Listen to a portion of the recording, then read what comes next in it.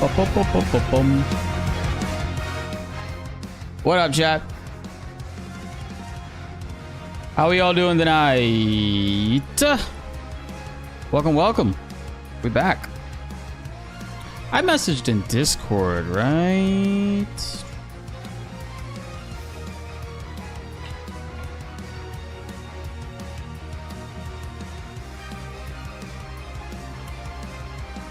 Yeah, I did. Okay, cool, cool, cool.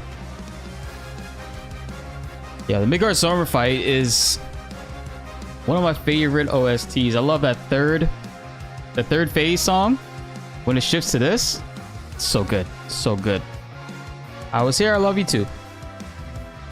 What's going on, guys? How's everybody doing? How's your Friday going? I got my PS5 Pro haircut. Dang, something in my eye right here. Should not be using my fingertip. Actually, I just washed my hands with soap, so I should be fine. Yeah, we're actually going to be recording that soon. I'm excited to chat with Professor Noctis. Always have a great time talking with him. Had the pleasure to meet him a bunch of times in real life in LA when we did the 16 event, and then most recently when we went to PAX East, we met up with Professor Noctis. He actually won the PAX East ticket giveaway that we did. We gave away 5 tickets, and he was one of the winners because of the Twitters. And yeah, it was a lot of fun. We had a big group with us, really. It was me, him, BioRoxas, Tiffany Lockhart, Legion. Why am I forgetting names right now? Ayun was there. A bunch of cosplayers as well. It was cool. There was a lot of creators, man. It was a fun time, PAX East. But I'm not gonna lie to you guys, PAX West. As much fun as I had at PAX East, PAX West looked like that was the one to go to, man. They had so many good games too. Like they had that new Zelda there to play. They had Dragon Ball Sparking was there to play. Crazy, man. For those that are tuning in, we're gonna be watching and checking out this voice actor panel that was last month actually at Otakon. Just scroll down so you can see the title. Square Enix dropped it today, so it's about a month old, but it's an hour and a half, and you know the voice actors whenever they get together, and the directors are also there, and they chat. It's usually a fun time. So I wanted to chill with you guys on a Friday night, check this out, and see how you all doing. And also after this, we'll be playing some Ever Crisis. We haven't played Ever Crisis in a minute. The last 2 days, I've been non-stop on Ever Crisis, enjoying the hell out of it. It's been a pretty good time, actually. I love... My biggest thing with Ever Crisis, and what annoyed me, was there wasn't a lot of great AoE, like multi-hitting weapons, and now there is. Like Cloud's new weapon, the Bahamut Sword, is so good. It hits everybody. And if he's over half health, he will always deal like bonus damage, like 40 extra thousand if you have it maxed out, which we do. Our luck was pretty good. So we'll be running some Ever Crisis with the group. We'll be running with all of you guys here on the stream. Like if you guys have Ever Crisis, we'll be able to do some co-op runs together. I think that'll be really fun. We put on a little bit of a playlist and give everybody a second to jump in here. But how was your day, chat? What do you guys have planned for the weekend?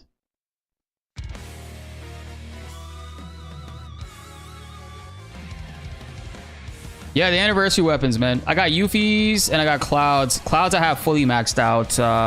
Yuffie, not so much. I have Cloud's ultimate Buster Sword right now.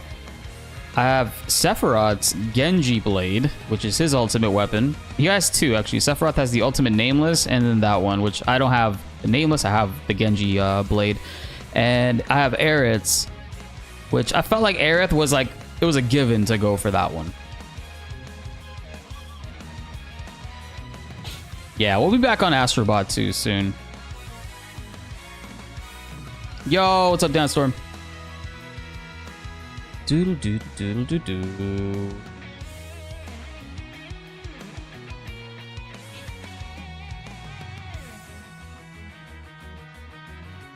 I haven't heard that lo-fi mix yet. I'll make sure to add that to my stuff. It says I listened to a quarter. Probably when I fell asleep. Oh, it's Rifty. You know what? I was probably listening to a Rifty track when I was sleeping, and then it auto-played and went into this one. So maybe. Bang. My nose just like super tickled me right here. Oh God. What up, Geek Show?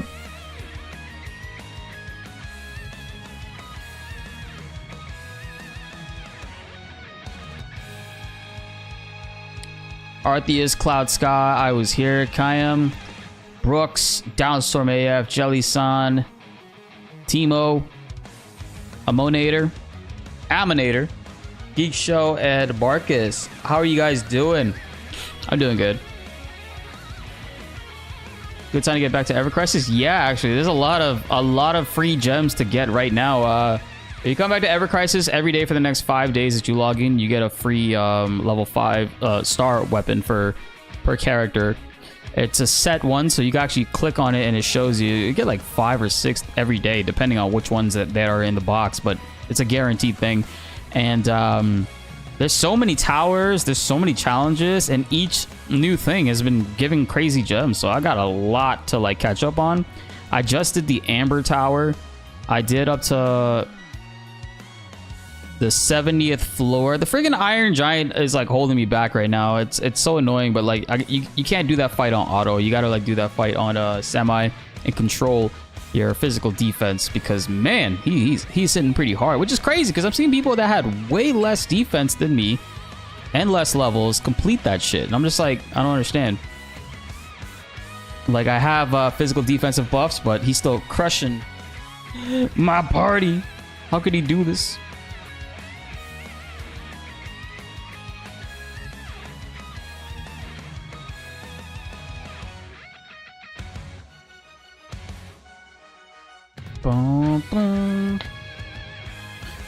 How does Square Enix feel about Rebirth not selling as much as they hoped for? I'm not sure, because all they've ever said was that it's selling well and that it met their expectations. So I don't know where you got the information that it's not selling as well as they hoped for, because that's not what's been at least publicly stated. Unless you know something else. You know.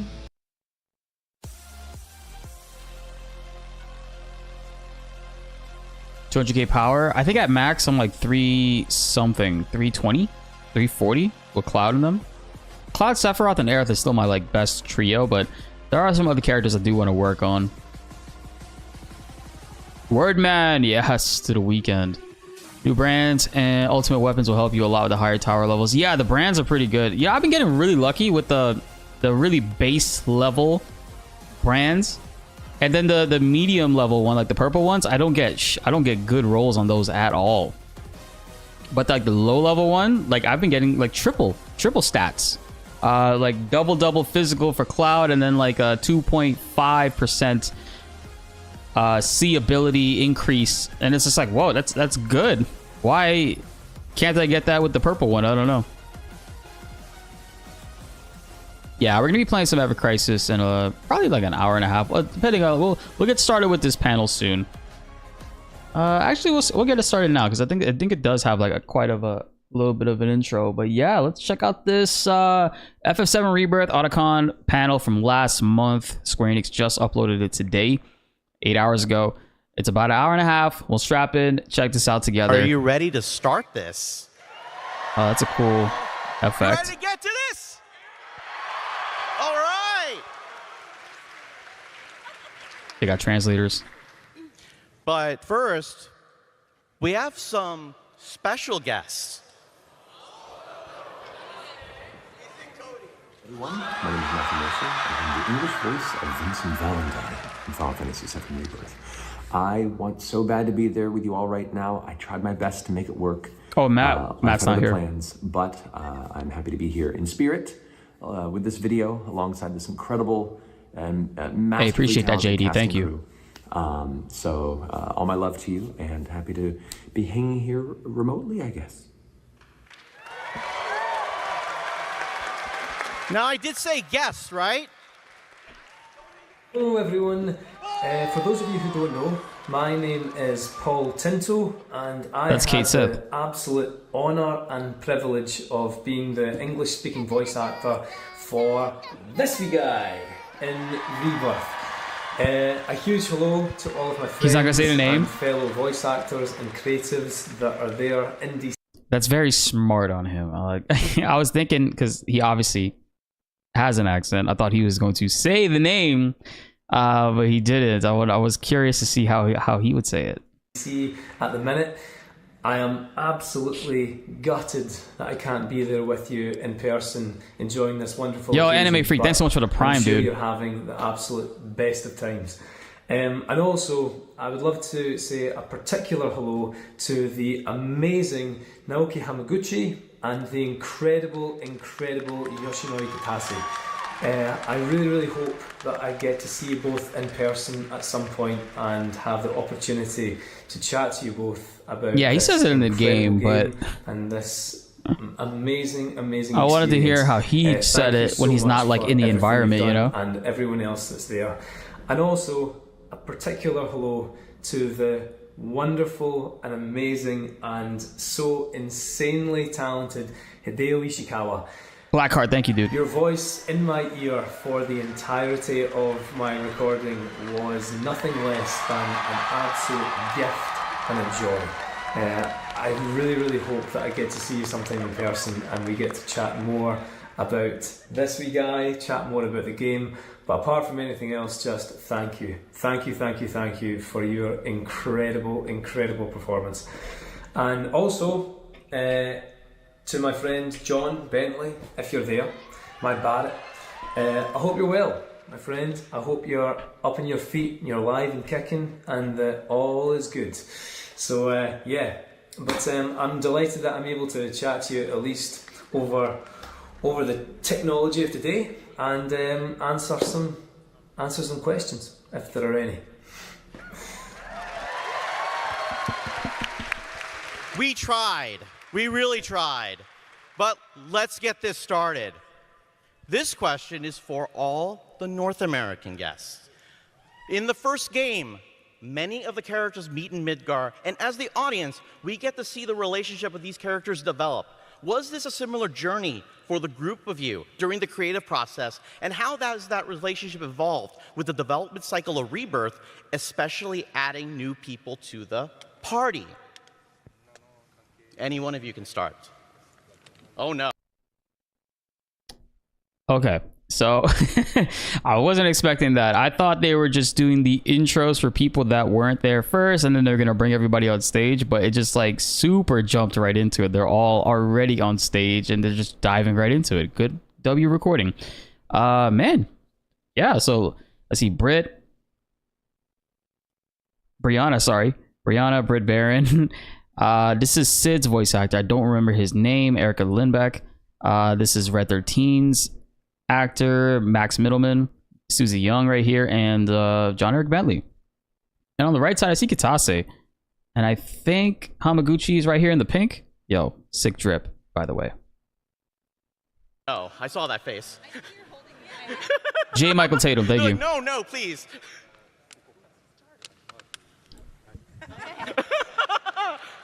Hi.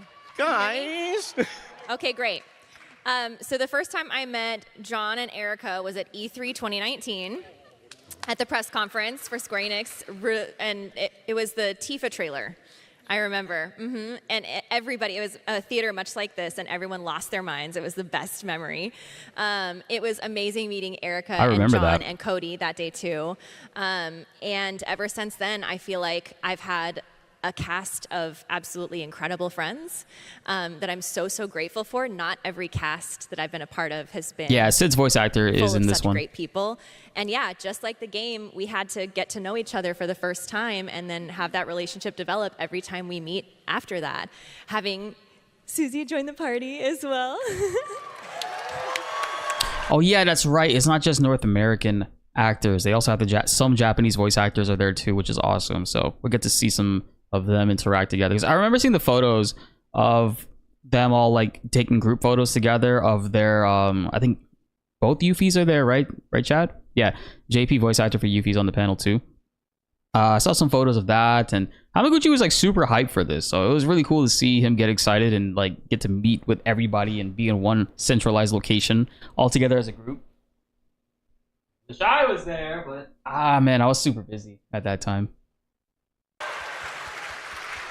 for the DLC and having Michael join, of course, after.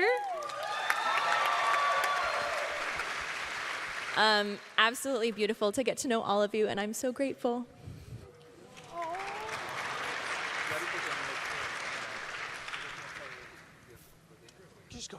Yeah, just go down the line. It'll be fun. Your turn, you're next. You're next. Tell us how amazing we are. I would just say that we don't record together. So I didn't meet a lot of them until PAX East, maybe right before COVID. But it's been so fun when we get to do these rare appearances together. What's up, Zood? I will say I love in the recording booth once in a while, like if you've already recorded something in a scene with us, they'll play it for me. So I at least feel like we're getting to play off of each other in some way, because recording can be a little isolating. But I feel the same way. I think this cast is really special and so close, and I feel just really so lucky to be a part of it. This panel took place last month, I think. It was at AutoCon 2024. So yeah, it was like last month. You actually got a signed poster from Bree and Hamaguchi from Bree's stream. Sick crash test, sick. If you're not in our Discord, by the way, !Discord, type it right now in either chat. You'll get a link. You guys can join our Discord. It's completely free. I would love to see that. If you guys have any cool like signed memorabilia from any of the actors when you got to meet them, or you got any cool photos and stuff, please share them in our Discord. I think that's a really dope thing to see. So get in there, man. What are you doing? If you guys are chilling here watching us and you hang out all the time, why aren't you in the Discord? It's completely free to join, and it's a lot of fun. And you know, we'd love to have you guys back in there. Oh shit, you were at the panel, Mike? Nice. Okay, it was the beginning of August. Thank you, Jelly-san. And my girl is making some popcorn right now, and it smells so good. It smells so good. It smells so good. I came into this game towards the end, and I remember being like, I think they've already formed their clique, and like, I don't think I'm allowed in. And it was the opposite. They were so welcoming. But I do remember seeing you, Britt, in the studio, in the kitchen one time, and being like, "Who's that over there?" And I think Just it walked was past you. Yeah, it was our director or engineer was like, "Oh, that's Britt. She plays Tifa." I was like, "Oh, she's too cool to talk to." So I never said hi. But you were the And only. now you're telling me in front of me. Yeah. I'm sorry. You know, the last panel I saw with them was NYCC, right? I didn't see it live. I was at NYCC with Thursday. I think that panel was Saturday, but during that panel, Max kind of like said the same thing about Matt Mercer. It was like, it wasn't Rebirth related. It was like years back when they were working on a project together, and he kind of like, it was too afraid to like say something to Matt. So or he gave him words of encouragement or something like that, and he was like, how like it was very, very touching and stuff. So cool thing about Max Middleman, he actually voices Saitama, One Punch Man. Very interesting.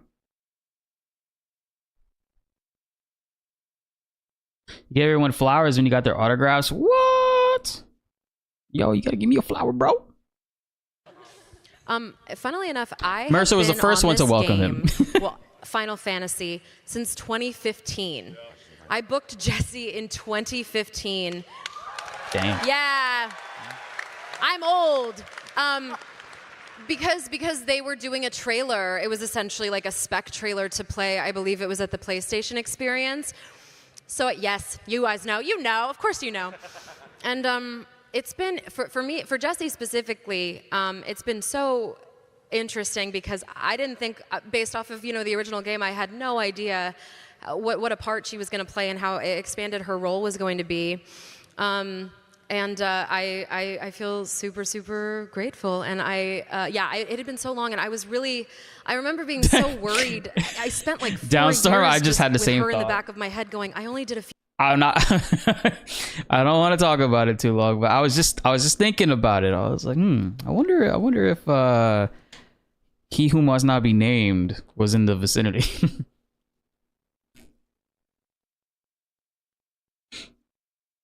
Yeah, she was. Yeah, her voice I think was in that first trailer, right?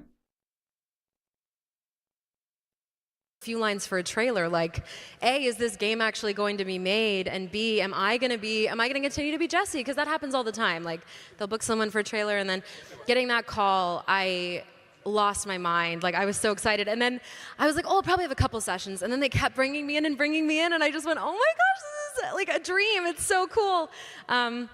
So yeah, and there's seriously like not a diva among us. Like, all these people are so wonderful. Like, they're just as wonderful as you think they are, if not more so. So yeah.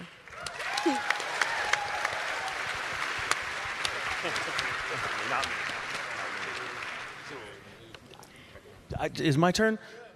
I love you guys. I'm sort of the newcomer, you know, and getting to be part of this was amazing. I almost didn't even audition for it because I was so overwhelmed at the idea of even being on that list.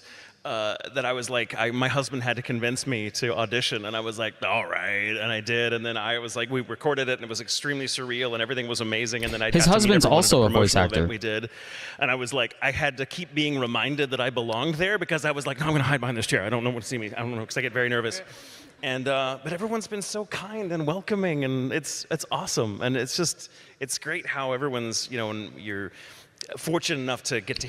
I will say that when I first saw Michael Tatum, like when I first saw it, like his face be revealed, I was like, no way, because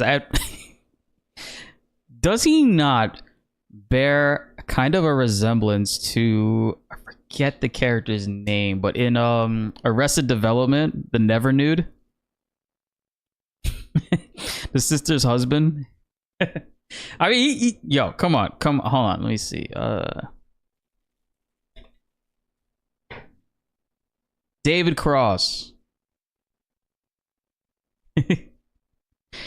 It's pretty similar. They look pretty similar. Cause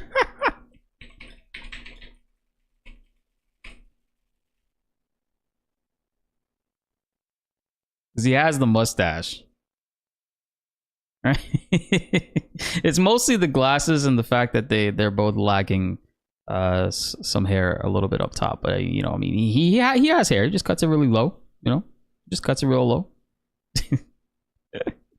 All right, let's stop pausing for dumb shit. Hear them in the booth already recorded. If you have a chance to play off of their lines, it's wonderful to see how much the personalities match, you know, and how, like, I don't know, it's just, I think the first time I'm like, you just gave me this beer. You thought the same thing too, Derek. Okay, I don't feel as bad. Let me see. What did you ask? Oh, might have summoned him. No, we don't do that.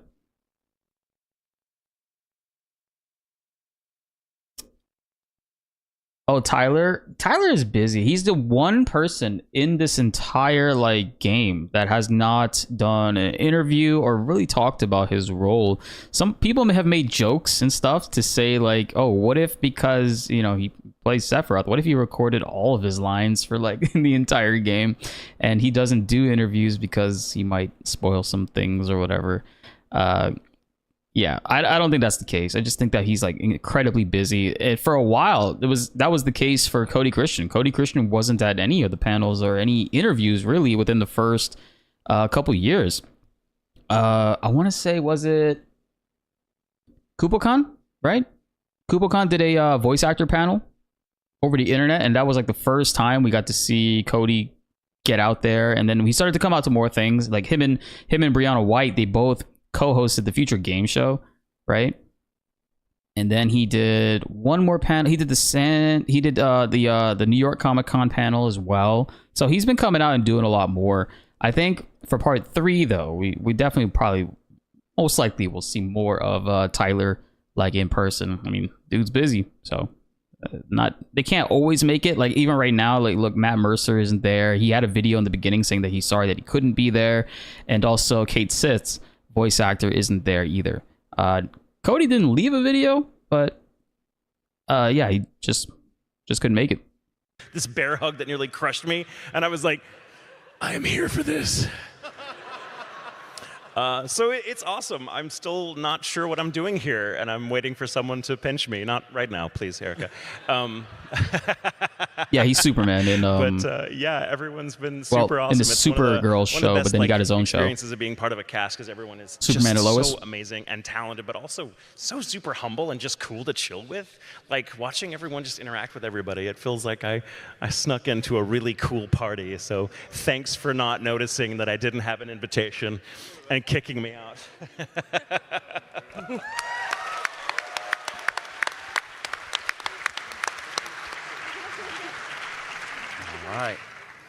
All right, I think we're ready to move on. This question is for the developers. Of all of the gameplay or element changes, what is your favorite new element that was added into the Final Fantasy VII Remake series? はい、こちら FF7 の開発者チームの Favorite 皆さん new への element? 質問となります。ゲームプレイ I'm や curious その what they're 他 gonna の say. 要素の変化の中で Definitely some stuff combat FF7 リメイクシリ related. ーズで新たに追加されたものの Camera 中で一番気に入っているものは何ですか？ More pixels. そうですね、リメイクシリーズ、Voice acting. 全体のところで言うと、やっぱ原作のゲームってやっぱこう上から見 Riz 下ろしで answer? His こう Riz 皆さん answer is gonna be ゲーム体験 like してこう FF7 の世界観を the voice 体験するって actors. いうこうゲームだったんですけど、そこがこうフル 3D にな Yo, って、 Hamaguchi's こうリアルスケ outfits ールに are なって so こ undefeated. う当時その原作では描かれなかった世界観 Oh, の that's 体験っていうのができ Tereki るようにな Endo, ったっていう the ことが、 battle やっ director. ぱこのリメイクプロジェクトのやっぱ最も大きな点なのかなというふうに感じています。So of course, going into remaking this original that we all came to, grow and love together all these years, the really big, focus of this was really expanding that worldview, opening up that world, allowing that freedom. We have this full 3D, visually amazing world that we're taking on, and so have kind of allowing this to be kind of expanded and fully experienced was something that was a huge focus for us. 私自身こう1作目のリメイクでこうゲームが出来上がってきて、そのスラムからこう上を見上げた時のミッドガルのこうプレートの構造物とかがこう実際に見えるようになってこう自分自身作っていて感動したっていうのを今でも覚えています。I still remember that time when I was remaking or working on remake and working on that scene of the slums where you're just looking up and seeing the plates, in Midgar, and just like remembering how that felt, like looking at the original and just feeling so like moved inside. Thank you. Great answer.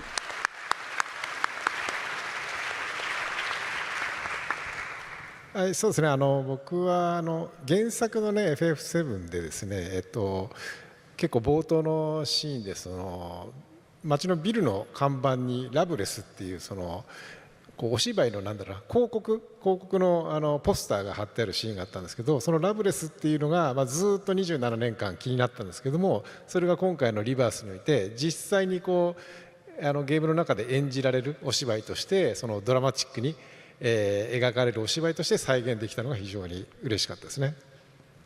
Something I was very excited about, if you remember playing the original FF7, towards the beginning you see the poster for the theatrical production Loveless, and finally in Rebirth we're sort of like able to answer that question of like what exactly is Loveless, and in this whole full-fledged dramatic production in Rebirth, and being able to make that happen felt wonderful. 特に今Kitase like when Genesis showed up 歌い上げる主題歌の No Promise to Keep っていうのを歌い上げるので、それが非常にこう感動的に演出できたので非常に良かったと思います。Hamaguchi has really good taste. I have a pair of LeBron shoes that are kind of like this, and you can't really wear it with too many outfits. I always wear it with like if I'm doing like black on black, or if I have like a pink top or something like that. That's usually when I'll wear it. I don't wear it too much, but I really love like this color scheme. He likes the pink, bro. I'm gonna buy that man some pink headphones next time I see him. 皆さんも気に入っていただけたでしょうかね。はい。And of course, as you know, Aerith sings and does this wonderful performance of the theme song in Rebirth within Loveless, and it's just this amazing emotional performance. So yeah, I hope you guys were able to enjoy that. Woo! Thank you. そうですね。バトルの監修してたんで、バトル部分なんですけど、アクションベースになったことでこうキャラクターの個性っていうのがよりこう作り込みやすくなったんで、その点でこうキャラごとの差別化っていうところが、より深く入れられたところが一番気に入っている点です。His answer is creating everything that made BltzZ's channel popular. Speaking as battle director of Rebirth, going into kind of a more action-based combat system, this really allowed me to bring out the unique characteristics of all of the characters in the game. So that was something that I felt so great about doing.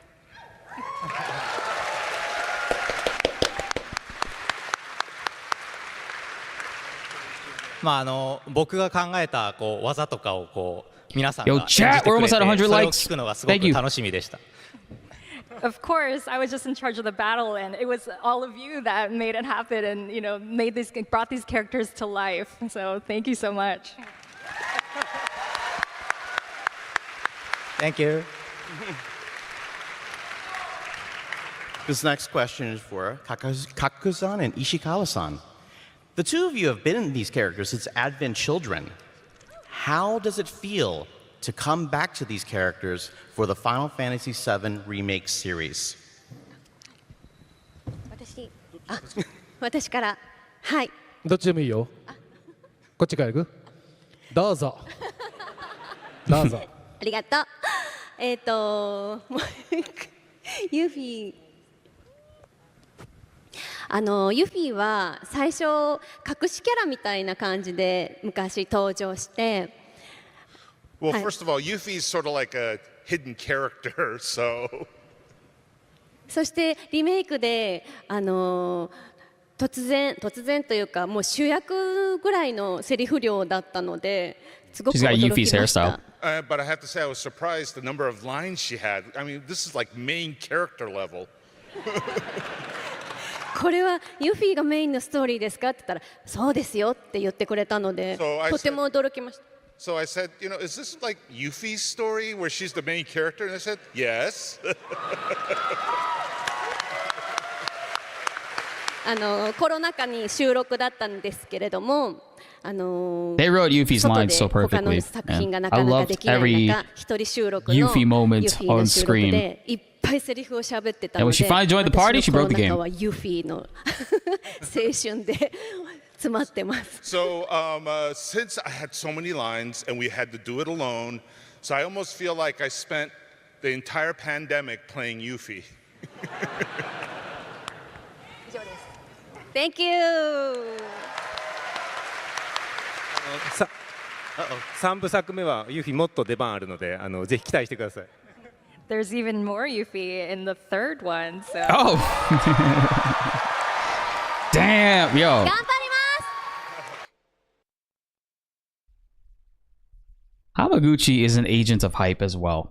Like straight up, this dude loves to hype people up for part 3. If you guys recall the panel that the interview they did in Riyadh last month that we reacted to and made a bunch of videos on, they kind of like went pretty hard, like telling us a bunch of details in regards to like highwind travel, how we're going to world traverse in part 3, and then elements with Tifa taking over the party and having a significant amount of character time and all that stuff. So I can only imagine with that, what he just said right there is obviously we know Wu-Tai is a missing element from Ff7 Rebirth, and they've already told us that region specifically was moved to part 3 because of how much bigger they essentially want to make it, and that is going to obviously play a huge element because of all the things that happen within Remake with Wu-Tai allegedly having ties with like Avalanche, and then Shinra obviously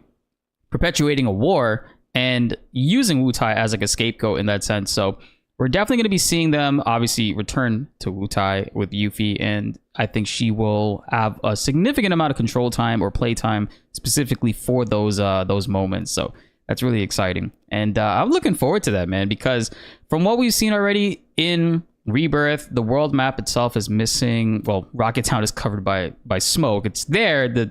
I guess the body of like mass is there, but it's just not there. It's not accessible. They just don't go there.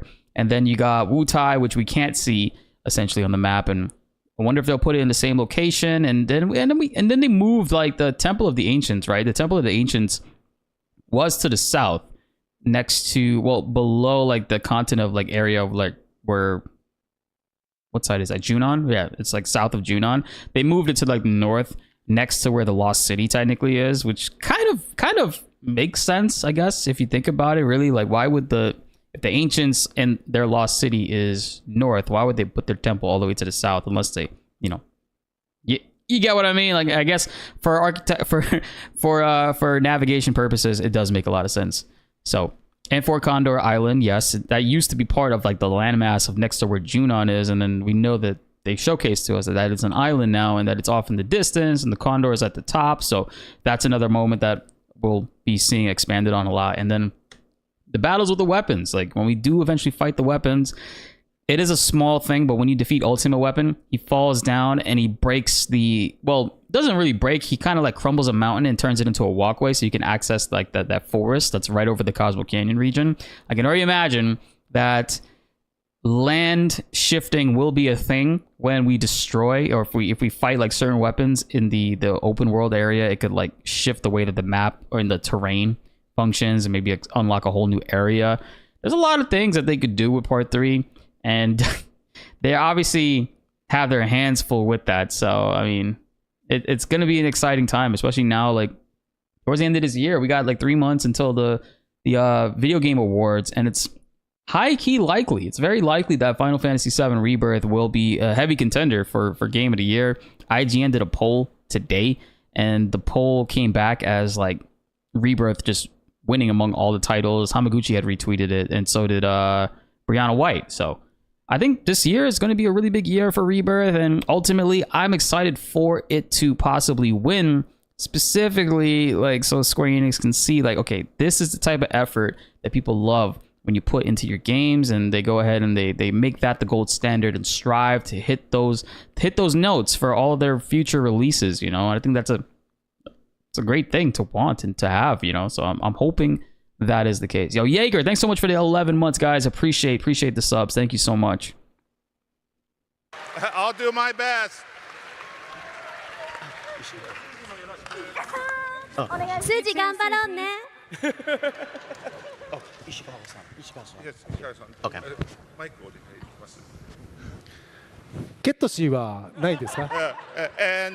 where's the Ketsi story?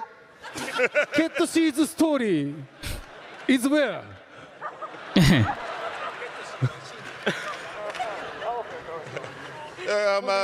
I'm sure we could find something for you. 約束したからな。Everybody heard you promise that just now. Love the personality. アドベントチルドレンから猫をやらせていただいてます。I've been playing this cat since Advent Children. 一番最初はFF シリーズではファイナルファンタジー10のアーロンという役をやらせていただきまして。But the very first Final Fantasy role was in Final Fantasy X, where I played Aaron. Oh, I didn't know that. そしてその後キングダムハーツでレオンというスコールレオンハートを Oh, this man's just flexing now. So after that was playing Leon, in Kingdom Hearts 3.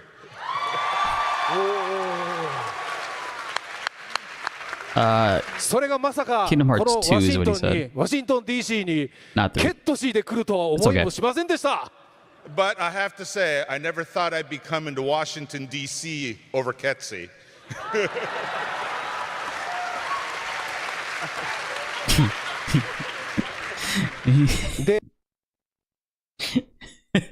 Damn, yo, Kate says Japanese voice actor doesn't even respect the character. He's like, bruh, for real? Like, you know, y'all gonna fly me out, house me, and pay me for this panel for Kate Sith? When I've done characters like Auron, I played Squall. That's pretty funny, actually. That's pretty funny. Is Squall in Kingdom Hearts 3's DLC? No way. I thought Final Fantasy characters were not in Kingdom Hearts 3. Commander Topher, thanks for the sub. Welcome to the channel, man. Final Fantasy X. Do you remember, chat? Do you remember when we used to say that just to trigger you guys, and you just keep saying Final Fantasy X, and you're like, just say 10, bro. Nah, it's X, man. It's an X on the screen, bro. It's an X. Very briefly in the DLC. Well, damn. That's interesting. Just cutscenes? Okay. Yeah, that's pretty cool.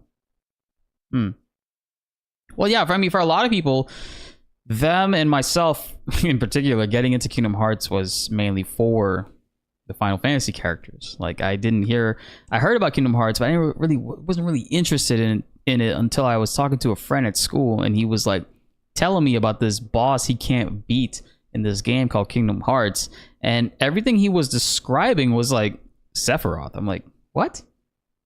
He has a wing. One wing specifically, and a long sword with long silver hair. Bro, I gotta come to you. You're not making any sense. I gotta come over to your house and check this out. My mouth dropped when I saw like Cloud and Sephiroth in Kingdom Hearts 1.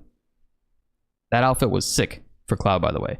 But yeah, man, then I actually told him, I was like, yo, after you beat this game, can I borrow it? I ended up borrowing 1 and 2 from him.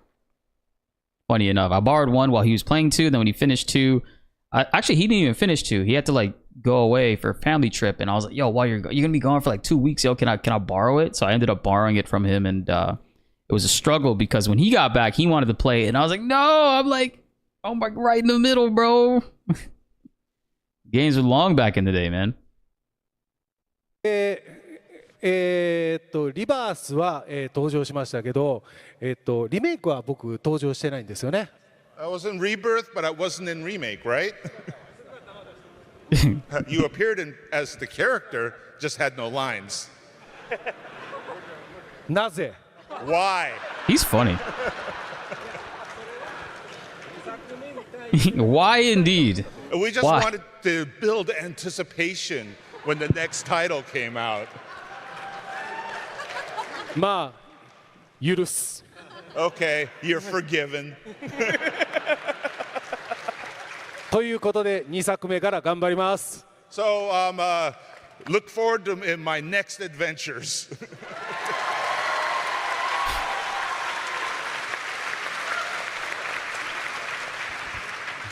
Umeda-san. Yeah. Hi. Did you also know of Final Fantasy VII before taking the role of Chadley?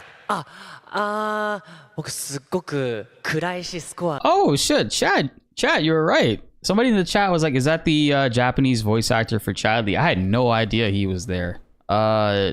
It is. It is. Who was it that said that? Somebody. I read that earlier in the chat, and I thought it was just a joke because of his outfit. But now it just makes sense. I mean, obviously he's wearing an outfit to symbolize and show that he is Chadley. So yeah, that is him. It was you, Paco.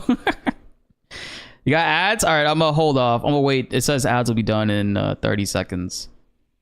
Somebody asked earlier also if I'll be getting the PS5 Pro for Rebirth, and the answer is yes.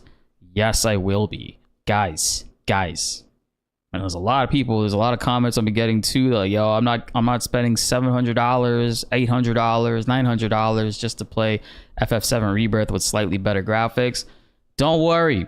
BltzZ did that for you, so hopefully you wouldn't have to go through that, all right? The wise words of Jay-Z, I got you guys. I will bear the weight on my shoulders and do what I have to do to get a PlayStation 5 Pro and enjoy this game in the best possible quality, the best graphics for you guys. Don't worry, I'm gonna do it. Yeah, I'm looking out for you guys, man. I can't. Yeah, you guys is you know what I mean? Like, there's actually somebody was talking about this. Let me see. Oh, I don't have it on right now. Oh, here it is. There's a sharpen filter that I usually put on when I play Rebirth just to make it look a little bit better. So there's always people that come to my stream and they're like, "Yo, your game looks really good. And it doesn't look like this on mine." And I'm like, "Yeah, no, because OBS, baby." But yeah, that's a thing. You're only getting 2% visual gain. Not necessarily, no. So there's an issue with the performance mode specifically, but what I'm looking forward to is the fact that we'll be able to do graphics mode in 60 frames, and the AI upscaler will be making the aliasing a lot better. So the main thing is, and I mean, I'll bring it up here again and show you guys because you know I like talking about it, and you might be able to see it here, possibly. So here's the thing, right? And I'm gonna disable the sharpen. This here is Ff7 Rebirth on performance mode. It doesn't always look like this, but anytime you're in a town, anytime you're surrounded by enemies or you're roaming around a specific area, because of the dynamic resolution, it will tank the resolution a little bit lower. The game graphically is amazing. It does look phenomenal, and that's a weird thing that a lot of people can't grasp when people say that the performance mode is blurry. For some reason, people get really bothered by that, and they're like, "Oh, it doesn't make any sense to buy a $700 like platform to play it on." And I'm like, I agree, it doesn't. If you're buying a PS5 Pro just to play one game, that's on you, man. That's a fucking mistake. You shouldn't be doing that. I can't be your financial advisor. I'm not trying to be, but I'm telling you, I'm gonna do it because I like this game and I want to play it in preferably this in 60 frames right here, you know, like not necessarily this, but more so this. And you know, we'll zoom in a little bit more so you guys can see. You can't even really tell. You can't really see Cloud's eyes, man. You can't really see his eyes in this. And I know there's a lot of people that are like, hey, it didn't look like that for me. Yeah, I get it, man. Some of you guys probably sit further away from your TVs, and that's great. Not everybody's rig is going to run it this way, but hey, man, look at the shingles in the back there. You can't even see those. You can't even see the steps, the lines of the steps in between Cloud's like crotch right here. Not that that matters, but I'm just saying the game's dynamic resolution is a problem.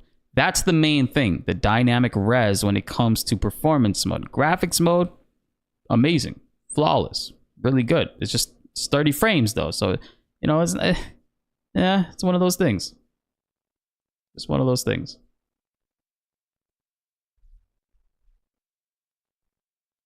Right, it's not necessarily like a game-breaking thing. Guys, I played Rebirth. I enjoyed it so much. And we did run into other issues. How many of you guys remember in March, my game was bugged with the lighting bug that turned all of my in-game cutscenes into giant flashes of white where I couldn't see anything. And then it would transform certain areas into a crazy pitch black dark shadow over everybody's characters.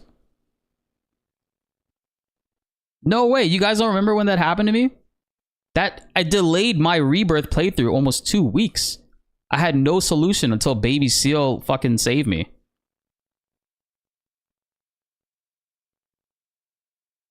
It was nuts. It was sickening. I cried. Let me see, Ff7 Rebirth. Bitch.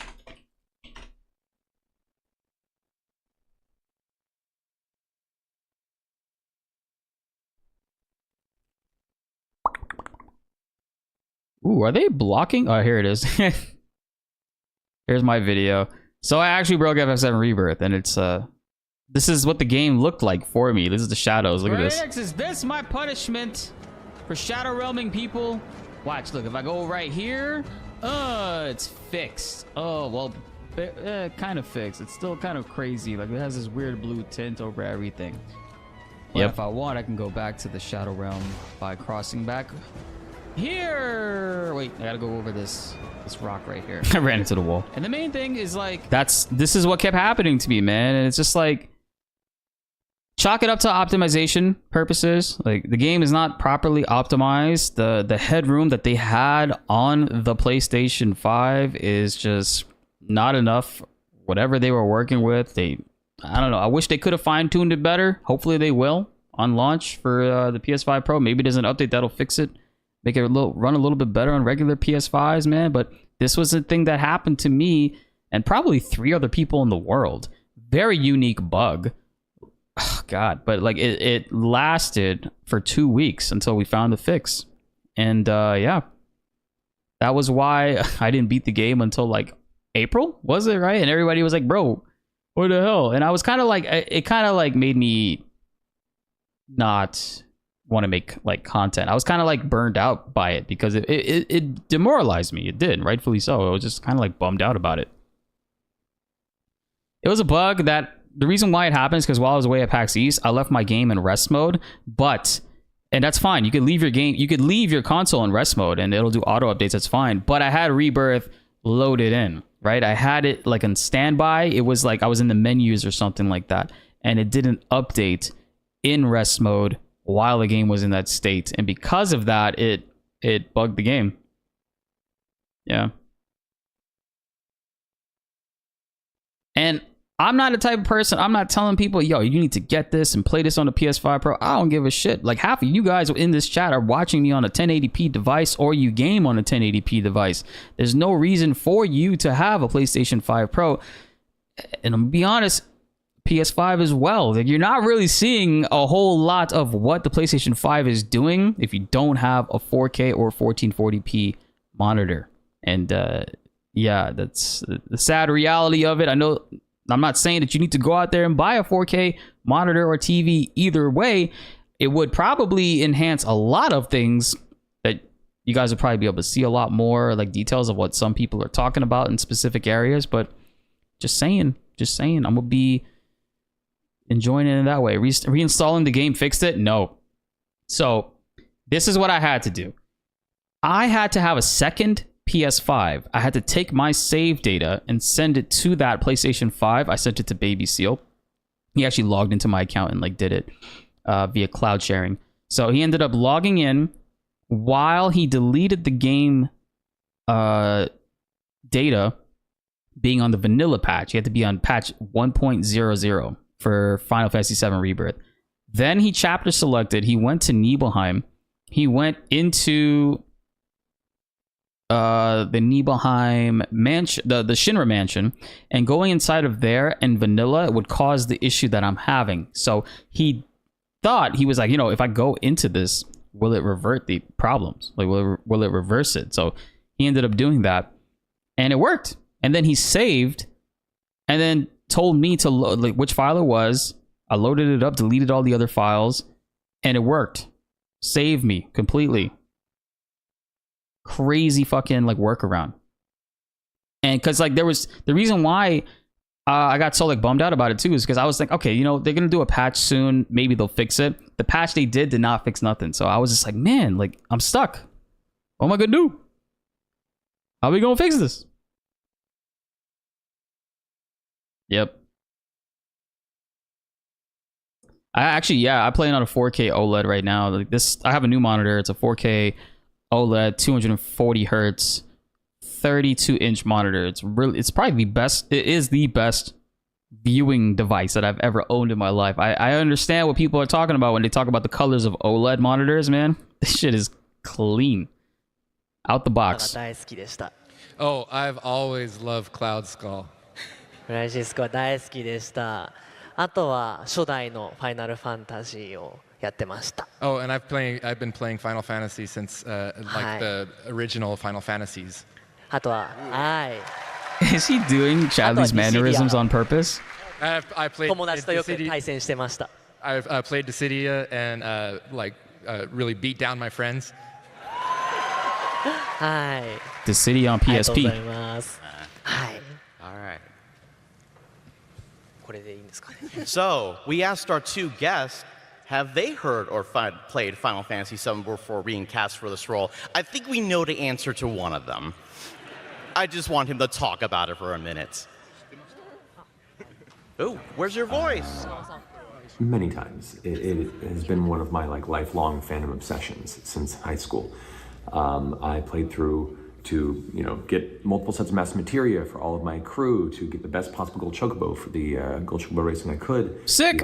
The weapons that were available to Emerald Ruby. Matt Mercer's a gamer. To try and resurrect Aerith based on completely false internet rumors in the early days of the internet. Spoilers. So, yeah, I played it a few times, and to have ever possibly been a part of this franchise, let alone to voice one of my favorite characters of all time, is crazy to me. It's something I would have never expected, though and I'm being completely honest here, quietly and personally dreamed of. I had many daydreams and wishes to have been doing what I'm doing right now. So this is definitely a dream fulfilled for me.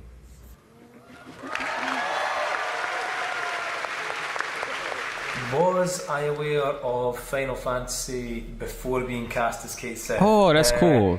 Yes. So they got. I just realized they pre-asked them the questions and they sent in their responses. So we still get them to be a part of the panel and hear what they would say. That's cool. Yes, I was aware of Final Fantasy. However, it wasn't one of the games that I grew up playing. When I got a PlayStation, I think one of the first games I ever got was Tekken. And I also played a lot of Medal of Honor. And Tekken, a couple huh? of others. There was a friend or two of mine that had Final Fantasy, but I didn't play it.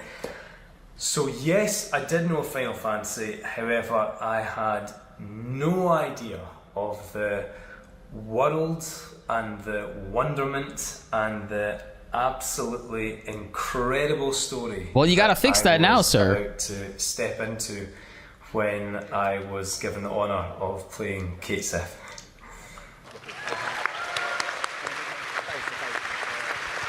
J. Michael, this is for you. Oh, God. How do you personally feel stepping into the role of one of the most popular Sids in Final Fantasy history?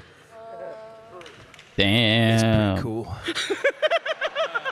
No, I was so nervous. So real talk, I didn't really know what to do with the voice, and because they were looking for a very particular style and accent. And so I wound up, and this is absolutely true, calling my father before my first callback session, who that is his voice. That is me 100% doing my father's voice. I was raised in Texas, and because I'm an actor, and I've kind of conditioned that accent out of myself from years and years and years of work. Interesting. Okay. You'd never really know if I didn't want you to. But my dad is very much this kind of Texas, West Texas guy, so I called him up, and I'm like, hey, Dad, can we just talk? He's like, why? Well, I was thinking about maybe kind of using studying your voice a little bit for a role. He's like, my voice?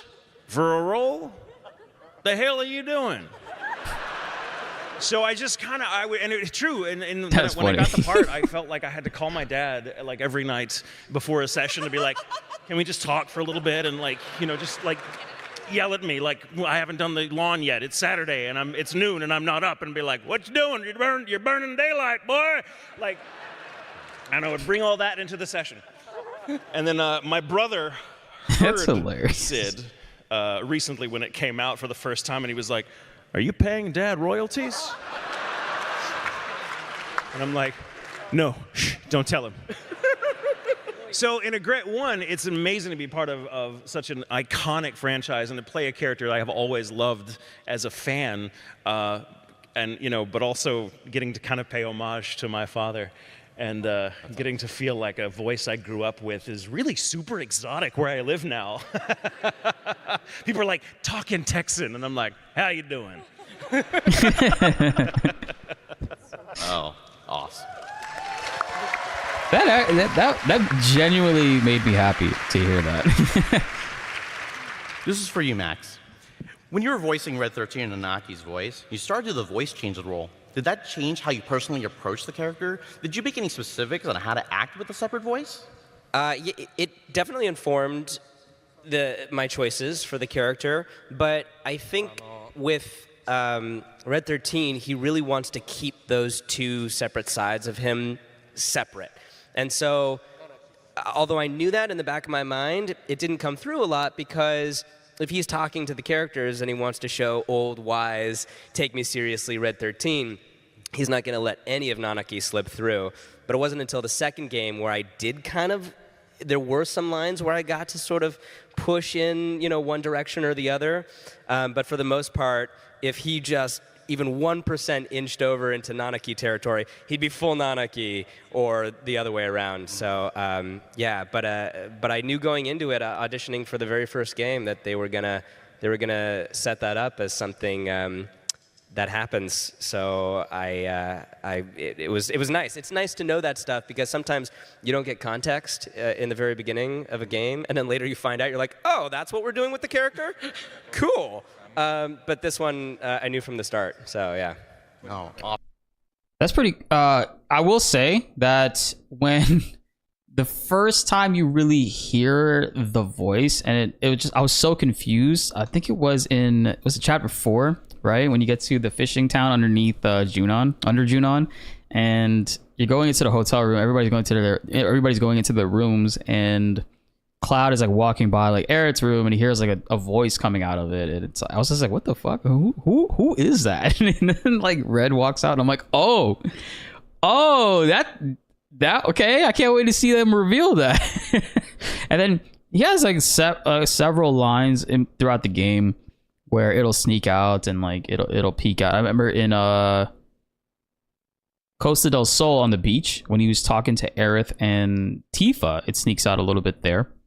And I think one more time before that, or maybe slightly after, because we don't really get the full reveal until I think it was like chapter 10, right? Cosmo Canyon is where like it just fully comes out there, and then everybody's like clowning him for it, kind of. Well, Barrett mostly, not everybody else. Oh, you're confused, and your wife was like, "Is that Nanaki?" Yeah, pretty damn cool. I genuinely like that. And you got more ads, dude? All right, no worries. We'll pause for a second. Yo, Timo, have a good night. Thanks for chilling with us, bro. Appreciate that, man. Nanaki. What's the occasion for this stream? We're just checking out the... so this was actually released today. This panel was filmed a month ago, right? Over a month ago, I think. Or early August. And it was at a con in Washington. So Square Enix just uploaded it today, and I wanted to check it out with you guys and then play some Ever Crisis later. So we're just chilling. We're vibing, having a good time, you know, hanging out. RPG being a video game version of D&D, it checks out. Yes, he is D&D, man. Yo, Nate, how you doing, man? Missed you, bro.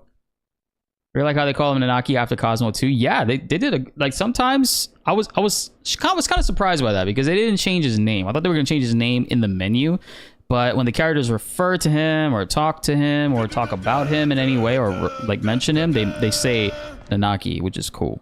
I think that's really dope. Andy Ackerman, thanks so much for the 2, bro. Long time no see, brother. Been busy, yo, man. No worries, man. You guys, I'm happy whenever you guys have time to, like, you know, come through and chill out, but don't ever feel obligated or like feel bad if you miss some time on the stream. It's always a good time. I feel bad myself because I feel like I should be streaming more, especially like over the last couple weeks when it was kind of like nothing to really make content on. I should have streamed and made content with you guys. I think that's what I'm going to aim to do for the rest of this year, is try to stream a little bit more and get back to where we were in like 2020, 2021, where we streamed a lot. I think those are like record timings for stream, and a little bit 2022, but 2022 is mostly like multiverse streams. But in general, I do want to get back to, I want to finally play Final Fantasy X for you guys, and you guys have been wanting to see that and anxiously awaiting it, and I think that'll be a really fun event to really do and go through like FF10 properly with the mods, right? I'm going to be playing the HD remaster, but there are mods on PC that returns the models back to the PS2 models, which is cool because unfortunately with the HD remaster, they ended up changing up a lot of the character models due to like them not having the source files or something like that and having to recreate them or something is what the issue was, I think, which is really unfortunate, but you know, modders are undefeated with this sort of thing, so that's pretty cool. I heard Cloud call him Nanaki at one point. Am I excited about episode 2 of First Soldier? Yes, dude. I've been playing First Soldier nonstop the last 2 days, and you guys will be shocked to see my progress. I did drop some money, you know. I did wail a little bit, but you know your boy always gonna wail a little bit. Ended up getting like maxed out Cloud's weapon, his new weapon. Got the master. I keep saying master sword. Got the Genji blade for Sephiroth. And I got everybody their like ultimate weapons on my team. So we'll be playing some more later. We're running some co-op and stuff with you guys. It'll be really fun. Yeah, Angie, I'm excited to see Angio. Like how is he gonna play? It's gonna be kind of crazy to see the First Soldier squad is just going to have the most characters, technically the most playable characters. It's kind of wild. Awesome.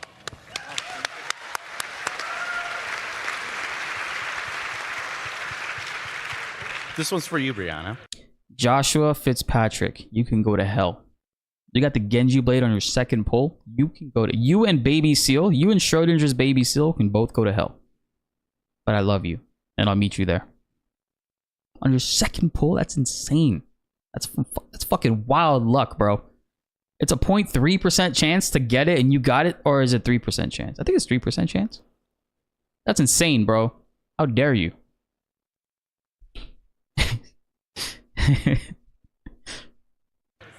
Many fans have been watching your playthrough of both Remake and Rebirth online on your Twitch channel.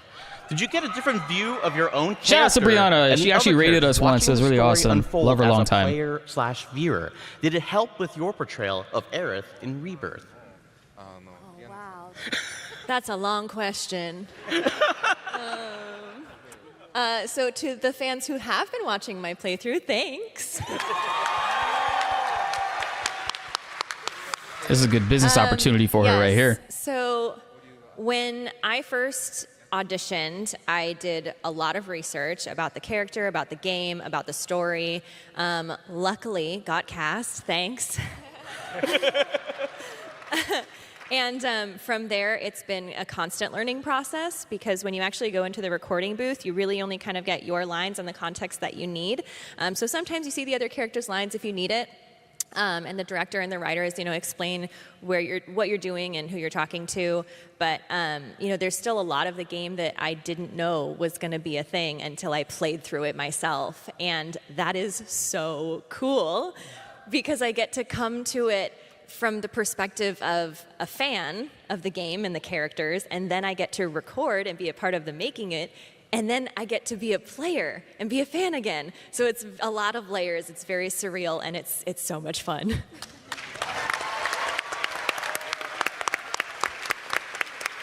One day, that'll be me. This one's for you, John. Okay.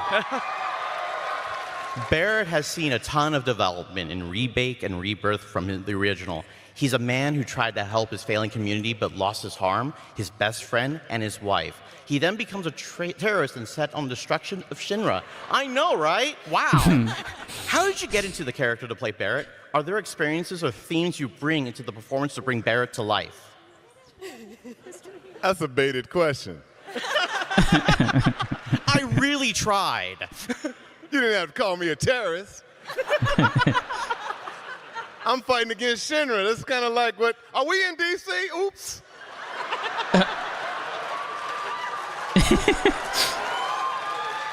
Let me stop. I apologize, Hamaguchi-san. Listen, first of all, I'm just thrilled to be able to work with him. And thank you so much for casting me.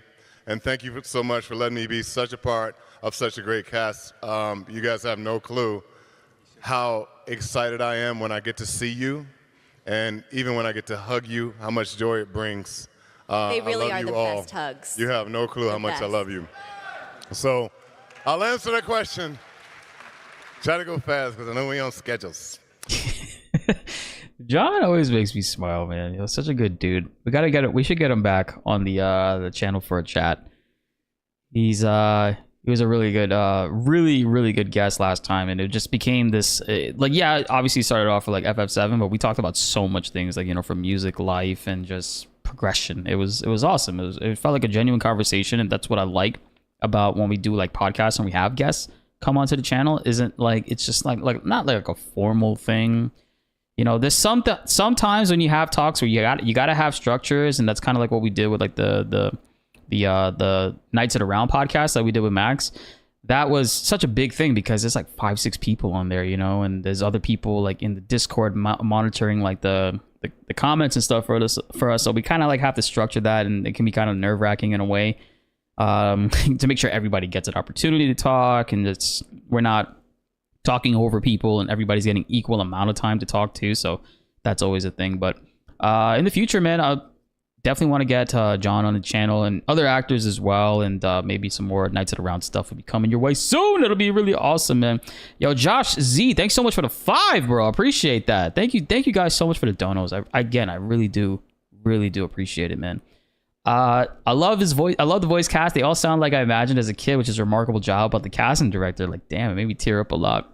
I feel you on that, man. John's voice was what I heard as like Barrett, and it's just like it's crazy to hear it all these years later, And it's kind of validating in a lot of ways for many of us. I'm sure that we're not the only couple people that feel that way. I feel like everybody has felt that way at some point with somebody within this cast, you know?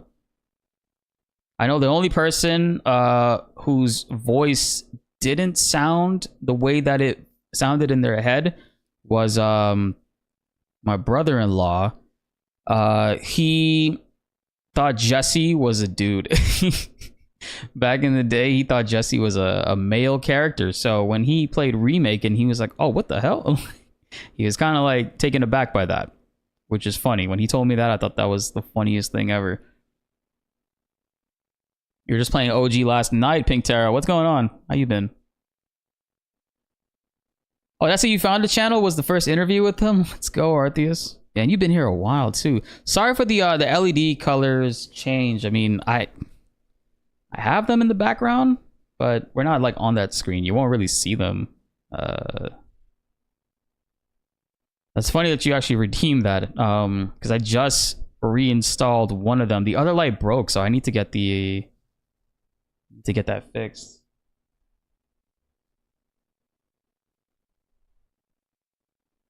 Yeah, it's like I need the other ones, man. It looks weird. It's just with just one light. The room is much bigger, so the floodlight doesn't reach as far. Yeah, sorry about that. For a lot of it, I had to use sense memory when it came to certain scenes. My scenes with Marlene, which I love. That's the side of Barrett that you don't get to see with anyone else, basically, unless it's Cloud or unless it's Tifa and Aerith, and sometimes with Red even. So those scenes, I use my sons. I have 4 boys, and so they mean so much to me. 4 boys? And that's where I placed Marlene in my heart whenever we went into the booth. There are other scenes where you pull up the hardest one. I told somebody was in line and they said, how did you do the scene with Dine?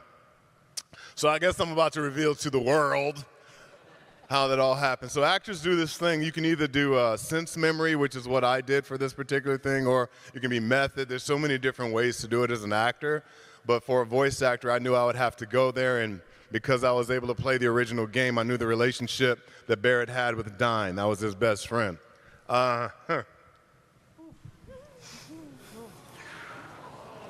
I was going to get through it smoother. I lost my dad in 2017.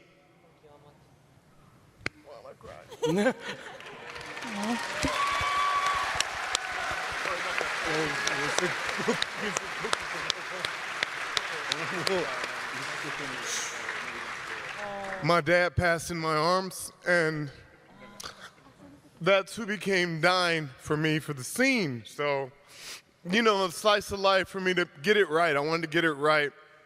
I went into the whole character of Barrett not wanting to play a caricature.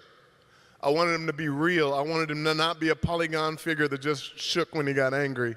I wanted him to have layers. I wanted to do it justice for what you guys created from back when I played the game, the original, my very first RPG. I wanted to do it right.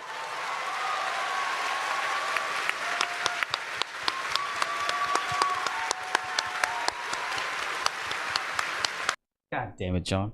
I gotta get some water.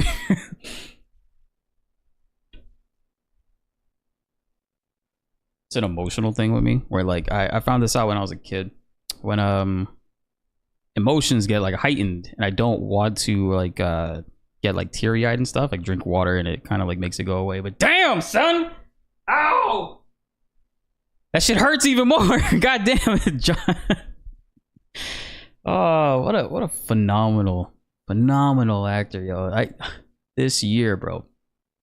Best supporting role, right? Best supporting voice actor. That's a category at the Video Game Awards, is it? If it's not John Eric Bentley or voice actor in general, please. Definitely I think it's something that he is well deserving, especially this year, man. The performance he delivered throughout Rebirth, it's like arguably between him and Yuffie, like Susie Young, they both did a phenomenal job. And it's so hard to pick between the two of them. But hey, John really showed out for that one, man. Yo, Tiffany, what's up? That broke your heart to hear. I know, it's crazy. Oh, it's crazy. Anybody else chopping onions in the chat right here? Bigglesworth, I see. Yeah. It's got all of our votes for sure. All right, let's let John finish up. Stop. Ovate him. Give him that ovation.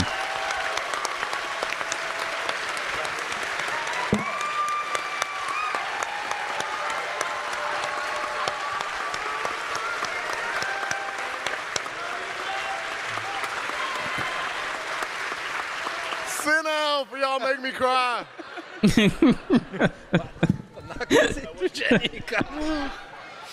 I wanted to do it right, and I wanted to make sure that this man was loved, and you can see the different layers that he had as a leader, as a friend. You don't even know Erica. We met through Mela Lee way back when, and I knew you were going to be a star, by the way. And you have been rocking it. So when I got to do the scenes with Jesse and Wedgie and got to do all those things, they meant something, right? So I just wanted to do it right. I wanted to make sure he was played the right way. And I wanted him to be done in a way that people would love him. I wanted him to be done in a way that people would accept him. I wanted him to be done in a time when the game came out. We were dealing with so much social stuff that was going on in our world. And it's like, we're kind of here again in a weird kind of way. But I also wanted him to do them for y'all.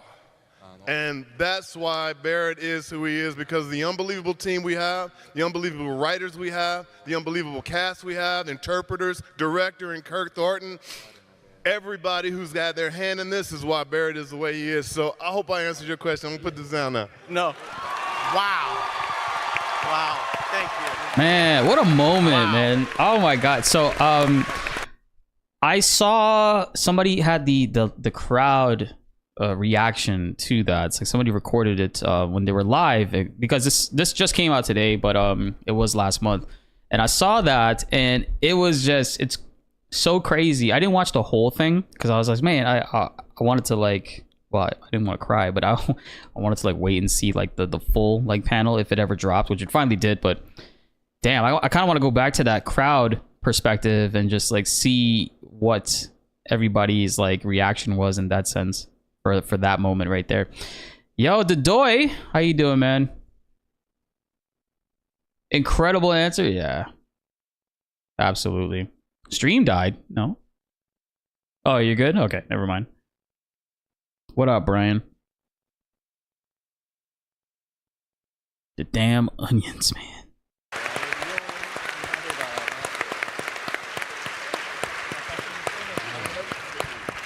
Ishikawa-san, you voiced many stoic characters in your career, including other Final Fantasy characters such as Squall and Auron. How is the voice a much jovial character like Kate Sith? In English, Kate Sith is voiced by a Scottish accent. Are there any accents or unique inflections when voicing the character in Japanese? Hi.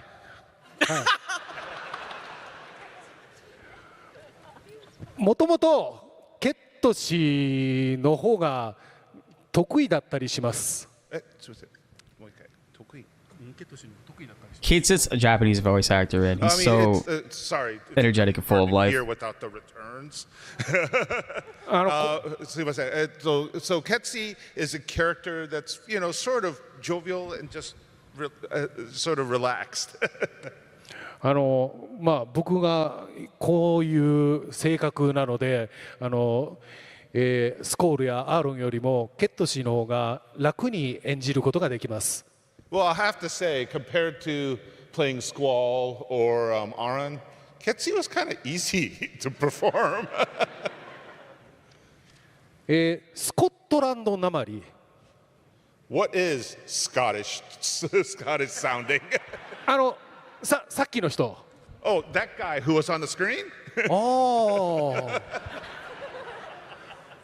もともとケット氏は、テキスト上では日本の関西弁という、言葉だったんですよね。So when the games first came out, it was just text on the screen. And the writers did give it a Kansai accent. 僕関西で生まれ育ったので、もう普通に、ケットシーの言葉が僕の言葉です。はい。And me growing up in Kansai, I thought, yeah, it just sound like me.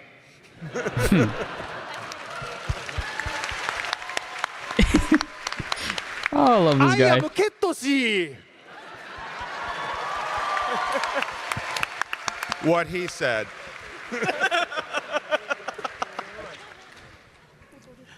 They're having so much fun on stage. How does it feel to be the character that isn't playable, but shares a lot of screen time with the playable characters? はい。最初僕ファイナルファンタジーに出るよっていう風に事務所から聞いたんです。So first off, I heard, "Hey, you're gonna be in Final Fantasy from my agency." And I was like, "What?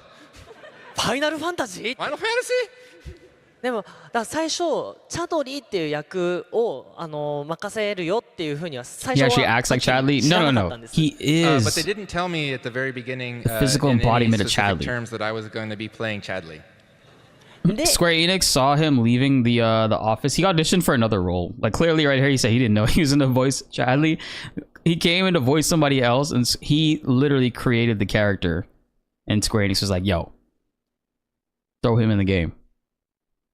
Throw him in the game." He actually showed up to the. He actually went to the he went to the audition dressed like this. He was wearing this exact drip, and they just photocopied it. They probably paid him a good salary because he helped kind of design the character and the look for him. So yeah, there it is. This guy's fantastic. Your internet died? What's going on with the stream? Hold on a second.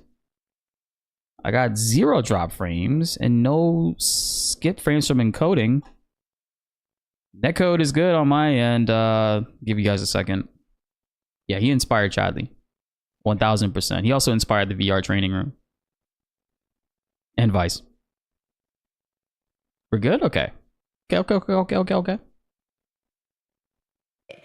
チャドリーもまさかこんなに深くクラウドさんたちと関わるキャラクターだとも知らなかったんです。And I had no idea that Chadley was going to be a character that interacted so much with Cloud and the rest of the gang. もうすんごく嬉しかったです。I was so happy. ありがとうございます。Thank you so much. That's cool. I have one more question. How many times did you have to say Cloud? Many times.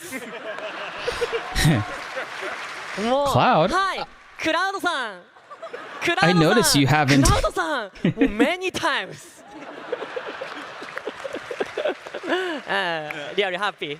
Thank you. はい。ありがとうございます。Britt, this one's for you. Tifa is a character that is one of the most galvanizing forces within the cast. She is compassionate with the emotional needs of the party members, but also powers through her own personal struggles. What aspects of playing Tifa stand out most to you? Well, I think that question kind of summarizes it in a way. I think that... I tried. You helped me, you helped guide me.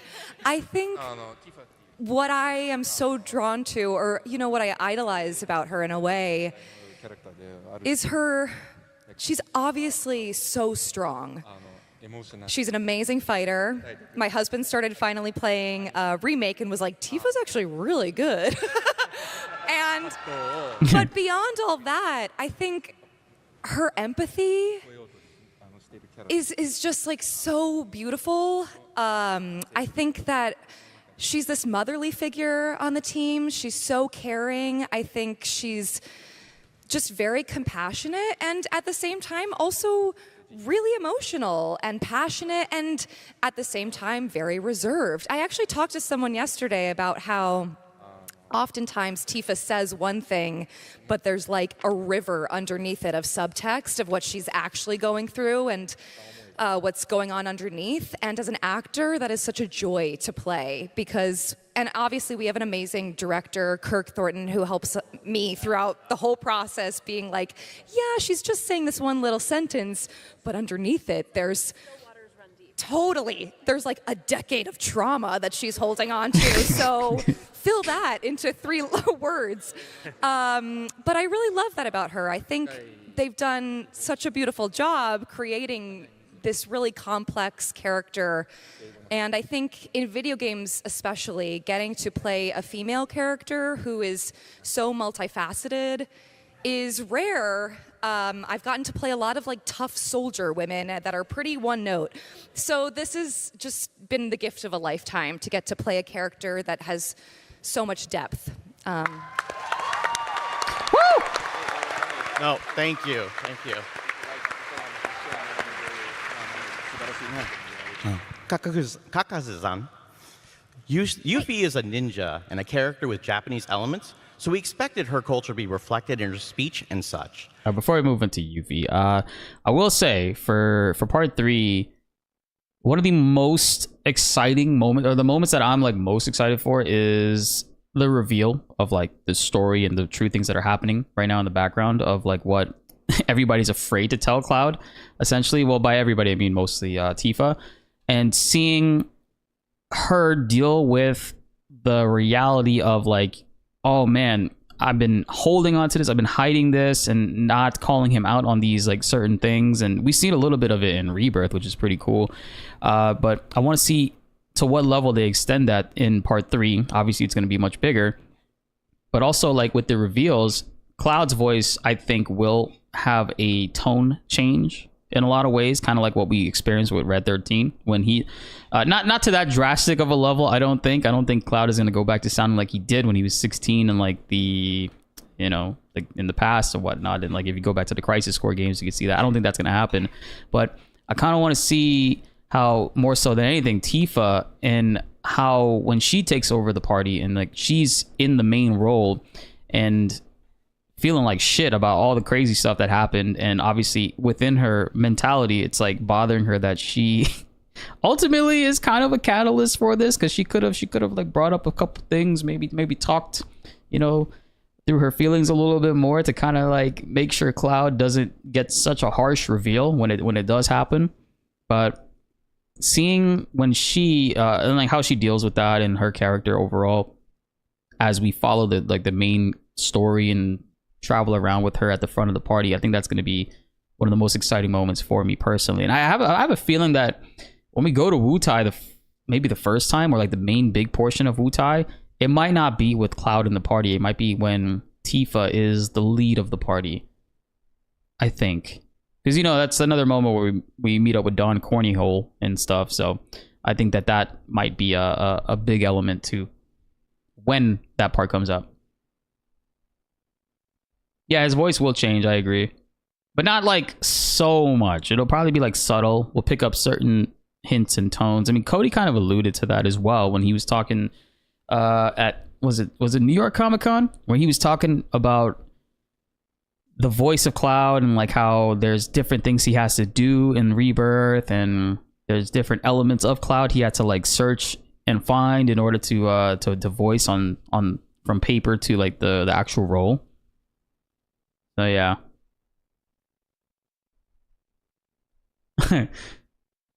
She broken inside, yeah.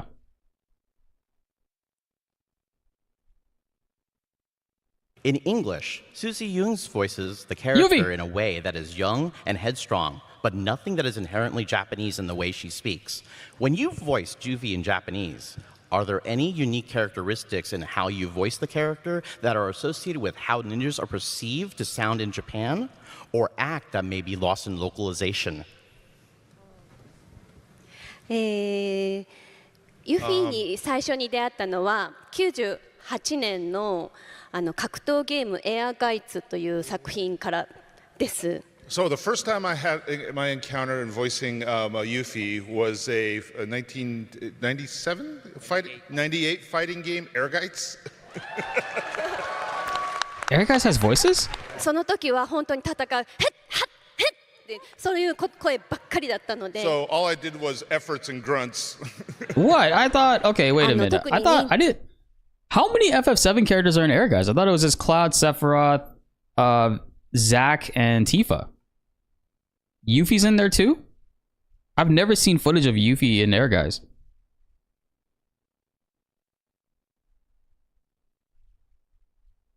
Yeah, like to the extent of voicings though, like voicing, I thought it was gonna be like lines and stuff. She's saying it's more like punch sounds, essentially. Is Vincent also a character in that? Cloud, Sephiroth, Zack, Vincent, Tifa, Yuffie, and a red reskin. Damn, they had a lot of FF7 representation in there. It's pretty cool. Was Aya Bria in there? They gotta bring that game back, man. Tekken style? I don't know. Like, I still want like a 3v3 tag fighter for Final Fantasy, like a Dissidia reboot or something. Like, not an arena fighter, please. I don't want an arena fighter. I want like an actual fighting game that can get competitive and be carried for a long time in Evo and have audiences consume everything about the game. Yeah, not like NT, man. NT was a mistake. God bless the ring. Yuffie, Vincent and Yuffie were PlayStation 1 exclusives. Okay. Yeah, those are some great big moments, Aragami. One thing you like to see in the overworld battles, you like to see characters be able to be switched out on the fly. Yeah, that's a big thing that I thought they were going to do in Rebirth when they first showed us. Well, I theorized it back in like 2020 when we were talking about like things that they could do or that I would like for them to do with FF7 Rebirth. Unfortunately, they didn't do it. They kind of did half of it, where we can kind of like swap the party on the fly when we're walking around, but not in combat. Not necessarily like what you can do in Final Fantasy X, which I think would be cool, right? You could tag somebody in, let them jump in and fight. I kind of hope that they find a way to throw that in part 3, because I think that would be really cool if you're fighting an enemy and then like you tag like Sid out of nowhere. Sid jumps in, like, you know, does a Dragoon jump, but you need like an ATB in order to do it. They kind of found a middle ground sort of with like the backline command and being able to do like synergy attacks from there and like synergy abilities or skills. But let us tag them in, bro, please. Yeah, exactly. Like a DBFZ style, like Final Fantasy or like, you know, fighting game in that way. I think that would be great. 忍者とか日本文化とか全く考えていなくて。And I had nothing in my mind about ninjas or martial arts or anything.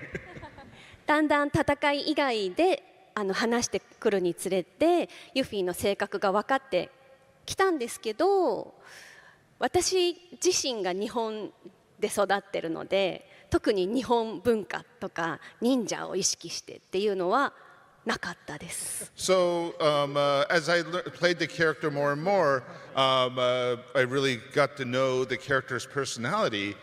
But since I'm born and living in Japan, really didn't think about Japanese culture or ninjas. Sorry?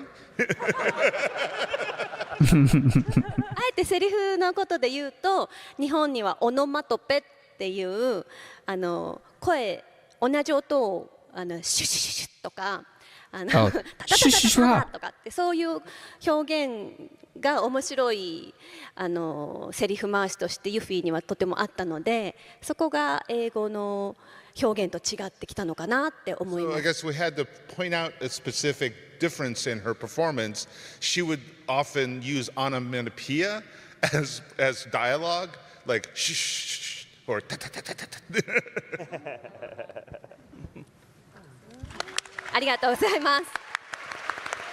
I've never heard onomatopoeia be used in a sentence. What show was that when they were doing like a spelling contest and that was the word onomatopoeia? Was it Hey Arnold? Like, I don't know, my mind is going to like Hey Arnold, and I've never. It's been a long time since I heard that word, but just like that's pretty funny that I actually got to see somebody use it in a sentence. You always thought it was weird that the three fighters are basically dying and the characters on the outside basically do nothing. Well, Barrett out there, you know, Barrett out there blasting, you know, you see him shooting some bullets and stuff. And if there's one character left, and I think you're in critical health, you can access backline and do some things with those characters, but that's about it. That's the extent, really. You've only ever heard Janet Jackson use that word? Does Janet Jackson do the Mariah Carey thing, right? Mariah Carey, I think, as my girl was telling me that Mariah Carey will use a unique or like a big, or she aims to use a big or like a unique word, a different word in each of her songs. And if you listen for it, you can kind of like find it. Just pretty funny. It's like her thing that she tries to like throw into like each song. Haven't heard that word since middle school, bro. They used to torture people with it.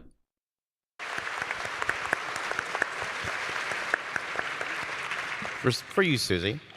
Of course, there are audio directors who have an idea of how the character Yuffie should sound, but did it take you long to find out how you wanted Yuffie to sound? What were some of the directions you were given for the character? Well, to be honest, Yuffie was the very first audition that I received when I moved to LA. I love this image. The day after I moved to LA. Really? That's cool. So She voices a lot of characters. It just felt like in that moment. She does Makima. I knew her. Like obviously from I knew Chainsaw who Man? she was because I knew her from Kingdom Hearts and Advent Children.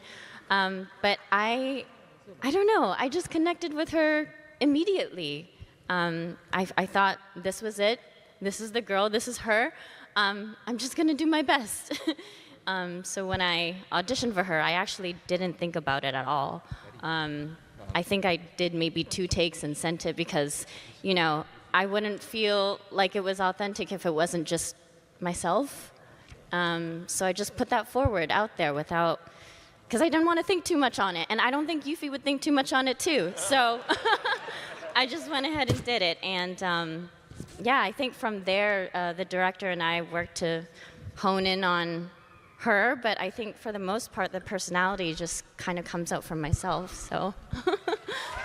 She knocked it out of the park, bro. That's insane. Erica, this one's for you. Jesse's character unfolded during the events of Remake and only appears in a few flashbacks in Rebirth. How does it feel to see your character still having an impact on the current story? Honestly, I mean, obviously, anytime I think I know who sent that question come in. back into the booth to voice Jesse, it's a huge honor. But I just go, gosh, they are really digging that knife in, huh? like, wow. Like I've suffered. I've been suffering since 2015 with all of this. It's been 84 years. But yeah, I mean, I love voicing her, but there is this kind of like pervasive melancholia around it What a that reference. I can't really get around. I love her so much, and I'm just so I'm so happy, but also it's just people coming up to me going, "You still owe me that pizza," or like, or like, I played her flashbacks. Oof, that really hit hard. I mean, listen. I mean, Final Fantasy VII especially is just such an embarrassment of riches when it comes to characters.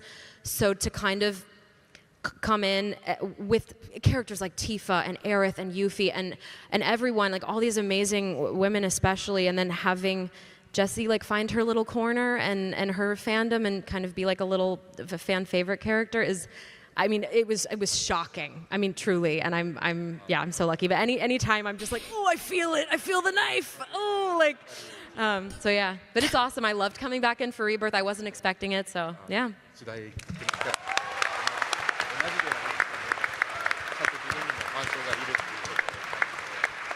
So we asked someone, how does it feel like to be a character that is controlled by someone else? What does it feel like to play a character that is essentially controlled by someone else? Amazing, to be honest. Why did it sound like he said mainly sexually? because whenever somebody asks you why your character did something or questions a character choice, you can always just blame it on Reeve. It's always an amazing get it. Oh no, that was Reeve. Reeve did that. Works every time. Yo. But it's, I mean, This dude said he's never played like Final Fantasy, and this was like his first like main like real dive like into and like introduction to it. But yo, you fit right in with the fandom, bro, because everybody else does that shit. Fuck Reeve. Blame it on Reeve, you bastard. I'm pretending he said sexually. Is he essentially? Essentially?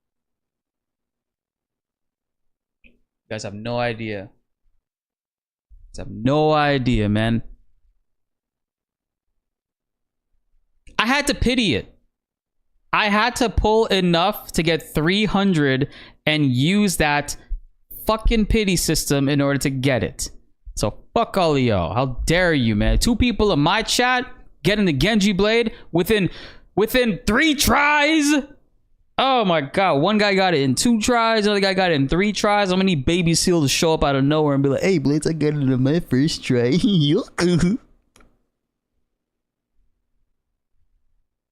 Yeah, joining Baby Seal, that one guy. Zan, I'm gonna have to time you out. Just kidding. Just kidding. I'm not gonna do that. Why? It's both. Okay, you got one. Yeah, down. Where?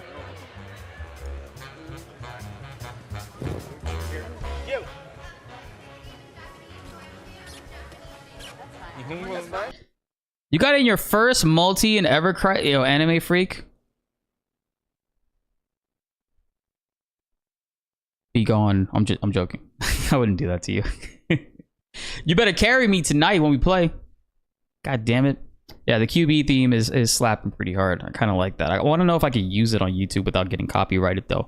We'll have to find out. It's an ever growing battle with Ff7 music. Trying to figure out what you can use and what you can't use. Song and Elena's battle theme was out of this world. For real? I don't even remember what their battle theme was. I was just shocked that we were actually finally seeing Song fight.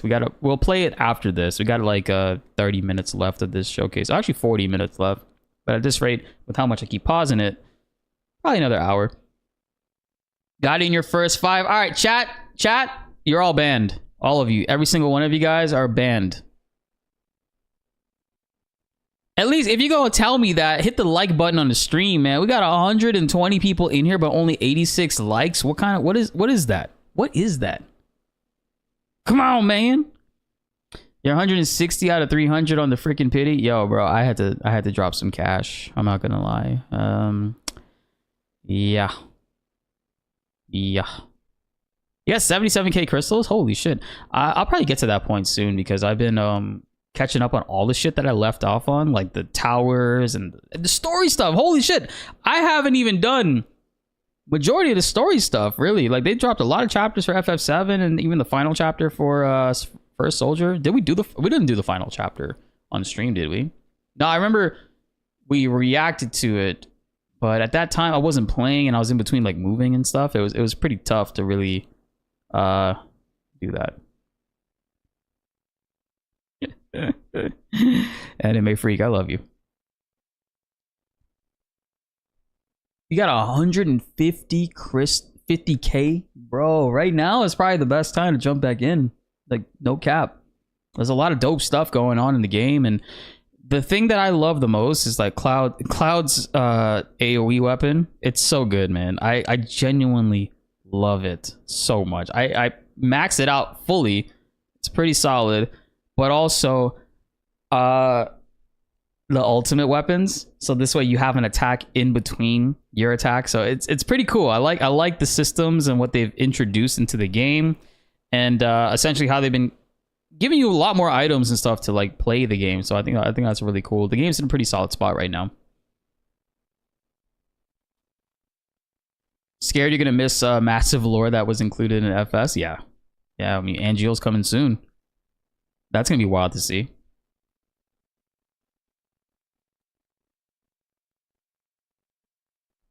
It's okay, Zan. I might get a little salty from time to time, but you're not dead to me.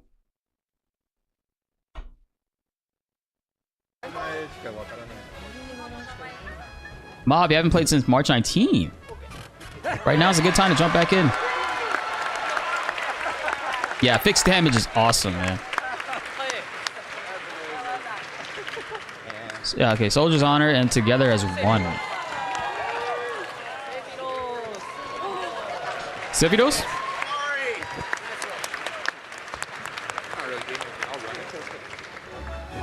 One ingredient makes the Cosmic Canyon special. I saw him right there. A dash of salt? Yes.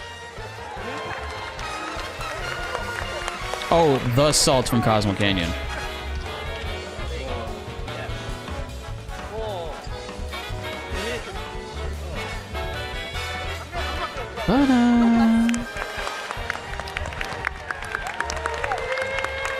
Remember Tifa tells the bartender in chapter 2, when you're roaming around calm, she tells him a little bit of salt will do the trick, but she doesn't specify that it has to be salt from Cosmo Canyon. I guess like regular salt might work, but they do mention later on that the salt from Cosmo Canyon is like the official way to drink it.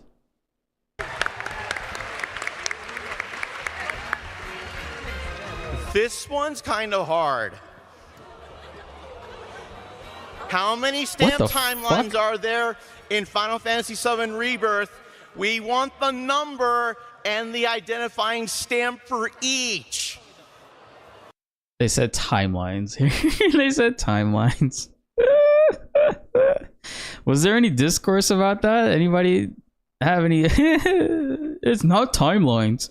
It's worlds. It's not worlds, it's timelines. I don't give a fuck what it is, bro. It's something. It's happening on our screen, and that shit is real. There's a lot of people that doubted this shit years ago. I wish I can go back and I wish I was petty as fuck. I wish I was so petty that I screenshotted every single comment that said I was wrong and that there aren't multiple stamp versuses. We've said that many times, and people left comments saying some pretty fucked up shit about it, and look at you. Look at you. Look at you now. Where you at? You don't even got a PS5, do you? Don't worry. I'm going to buy a PS5 Pro. And I'm not going to do no giveaways. They're all for me. I'm going to buy 7 of them. Nah, if we do giveaways, though, we might have to do members, bro. Because, yo, $700, man. That's kind of a hard thing to give away, bro, without a company to front it. Yo, PlayStation, if you want to sponsor me, though, you know. Just saying. PS5 Pro ain't even worth it. Hey, listen, bro. You shut your little dirty, cute mouth, all right?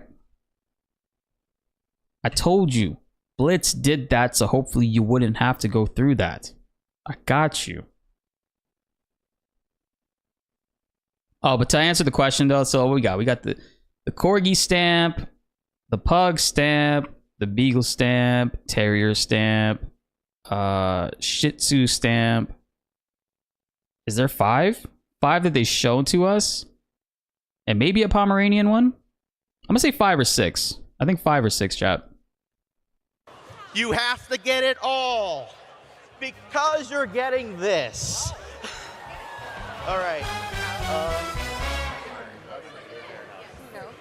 Thank you. All right. Who do I see? See right here.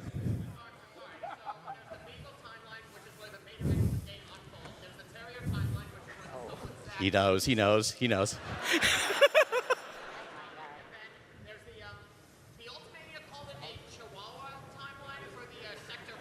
This guy's referencing Ultimania?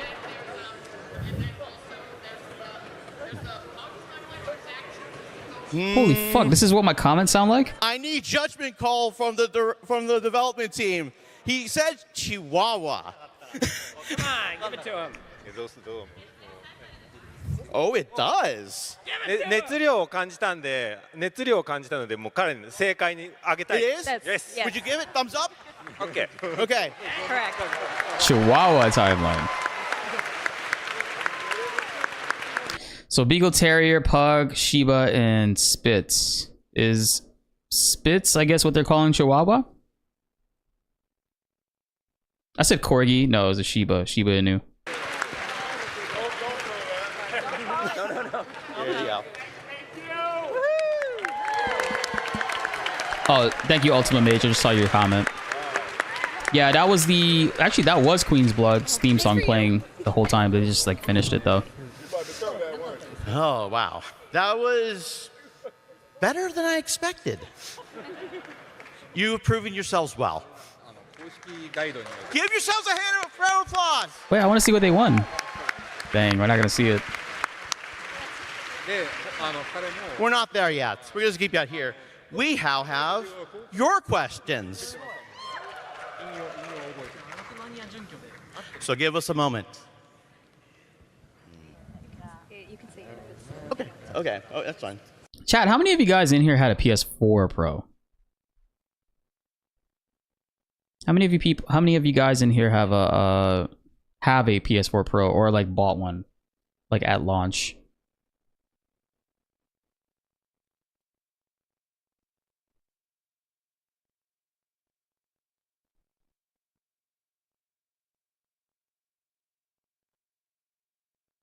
Only had the regular, only had the base. I have one too. I bought it in fuck, was it October or November? I think it was November. The year that it came out, 2016.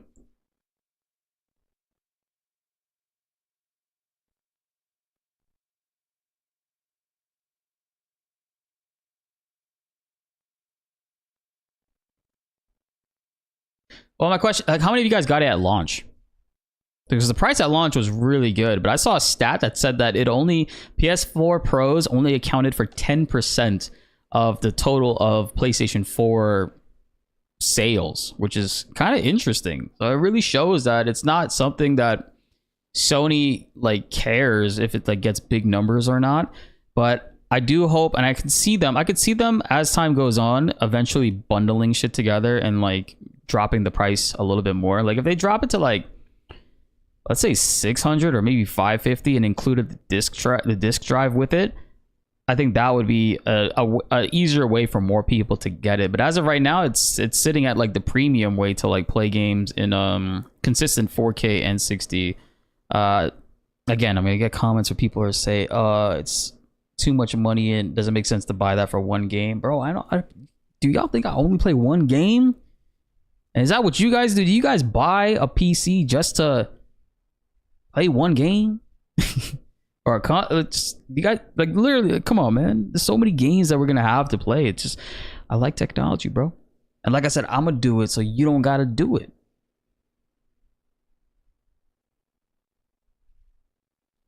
I play the PS4 Pro. I played more games on. Is the PS5 when it came out. So the reason why I had a lot of issues with my capture card and switching with an HDMI switch from one source to the other, and it always would freeze my computer and like just shut it down, and it was so frustrating to like stream on that with. So it wasn't until recently Max suggested to just get a second capture card, which I did, and now instead of just switching sources, I just do this. I just make it viewable. Like the PS5 is not on right now, but I can just do that. And that, it just makes such a huge difference, because it used to crash my stream anytime I would switch. So I stopped gaming on console because of that, and I played mostly on PC, but also I have a very capable PC with, you know, a 3090. So that's essentially why I did it. But I was always a console gamer for a long time. I didn't really start PC gaming until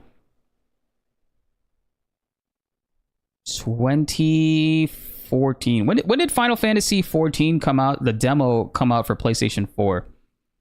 Because I remember I downloaded the demo on PlayStation 4 and I played it on that, and then the next week I literally switched to the PC version. And that's when because I had a gaming PC I built from when I used to work at Tiger Direct with some pretty solid parts. I had a 980 in there. I had no, it wasn't a 980. It was a 780. I had a 780 Ti in my gaming PC, and that's what I essentially started off with. Use a PS5 remote play? No, because PS5 remote play will max out at like 1080p resolution quality, and there's also a delay on it, even if you're wired, even if you're right next to the machine. So that is not something I will ever like do, especially if I'm playing like you know, the way I play games. I play really quick, and I need the camera to be very accurate when moving it around. So that's just not something I would ever really do personally. When does the panel start? It's already been, we're an hour into the panel. They're just asking, like, first one I'm gonna do. They're taking questions now from the viewers.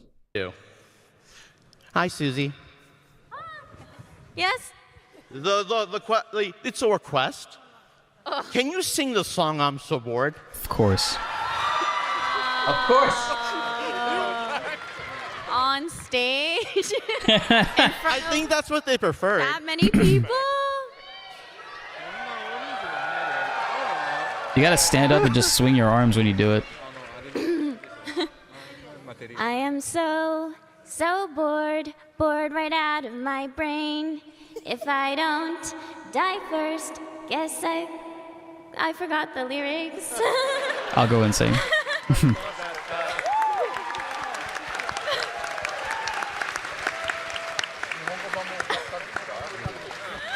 日本語版もぜひ。I want to hear the Japanese. The Japanese version. どうぞ。マママ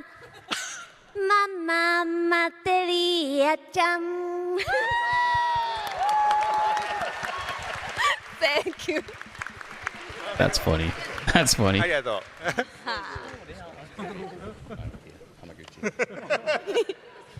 Yeah.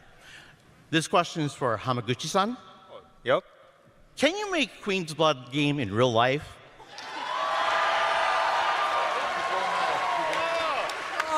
それ浜口さんへの質問です。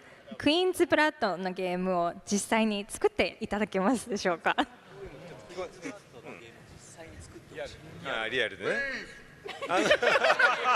Please. 実はその声私にもたくさん届いてます。So actually, I've been receiving so many requests.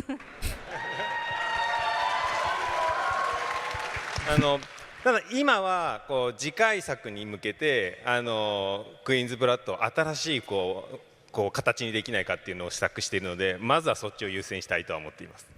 So right now we are preparing sort of our, revamped or even better version of Queen's Blood for the next series of this title. So Oh shit. Please stay tuned. They're gonna have a mobile game coming out to promote it. Oh, sorry. でもいつか皆さんの期待に応えれるようにしたいとは思います。So I hope to be able to share more in the near future. Thank you.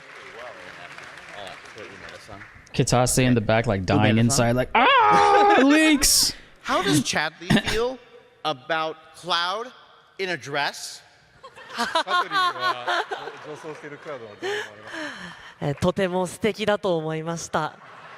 I think he thought he was so beautiful. I think あ everybody んま did. りじっと見つめないでください。Said, "Don't stare at me like that." Yo, what's up, Subtext? 女装すると。 What are these sensations in my body? There are like very good questions here. And then I see questions where I go, why? Why did you ask this? Seriously, leave. So I'm gonna ask you right now. For John.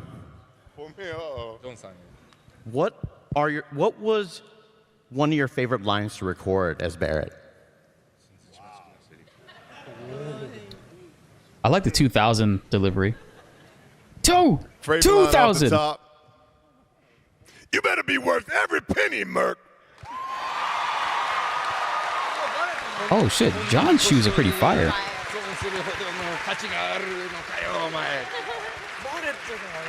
Nice. This was actually a good one. It's for you, Max. Uh-oh. Did you feel any sort of pressure voice acting the opening cutscene of Rebirth? Were you nervous you wouldn't introduce the game in its greatest potential? What was the last part? I'd say, were you nervous you couldn't introduce the game in its greatest potential? Was I nervous that you wouldn't or couldn't introduce the game to its potential? That's how the words got phrased. Well, that happened, I believe, towards the end of the recording, where they brought me in and they said, okay, all right, we were like done recording, I think, and they brought me in, they were like, all right, now you're gonna set up the entire game. And I was like, sure, whatever you say. No, it was really cool. That's funny. We did it, and then I think like afterwards I was like, so what's this for? I didn't even know what it was for, and they were like, oh, this is the most important part of the whole thing. Yeah, when I hear him talk, I just visualizing like Red 13's character render, just like mouth moving to Max's voice, and it's kind of funny. It's kind of funny. I kind of hope somebody like animates that and makes a little short out of it. Send it to me. So, and then we did it a second time, I think, for a online version. I think a little faster. But it caught me off guard, to say the least. It was pretty cool. Was I nervous? No, because I didn't know what it was. Yeah. Right, the less we know, the better. Yeah. Okay. Endo-san. Are we going to see more synergy ability in the next game? はい、こちら遠藤さんへの質問です。次作にはもっとたくさんの連携アビリティが出ていくの来るのでしょうか。逆を後で知って、俺で良ければ。そうですね。ちょっとまだ完全に言えることは少ないんですけど、次は期待されるキャラクターが2名おそらくバトルでも追加されると思うんで、言っちゃっていいのこれ大丈夫か、シドとヴィンセントの連携アビリティとかは楽しみにしてもらいたいなと思ってます。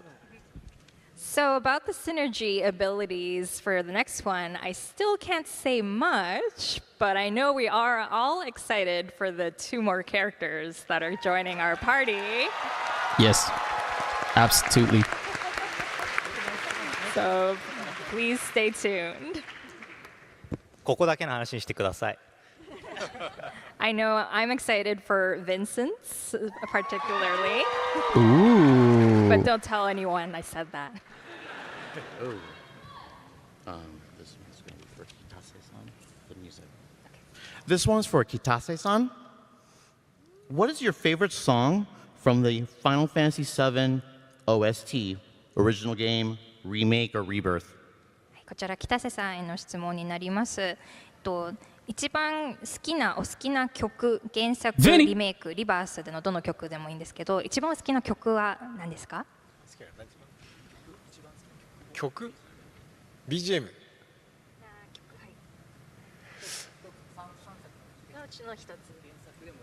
ああそうだねどれだ難しいね難しいねさっきも言ったんですけども今回リバースにはあえてね原作にはなかった主題歌「No Promise to Keep」を入れたのでそれは僕とキャラクタークリエイティブディレクターの野村と野島さんと植松さんとっていう部分で4人でしっかりと作り上げた曲なので非常に思い入れがある曲です。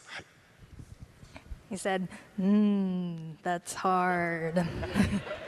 But if I were to pick one, I would say this very special theme song that we used for Rebirth, No Promises to Keep. Nice. This is one that the 4 of us, myself, Uematsu-san, Nojima-san, and Nomura-san all kind of came together to create, so it's very special to me. Yo, we should watch that. The Nomura, Uematsu, and Nojima. I'm going to go ahead and talk. ask it. This is for you, Rihanna. I never watched that one. What was your reaction to your ending? And is this really the end of your character? Oh, come on, really? Quote. So I haven't... I said spoilers twice. Twice! So I haven't exactly finished my playthrough of the game yet. Okay, I'm in the gold saucer, relax. I'm working my way through it. I'm doing things like this, y'all. Okay, but can I speak a little bit to the recording of it? Am I allowed? Am I getting in trouble? Okay, all right. I didn't say it, you did, John. What I will say is that I, of course, knew the weight of my character and her legacy in the gaming industry as a whole going in. When I auditioned, you know, if you Google Aerith, like the first thing that pops up is like this moment, right? So, of course, I knew, and of course that weighed very heavily on me through the entire recording process from Remake to Crisis Core Reunion to Rebirth. And It's everything is very, very super top secret with very good reason because people want to know everything right away all the time. So I actually didn't know until I walked in that day and we recorded those exact lines. No one sat me down and said, this is what's going to happen to Aerith. It wasn't like that. I went into the recording booth and I was hit just like all of you. So I want you all to know you were not alone if Aerith made you cry. She makes me cry all the time.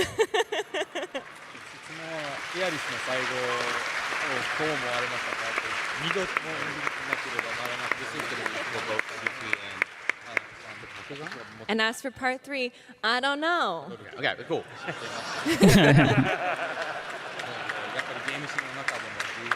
All right, this next question is both for Susie. Bro, I'd be fucking shitting bricks. Like, you asked me that question on stage with literally the people that created the game. I'm gonna start sweating, man. My forehead's gonna start glistening and shit. I'm gonna just be like, yo, man. I plead the 5th. Skip that question. Yo. Why you gonna ask me that on here, bro? You could have skipped that. It's terrifying. It's terrifying, bro. And Kaka-Suzan. And can't we get a full album of Yuffie creating lyrics to Final Fantasy music?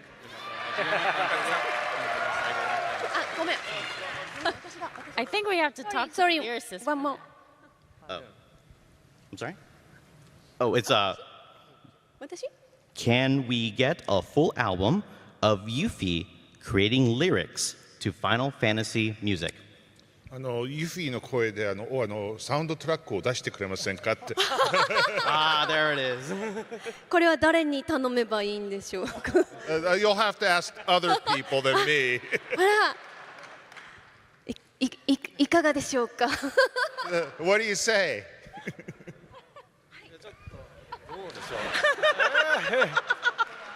ちょっとそうね、日本に帰ったらちょっと上松さんと相談してみます。はい。Let me have a little chat with Uematsu-san once I get back to Japan.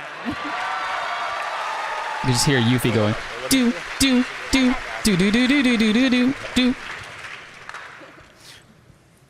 Did you have a response? I'm the same as Kakuzu-san. I don't control this. Maybe the localization team can write up some lyrics to the Japanese version.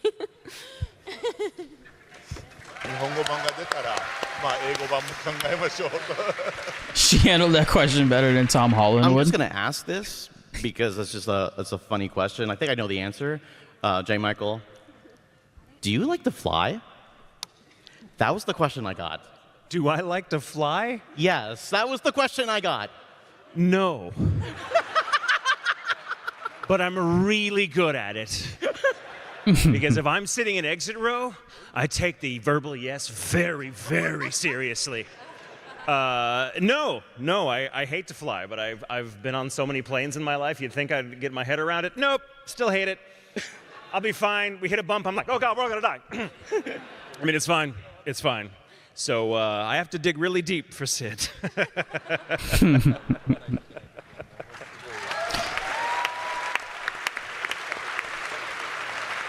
Sid and his disaster management when it comes to fixing his plane on the fly. I'm just trying to figure out who I'm supposed to ask for these questions because it's all swish, so I apologize. All right, this is for the... Oh, this is for everybody. Okay. What were your favorite and least favorite mini games in Rebirth, if you've played it? Now you can't unsee him as David I'm Cross. Gonna get in trouble by Katase-san asking that question. これ皆さんへの質問になります。リバースの中で一番好きだったミニゲーム、あと好きじゃなかったミニゲーム教えてください。好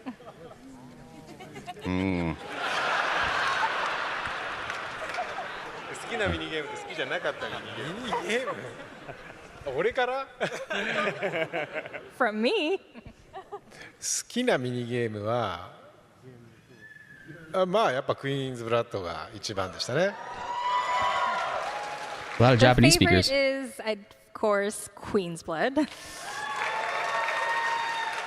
きじゃなかったら言わなきゃいけないんですかね。didn't like a minigame I didn't like. I don't know if I could say that. これ作ったね開発チームに怒られちゃいそうだもんね。I'm gonna get scolded by the guys that made them. そうかじゃあ一番難しくてくじけそうになったミニゲームでいうとさ砂漠の地下でサボテンあれなんていうのサボテンミッションじゃねサボテンノックっていうたくさんサボテンがいるところをこう次々にクリアしていかなきゃいけないところはもうなかなかクリアできなくてイラつきました。But if I'd had to talk about the one that was most challenging for me, I'd say the Cactuar missions in the desert. Oh, it took yeah. me a while. Yeah. 私が最 Transcendence 後バラン too ス取ったのでごめんなさい。 helped me out with that. Sorry. But I was stubborn. I wasn't using it. そうですね。私が一番 Oh, 3D fighter, bro. 3D fighter. I straight up cheated, man. Fuck that shit. Fuck that shit. Well, actually, we got good. The cheating helped me get better, so I was able to. Towards the end, we were able to just do it without pause scumming it. But how many of you guys did it without it? So the gym, I had a weird relationship with the gym. Like we were crushing it at first, but then chat told me to turn off the adaptive triggers for the green ones, and I was failing so much on that, and I turned it back on, and literally within a couple tries got it, and I was like, what the fuck? Like it felt so much better for me personally. Like I felt better with the threshold because I know where to hold it and then press the final press on it. And without the adaptive triggers, you don't get that. You kind of just like hold it halfway. And I think it's because I have a DualSense Edge controller. It's the the DualSense, right? This is the one where you can customize the buttons on the back and shit, right? Like my buttons and my triggers can actually be customized to get like more threshold or less. So I think by default, it feels weird. Like it naturally isn't what it's like for you guys and how you would press it on yours. So it was weird. I needed it on and I crushed it. Even the next day we did it on the first try. We went back and we were just like, yo, let's just try it again and see. And I kid you not, we bodied that shit. It was sick. 好きだったのは、まあ、当然クイーンズブラッドもちろんなんですけど、ピアノミニゲームも私の中で非常にお気に入りの一つです。ピアノミニゲーム。So of course, Queen's Blood is a favorite, but another favorite of mine is the piano minigame. Yep. It's pretty fun. And once you get used to the analogs, it's pretty accurate. I think we were... Okay. Okay. No. Did you have... I'm sorry. OK? そうですね。ちょっと一番苦労したミニゲームっていう意味だとコンドルフォートのミニゲームがまずあります。Most challenging for Condor. やっぱこのインター Are you the one that nerfed my dogs? もう一度ミニゲームをしているので、そこからさらにリバースで新しいアプローチをするっていうところは結構試行錯誤したっていうところでは苦労しました。It's definitely kind of a new approach to Rebirth that's kind of including this minigame within a mission with something new that we did. So hope you guys liked it. Thank you. Oh, there's a lot of people that did love it. They loved it so much. 好きだったミニゲーム教えてください。I'm wondering what everyone else's favorites are. ピアノ、Thank you.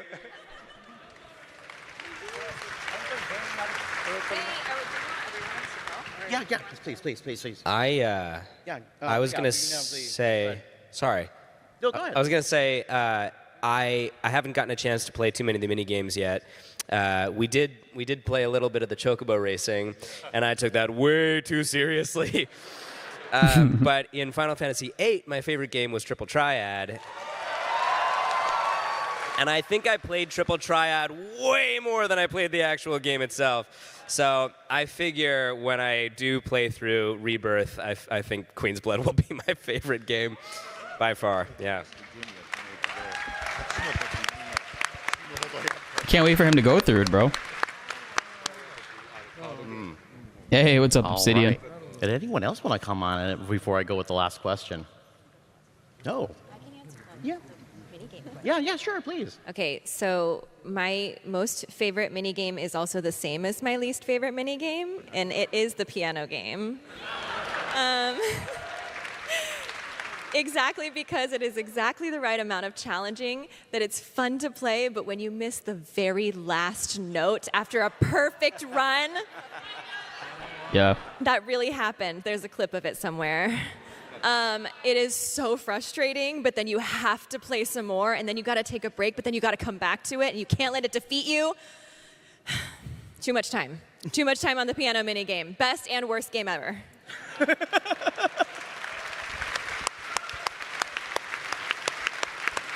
Okay. I think we have time for one more question, and then they're going to start telling us to go. Queen's Blood Game of the Year. I was told 4:30, you have to get out of here. And I'm like, a little bit more? They're like, no. I got a very stern look from tech in the back. But they did all the setup, so I'm going to be really nice. So I'm going to give the last question to Britt. It's actually, I think it's a good question. What is your favorite aspect of Cloud and Tifa's relationship? Oh my. I can't. You just did that to her? This feels loaded.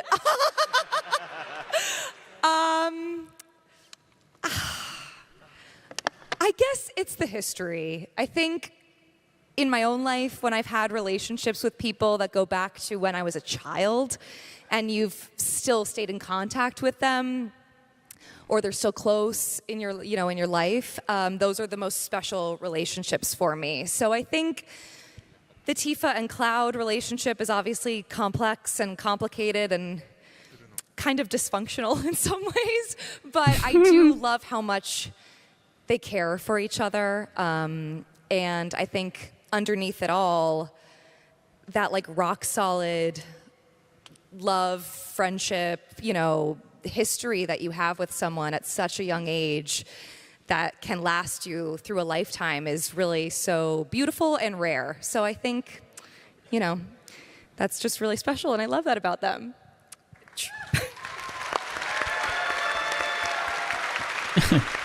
But we friends, though. But it is about that. It is about that time, though. So we wanted to give everyone an opportunity to make closing comments to you, the audience. And then we have 2 special videos also from our special guests before we end the panel. So probably could go at the end with John and then just go all the way in the semicircle. This is our closing comment. Damn. That's what you call it, closing. A 20-minute closing comment? Closing comment? Yeah. They're, That's like funny. I said, they're going to kick us off the stage in about 11 minutes. All right, I'm going to go fast. Thank you. Thank y'all. I love you. I love y'all so much. Thank you very, very much.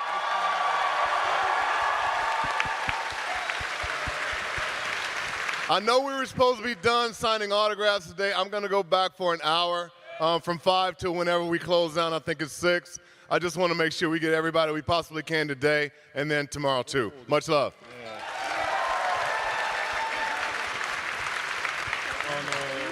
Same as John's note, I'll be there till the end. But I just wanted to say that I think every actor has that one special project that feels like home. And to me, I think Final Fantasy VII and Square Enix have made me feel like this is home for me. So thank you. Aww. I feel so honored to be a part of this game and a part of this community. And Final Fantasy VIII was my all-time favorite game growing up. So to be in this universe is really, really special to me. And I will close with my favorite Nanaki line, which is not 100% accurate, but he says, "I am Nanaki, son of Seto and protector of Cosmo Canyon."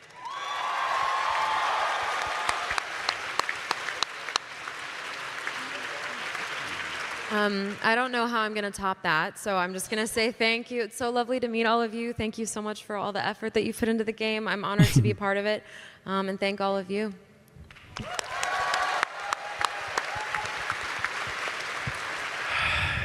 There are no words for what an honor it is to be part of this franchise, this wonderful creative vision, to get to share the stage with these lovely people and these wonderful human beings, and with all of you. Thanks for letting me come and play, guys. I may not love to fly, but you guys make me feel like I am soaring. So, damn. Bars. Thank you all so much. This is truly, I mean, like what everyone said, an honor and a real gift, you know, and highlight of my entire life. And this community has just been so incredible in welcoming us, and coming out to, you know, see us on a weekend like this means so much genuinely. So thank you so much for the support. We really do appreciate it.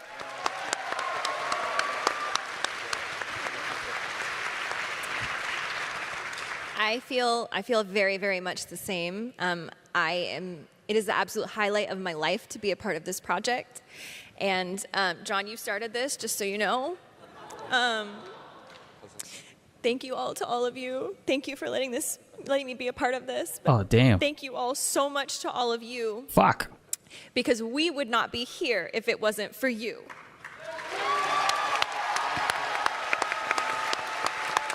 Damn. Them tears told me something.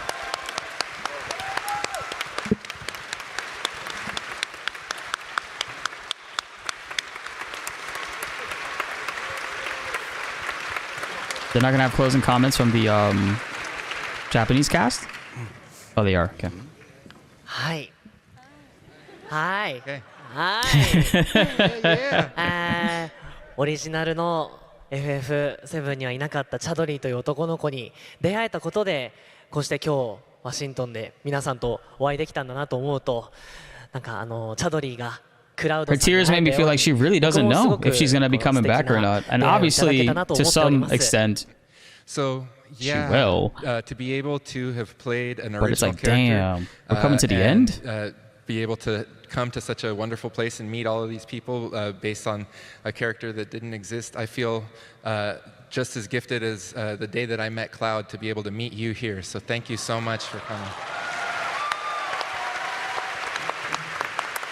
ありがとうございます。Thank you so much.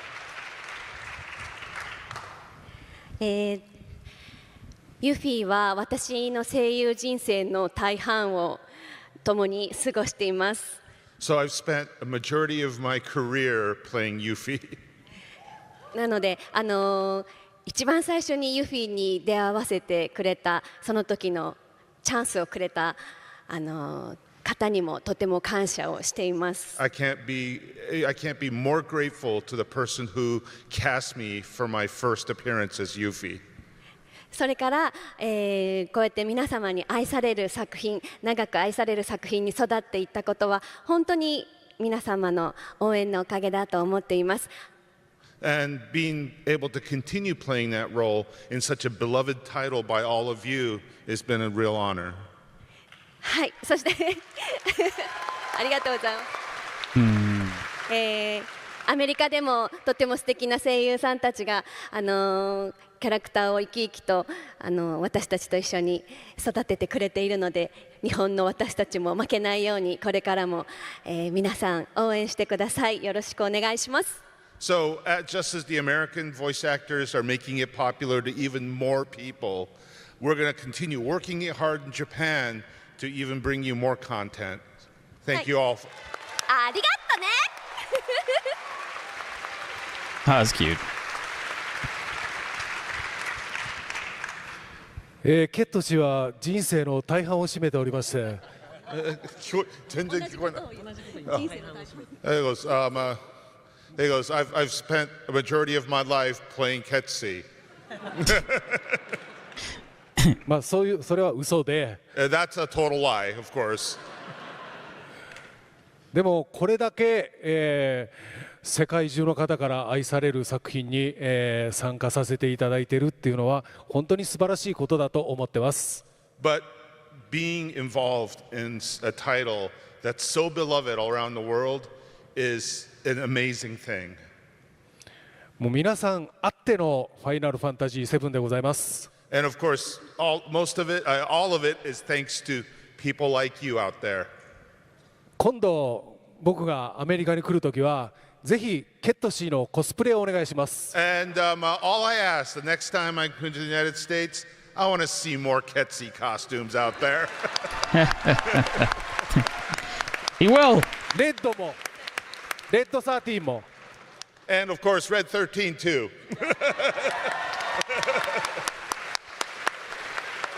またお会いしましょう。ありがとうございました。I hope to see you again soon. Thank you so much. He's so funny. His intro was 今日は hilarious. たくさん来てくださってありがとうございます。Thank you so much, everyone, for coming today. これだけたくさんの方々に愛される作品に、開発としてこう携わることができて、こんな幸せな人生はないかなと思ってます。Being able to be involved in this wonderful title that's so beloved by all of you and more, I don't think there's any perfect life better than this. Aw. Thank you. Damn, from Monster Hunter to FF7, bro. I'm gonna cry.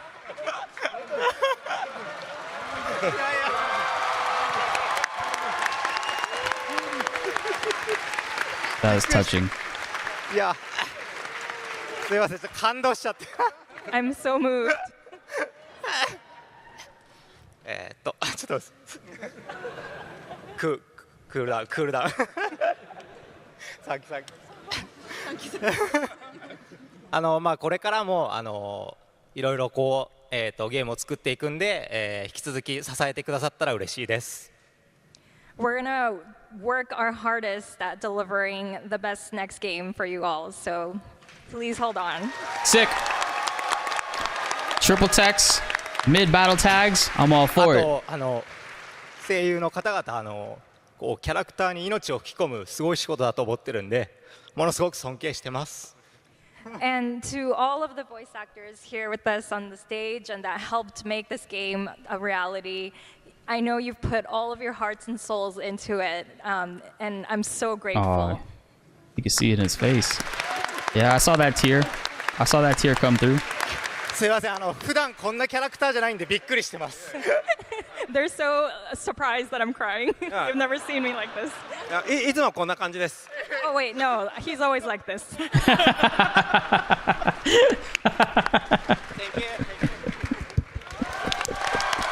Oh, Hamaguchi, bro. I love this man.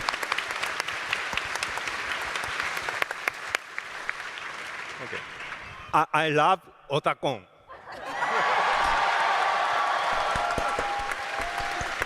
今日は本当にオタコンに来れて良かったと思っています。I'm so happy that we were able to come today. 素敵な皆さんにも会いましたし、まさにアメリカのボイスアクター、日本のボイスアクターともこのような場を設けて、さらにそういう機会を作ってくれたオタコンのスタッフにも非常に感謝しています。So much emotions, man. We were able to have this wonderful time getting to meet all of you. And this, we had the special opportunity of having both our English and Japanese voice casts together on stage for the first time. And so I'd like to say, my utmost thanks to you, too, the organizers of Otacon and the supporters for making this happen. Thank you, John. Yeah. No.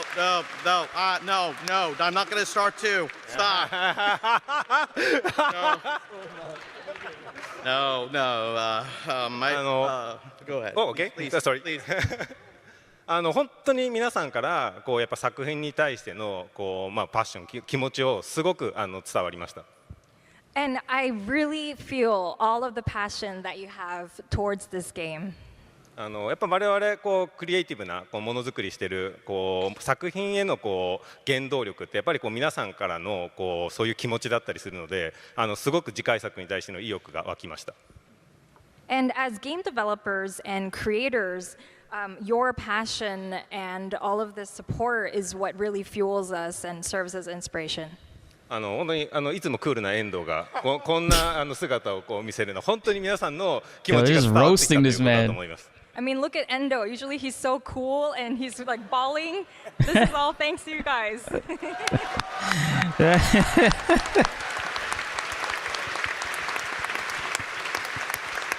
I gotta give Hamaguchi some pink 本当に headphones. 皆さんに今日会えてすごく光栄です。ありがとう。 It's been an honor. Thank you so much, everyone.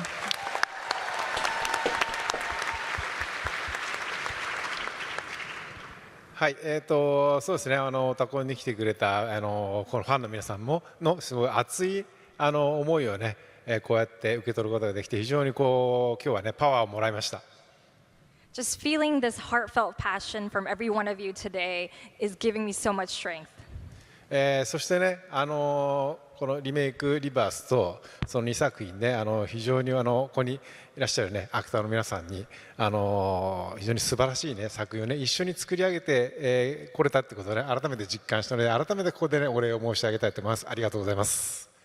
And of course, this couldn't have been possible without the support of all of us on stage and more to create both of these wonderful titles, Remake and Rebirth.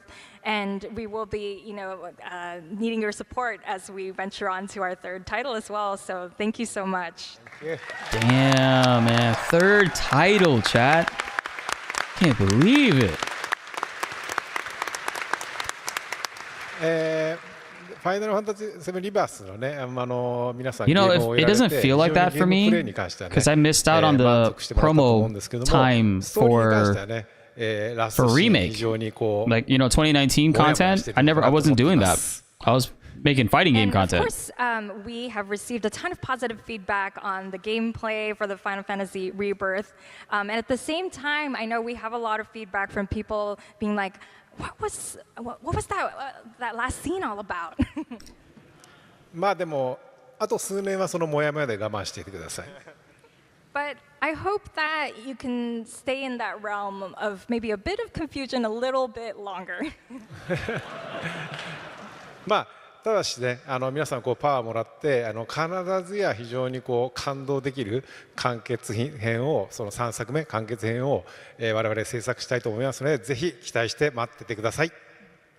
But in the midst of it all, with this panel and receiving all this power and passion, feeling your energy for this title and franchise, we're just going to keep going and be able to offer you this amazing conclusion to this title. So please stay tuned.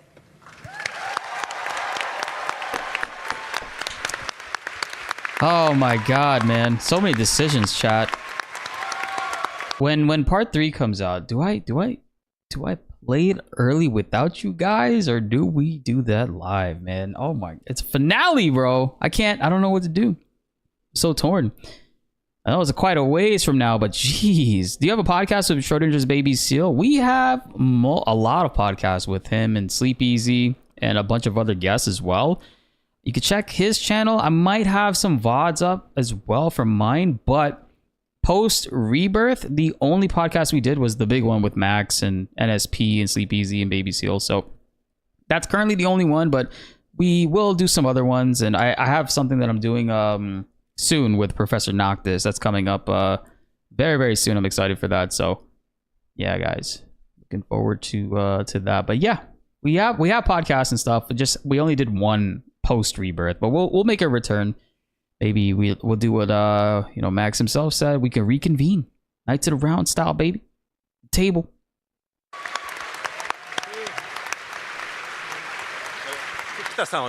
Thank you, review group. I appreciate that. 私は泣きません。私は泣かないですから。I'm not gonna cry. He's like, I'm dead inside. Okay. ありがとうございます。Thank you. Thank you so much. Thank you. All right, we got 2 more goodbyes, and we are done with the panel.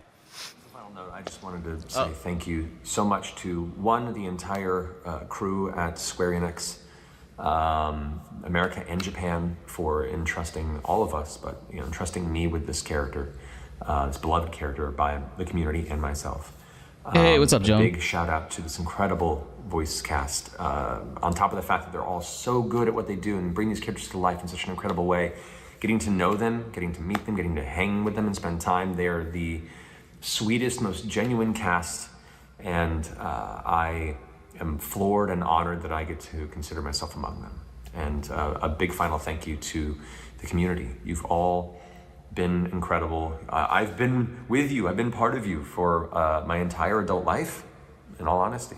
And it's such a cool experience to share in this passion with all of you, and I look forward to doing so continuously for many years to come. So thank you all so much. Yeah, that's Vincent, Matt Mercer. And to be part of the Final Fantasy franchise now is nothing less than an absolute honour and privilege for me. Not just because of the legacy of the game and how famous Final Fantasy has become, but because it's been, I think I've discovered that it's perhaps one of the most incredible and amazing stories I have ever experienced.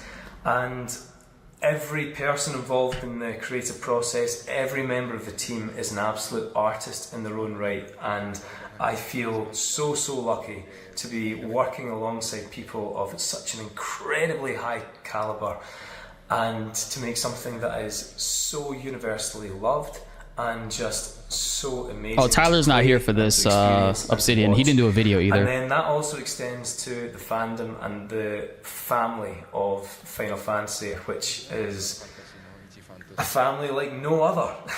And I've been so lucky that I've been so warmly welcomed into the family from the fans with enthusiasm and with love and with generosity. And I can't thank everyone enough. I was nervous coming into it, and everyone has made this job and this experience so wonderful. So to all of you out there, thank you so much. It means the world to me. Thank you. Woo!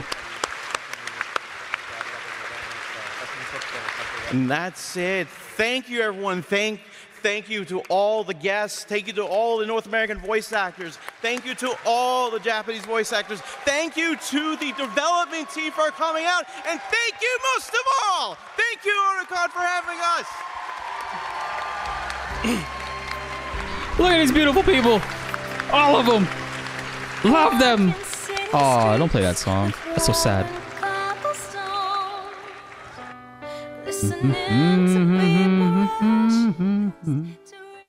Damn. Yo, GG's. Thank you, Square Enix, for posting that so we could actually check it out, because a lot of people weren't, there live to check it out. Oh my god, I almost flipped my eyelid over. That was weird. You ever did that? Like, not purposely or accidentally flip your eyelid? That was trippy. Oh my god, I'm not touching my eye for the rest of the night. Oh man, hearing that, like getting to the end of a video and then hearing that song, it triggered me. It reminded me of when we beat Rebirth. God damn it. It hurt. It hurt me. Hurt me again, man. Getting to the end, and I guess that's part of why as well, like, yes, my game was bugged and I couldn't progress towards the second half of the game and stream it and finish it for you guys for a little bit until like April. I still kind of, like, part of me inside didn't want it to end, if that makes sense, because of just how much fun we were having with the game, and it's just like finishing it. Yeah, of course we got hard mode and stuff and going through it, but nothing, it's never you never get to experience that first time ever again, and it's like we get to like watch it in videos and stuff, but it's not the same. It's not the same when you come back to it later on. I'm hoping I at least feel some sort of like nostalgia factor when we do play the PS4 Pro version, because I will be playing the Pro version whenever that does. Well, actually, November 7th, right? That's when the console officially comes out, and they said it's going to be a launch update. So, get my hands on the PS5 Pro, replay it again with you guys, and hopefully a lot of people will be able to finally play it too, if it'll be your first time getting a PS5, or like eventually whenever this does drop on PC. I don't know, man. When could it drop on PC? We talked about this the other day. I feel like it would be like a 1-year anniversary type thing, right? Because February is 3 months after November. The previous trailer for the launch thing said it was a 3-month exclusivity, and it could be that way because that's what they technically did with Remake Integrated. They said it was a 6-month exclusivity, and sure enough, it was. From PS5 to PC and then PC to Steam was all 6 months in between that. from June to December, and then from December all the way to June again, from 2021 to 2022. So I think that very well could be something that we experience going forward. Maybe Epic Games again will be the first stop for it, and then eventually the Steam version will be a thing. Do you think it'll get announced at TGA? I think it very well could. It's probably the biggest showcase for games until Summer Games Fest. So I think that is an opportunity that Square Enix will for sure capitalize on, and many other games within the industry. TGA is every year, the amount of viewership it gets, the amount of people that are constantly that are watching it, that are tuning in, it's massive. It's a huge amount consistently. It keeps on growing, and it doesn't have any signs of slowing down. Especially they started tracking the restream numbers, and it's wild, man. Like the how much people, like if I restream it and I get like last year we had at one point we had like 1,000 people, right? Close to 1,000, 2,000 or whatever. That number, and it's like I'm not big for like streaming. I make more like content or whatever, but that's huge for me. And they track all of that shit. So think about all the other channels that are getting like thousands of people per each, like content creator tuning in stuff. It's wild how much traction that shit gets. Imagine TGA no news, and in the end Sephiroth cosplays as Tyler comes down on wires to say it's out in 5 minutes. That would be pretty crazy. I'm not gonna lie. Like, this dude just went ghost the entire life of the game and just comes out to just drop chaos on everybody. Would be well within character, actually. Hard to believe nearly 7 months have passed since Rebirth's release. Yeah. In about 15 days, right? It'll be 7 months. That's insane. Devs mentioned in an EC interview that Part 3 news should be starting with EC's 2nd anniversary. Oh, yeah, I heard about that. Yeah. So that'll be cool. That means Ever Crisis is going to be here for a little while longer, and it's going to be much more significant in an instrumental in promoting for Part 3 and the remaining elements of like Rebirth and stuff. Yeah, PC release at TG Game Awards. Yeah, makes sense. I almost said VGA. Well, yeah, it is it. Video Game Awards and then TGA, the Game Awards. I get it. Like, it go either way. Is EC planned for the next 4 years? Essentially, it seems that is the case, right? We're in this 1st year anniversary. We got about maybe 3-4 years until Part 3 comes out. We'll find out more next year. It's exciting. Have they asked if they started recording Part 3 yet? Is the script done? I don't think it is. I think voice acting is typically one of the more final aspects of the game development process. So there's still probably, like, because everything that Hamaguchi has talked about, he's talked about like the world traversing and the things that they're designing on those elements, on how they're going to expand on the world further in Part 3. That's all stuff that they're probably planning out and like working on developing actively at the moment. And voice recording and stuff, that's probably not going to be told much later.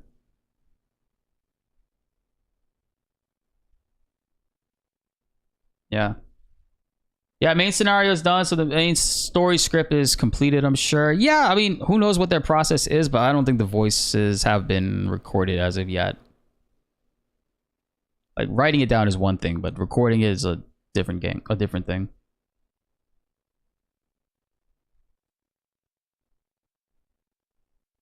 The expansion. Did the remake have a longer exclusivity date? 6 months. Originally, it actually said 1 year on it, which was technically true because it did come out in April 10th, 2020, and then it was February 2021 is when they revealed the Yuffie DLC and that it was coming in June. So that was about a year, couple months after that, right? Because it was post like PlayStation 5 launch and stuff, and they redid the lighting and they added DLC, Yuffie's individual story mission, all that stuff. So yeah.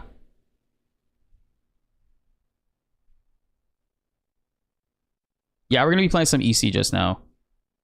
Somebody recommended to check out this Anime News Network article interviewing Hamaguchi, Kitase, and Teruki Endo, which came out, well, today. Damn. So let's actually dive into this and see. Recreating a video game classic with 7 rebirths, Hamaguchi, Kitase, and Endo. Taking on one of the most beloved entries in the Final Fantasy franchise is never going to be an easy task. Okay, just general intro stuff. We read these things all the time. Let's just jump into the questions, man. So, yeah, spoiler warning for 7 Remake and Rebirth. What balancing changes or challenges did you face when expanding the world and playable characters from Remake to Rebirth? So, firstly, before I do that, let me put some music on in the background. Because it's a little quiet, you know what I'm saying?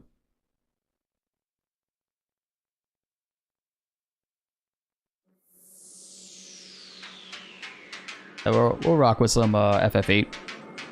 Okay. Balance and challenges. So technically Endo says, so firstly, one major difference is that the number of characters significantly increases with the 2 titles, so balance adjustments were necessary. They tried to nerf my Aga spells, but they made it even crazier technically. With Rebirth, a new system was added and synergy ability with skills in terms of battle. This had to be done considering the existing attributes of the characters and then readjusting based on those to create these abilities and skills. I did like this system a lot. I thought it was really cool that we didn't have to actively go through the tree and do the weapons and then do the abilities. That would have been too much. So they kind of like simplified it and let the progression elements, where as you get more manuscripts, it's unlocking more materia slots for you automatically. You don't have to actively go into the upgrade weapons and then actively click on, hey, give me another materia slot. It does it for you. I thought that was really cool to kind of like streamline the elements of it. And synergy inclusion is godlike, man. It's one of the best things that they could have done, and it's gonna get better because there's no way they don't do triples. There's no way they don't do triples, bro. Final Fantasy is a series that's very aware of the numbers and the number scheme. Like with 7, it's things in 7s, lucky 7s and whatnot. So I feel like with part 2, synergy between 2 teammates. Part 3, synergy between 3 teammates. It only makes sense, and I think that's something that we can definitely expect. So imagine what we've seen in Chrono Trigger. That's a type of thing that they could very well build off of, I think. And plus, at the very end of the game, we technically do see a triple synergy between Barret, Cloud, and Tifa, which is pretty badass. I love that scene. One of my favorite moments. What was the impetus for automating the weapon skill system as opposed to how it was used in Remake? Well, look at that. We talked about that, automating it. Looking into Remake, the growth mechanics were fewer in terms of the player choosing passive skills for the characters and such, but then in Rebirth, this was increased, including the synergy mechanic, as we touched on, as well as the affinity between characters impacting their abilities and skills as part of the overall growth mechanics. So all these were added as new growth mechanics for Rebirth. The underlying mindset for consolidating these systems, when you considered adding all of these individual systems to the title, we thought would require players to be more mindful and take time to look into each of them. And when thinking of that, I thought the best way to make this into one skill tree where all of these new changes can be observed through the skill tree. So put it all in one, less shit for players to have to worry about. I appreciate that. I have a question for Kitase-san as well. With reports that the Remake game sales underperformed, are there plans to change the console exclusivity window for the next installment of 7 Remake Trilogy? Damn, they just... Really? Reports that the Remake game sales underperformed. Interesting. There's been reports? There's been no reports, actually, is what he should have said. Regarding the strategy of the console release, there's sort of nothing we can comment on regarding that, but overall, we are looking forward to players enjoying and playing this title, so we wish for that to happen. Put it out on more platforms, man. Straight up, I want to see this released. I want the next title to release on PC, but they're stuck in an exclusivity thing with Sony. And I hope at the very minimum, Sony can find it within their hearts to just fucking drop this shit on PC, man. Seriously, all of them. Whenever Part 3 drops. Or sooner. In the May version of Inside Square Enix, Endo-san said that he wanted to give the player even more freedom in the 3rd installment. Can you share some of the ideas that the staff is implementing this into Part 3? I'm unable to comment on details of that at the moment. I believe that instead of the developers or creators dictating how players should be playing along a pre-planned path, so to speak. It's better to allow more freedom and the user's choice to be able to play in their own way that they wish to. Yes. Yes. Yes. This is the guy that made that worked on Monster Hunter World, bro. Well, naturally, there are challenges to actually realizing that. And when you go into making that a reality, my thoughts are also that the Final Fantasy series to continue to reinvent itself, to revitalize itself, and stay fresh to our players. This type of constant evolution is necessary in terms of the battle elements as well. So those are the underlying thoughts I had while making that comment. More freedom. You can't go wrong with that. The game itself already had a decent amount of freedom in Remake. I wouldn't say a whole lot, but Rebirth definitely opened up so many elements, from minimizing how much you have to really manage your materia, as far as like reducing some of them and making them passives or embedded, baked into the character kit. Best decision ever. They need to do more of that, I think, going forward. Like, I think ATB assist can be a passive skill or something, please, that everybody has an opportunity to equip or unequip. Yes, there are some reasons why those materia slots exist. I would just like to have a little bit more flexibility and freedom with actual materia versus materia that affects the way skills or ATBs influence. You know what I mean? And I kind of like it to an extent, because it does make your playstyle have to be a certain way to make it proc or let to go for certain things to kind of extend the gameplay. And it's great. But going forward, we're going to get more materia slots. We're going to get more materia. I want to focus on enjoying all of those materias. The new shit, you know? Like mime or mimic materia and like quadra magic finally. You know, stuff like that. It'll be really cool to finally get to really create some wild builds. Because there was always the theory that the MP absorb and HP absorb build was a thing. You could use it in Remake, but it did not... You couldn't really do too much with it. You couldn't do too much with it because of the limiting aspects of having to require other materia in order to make certain things proc, right? Like First Strike is a necessity. It's always going to take up a slot on your main magic dealers and stuff and people that set up the battlefield. So MP absorb and linking and pairing all those links between the blue and the green materia, it can be kind of difficult to do that with such a limited sense. And so that's why I was glad that they gave us more materia slots in Rebirth, but ultimately we got to experience that theory of a build in Remake finally in Rebirth and see it fully realized, if that makes sense. So I hope going forward in part 3 we can go even crazier with that, which it sounds like they kind of want to, because they're talking about freedom and all that stuff, so one can only hope, right? Hamaguchi says, okay, so in the Ultimania supplement book, it's mentioned that the new trilogy was an opportunity to expand on the characters' backstories and add scenes and details. What new scenes in 7 Remake and Rebirth are you most excited to incorporate into the games?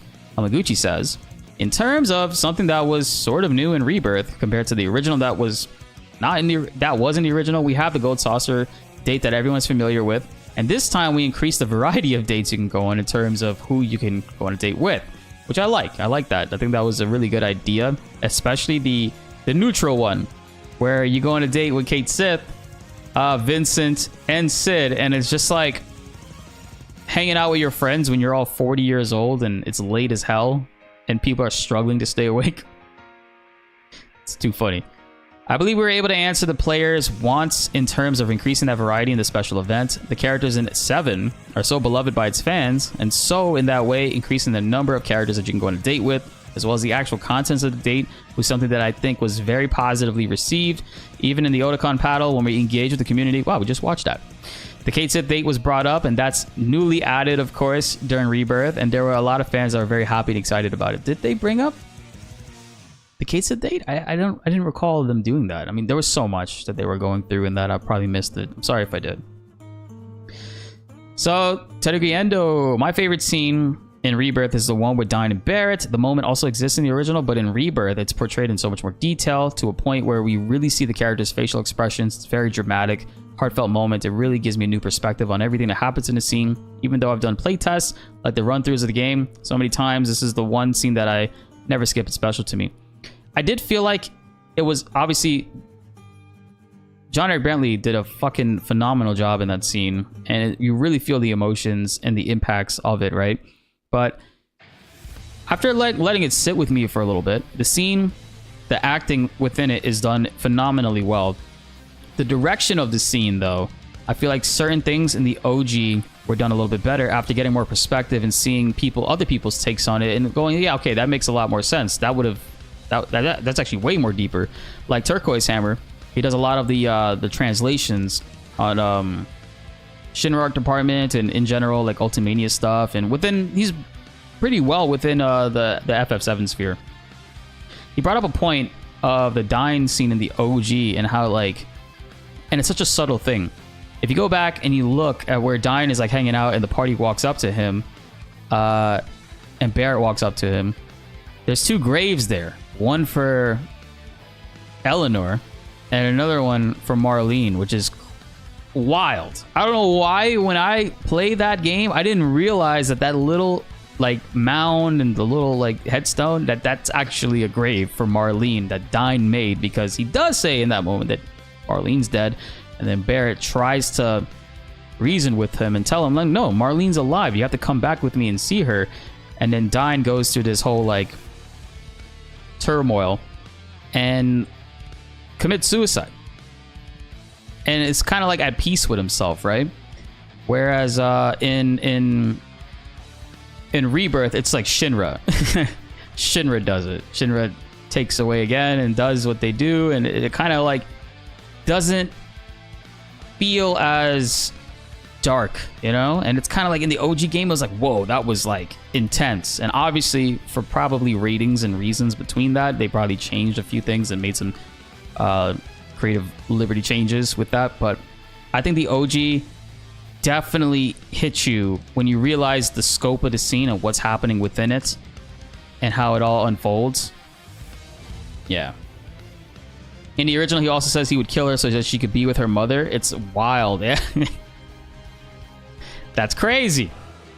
But I get they had to tone some things down. But it's just something that other people have mentioned that I've noticed. And then now I having to sit there and think about it. Maybe it could have been done differently, I think.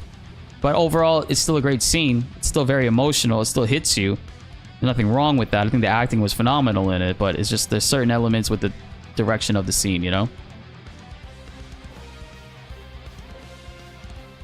Dun, dun, dun, dun, dun, dun.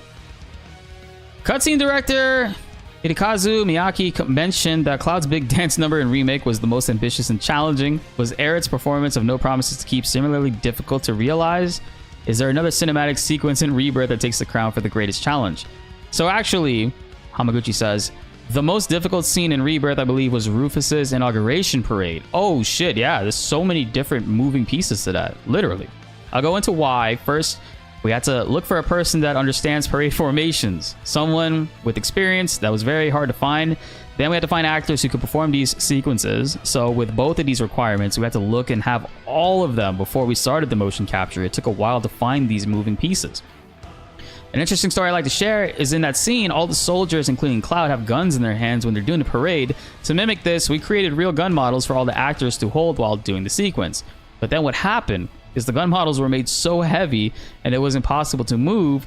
Twirling them around and doing all those motions, it became a problem. So in the end, even though they made these models, they ended up using umbrellas. That's that's kind of funny. They didn't take into account, okay, designing these things, you're making it it can be heavy and very difficult to do motion capture with, and you drop it in certain scenes. They use umbrellas. Wow, that's funny. I didn't know that. That's a really fun bit of trivia. See, I like Hamaguchi, bro. He's not afraid to share some details, and it's it's not necessarily afraid to share details. He shares things that kind of make you appreciate him and their development process of how they go about things with the game. That is funny. Did any of you guys know that? That's news to me, man. Do you know approximately how many motion capture actors they needed to get for that scene, since the parade is usually so many people? We had around 30 to 40 soldiers in the parade within the game. We can't fit all those people, so we had a group of 6 people that we would film in various areas doing the routine, and then we'd put all those together through CG. I figured as much. I thought it was going to be maybe 2 or 3 people, but 6 people makes sense. Fans have been trying to decode secrets of the timeline based on the various variations of Stamp the Shinra duck. Can you confirm if there's anything more to these different breeds? Hamaguchi says, so when a player goes through playing Remake and Rebirth, it does come to a point where one can have many conjectures about what this might mean.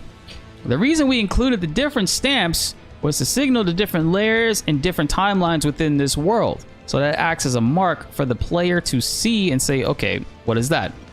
So these are shown in each timeline. We would see a stamp, like on a bag of sweets, or a doll in a gift shop. They put it in as little markers or Easter eggs. Okay, we get that as much, but I like that. I like that a lot. What's the wildest fan theory you've seen in the trilogy so far? Oh, this was spoiled for me on Twitter. After the panel yesterday, we were chatting with the voice actors over dinner, and this exact topic came up. Funnily enough, we're talking about Chadley, which is that character who supports Cloud in Rebirth. And we're talking about how, like, some people think that he's actually evil and will turn out to be the last boss in the final title. We were cracking up about that. That is funny. It's a fun theory, though. I feel like knowing this, right? Part of me feels like knowing this, the devs are going to play a prank on the players and kind of like maybe reference it or make it a funny Easter egg of like evil Chadley or something like that. I feel like that might be a thing we could see in part 3. And that'd be kind of cool. Yoshinori Katase says, I don't know if this is something unexpected or anything, but I guess there's not really a specific thing or theory that I can comment on right now. But we do hear a lot of players' different conjectures saying, oh, how much will this story change from the original?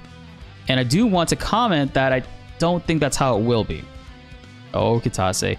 We've always kept the original in mind, and I don't think it's going to be a storyline that will betray the fans of the OG game, but also at the same time, it's been 27 years since the release of the OG game.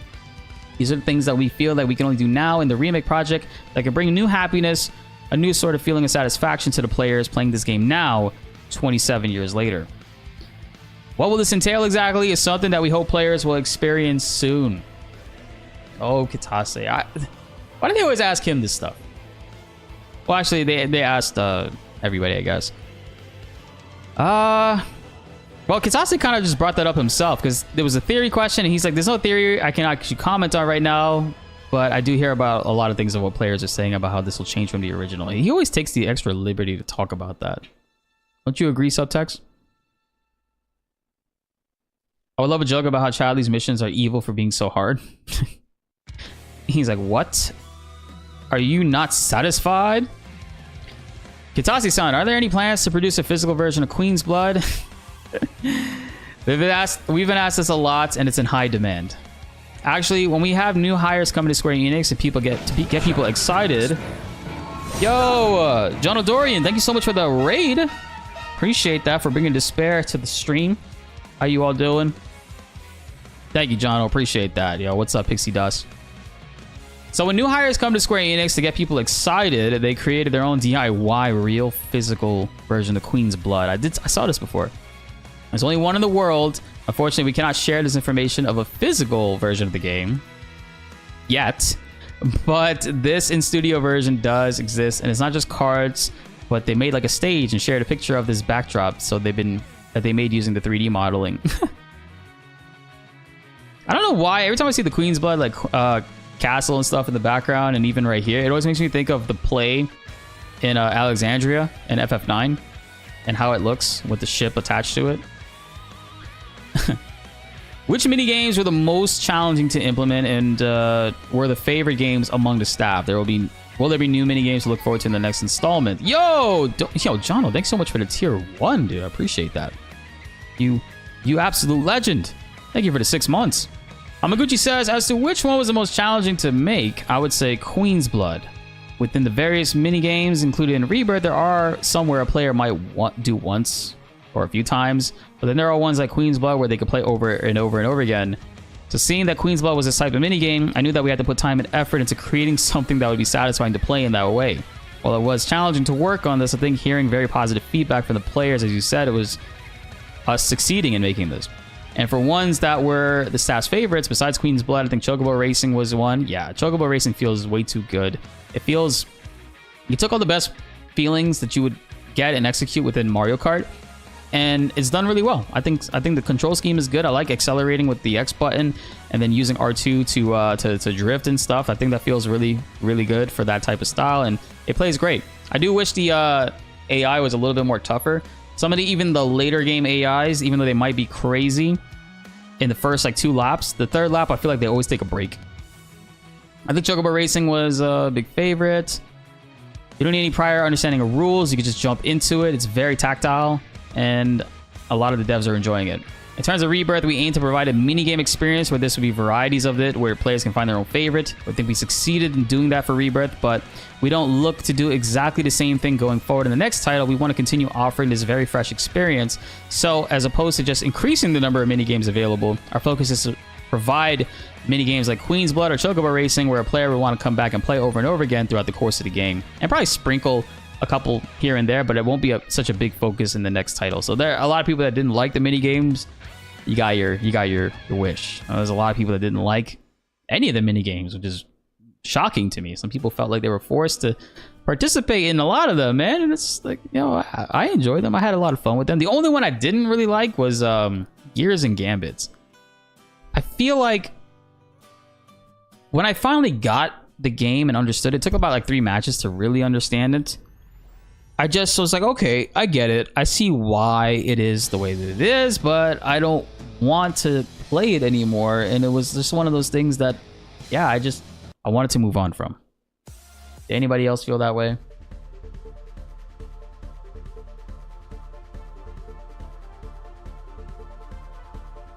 Apart from the doors shutting on you, I love Chocobo Racing.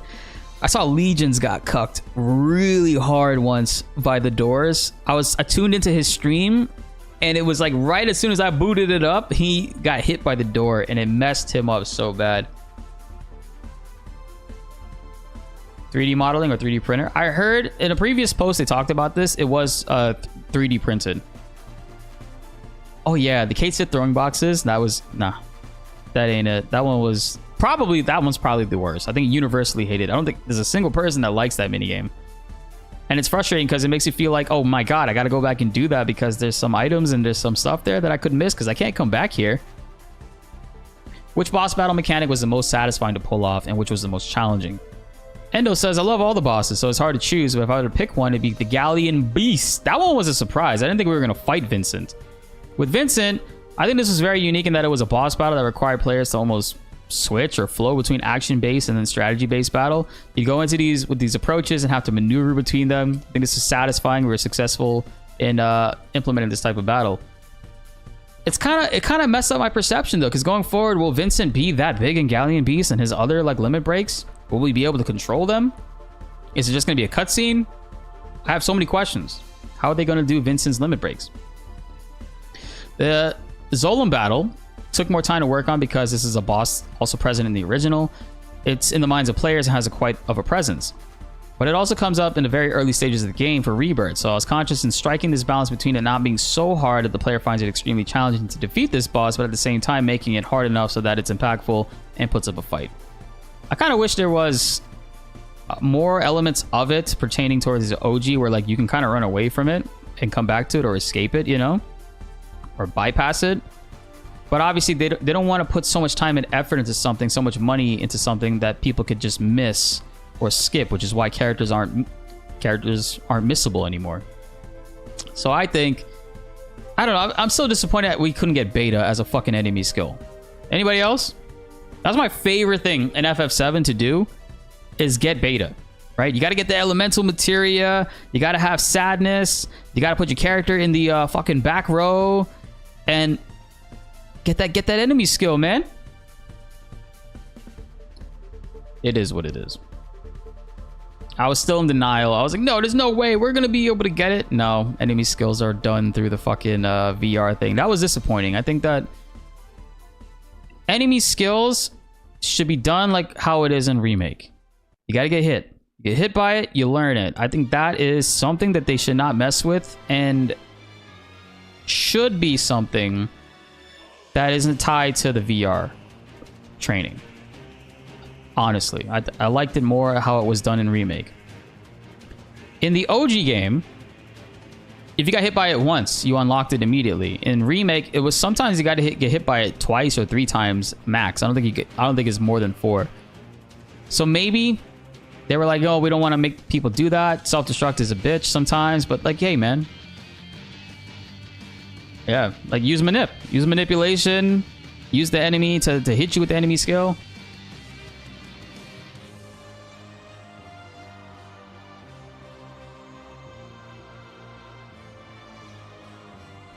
Yeah. Oh, man. The end of Rebirth remakes one of the most famous cutscenes in video game history for new audiences. Some reactions post-game included confusion with over how to interpret the new development of this scene. What reaction was the staff hoping to garner from players, and what message did you want? Or do you have a comment for players who feel this new version of events is confusing or unsatisfying? Hamaguchi says, I think that's a very good question. So when I playtested the game and went through countless numbers of times, I thought the players were going to play Rebirth and going to go through various perspectives and have different thoughts about the ending. We'd already announced from the beginning that this remake series would be a trilogy, so when we considered releasing 3 titles, of course there will be some time between releasing 1 to 2 and then 2 to 3. I also discussed how we want the community to interact with while we're waiting for that next installment. They've been watching our videos for sure, and Baby Seals, Sleep Easies. They probably watch that podcast as well. Kitase-san and I were also discussing this, but we thought it's very enjoyable for the community to have something very worthy of an intense discussion, like what's really going on here. That was something that we wanted and expected going into creating the scene. In terms of the experience we anticipated and also desired, I think we are satisfied in that there are both negative and positive reactions to this scene. The negatives being that they took the water burial scene and kind of removed that from this game and put that in part 3, which is definitely going to be a thing and is an element of kind of making you feel empty as a player, expecting that and not seeing that. It's like another way to kind of like, yes, feel negatively about it, but also get affected strongly by it, if that makes any sense. It's a gamble. Max says it too. It's a gamble, but we're gonna have to see if that pays off. We're gonna have to see. Because I understand where the fans are coming from, where people are disappointed by that. But they have a plan.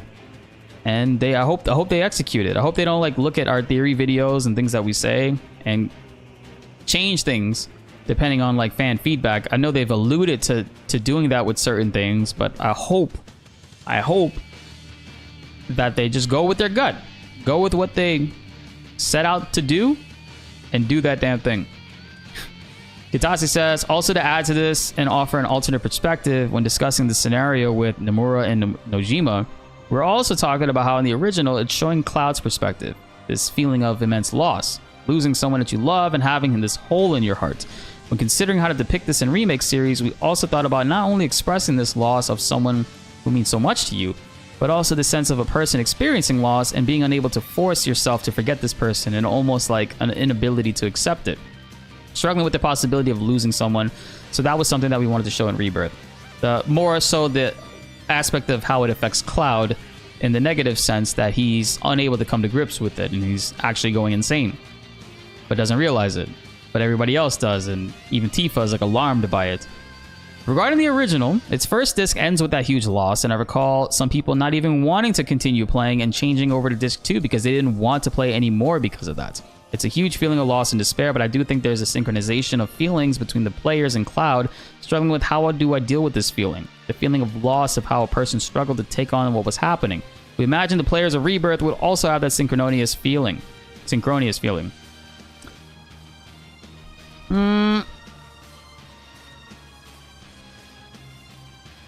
I understand what Kitase means, but he's got to understand when you're telling a story, that feeling of loss and despair, yes, those people didn't finish or didn't want to continue playing the game.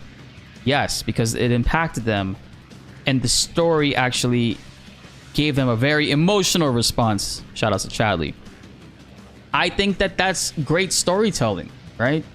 It's a real story where death is finite.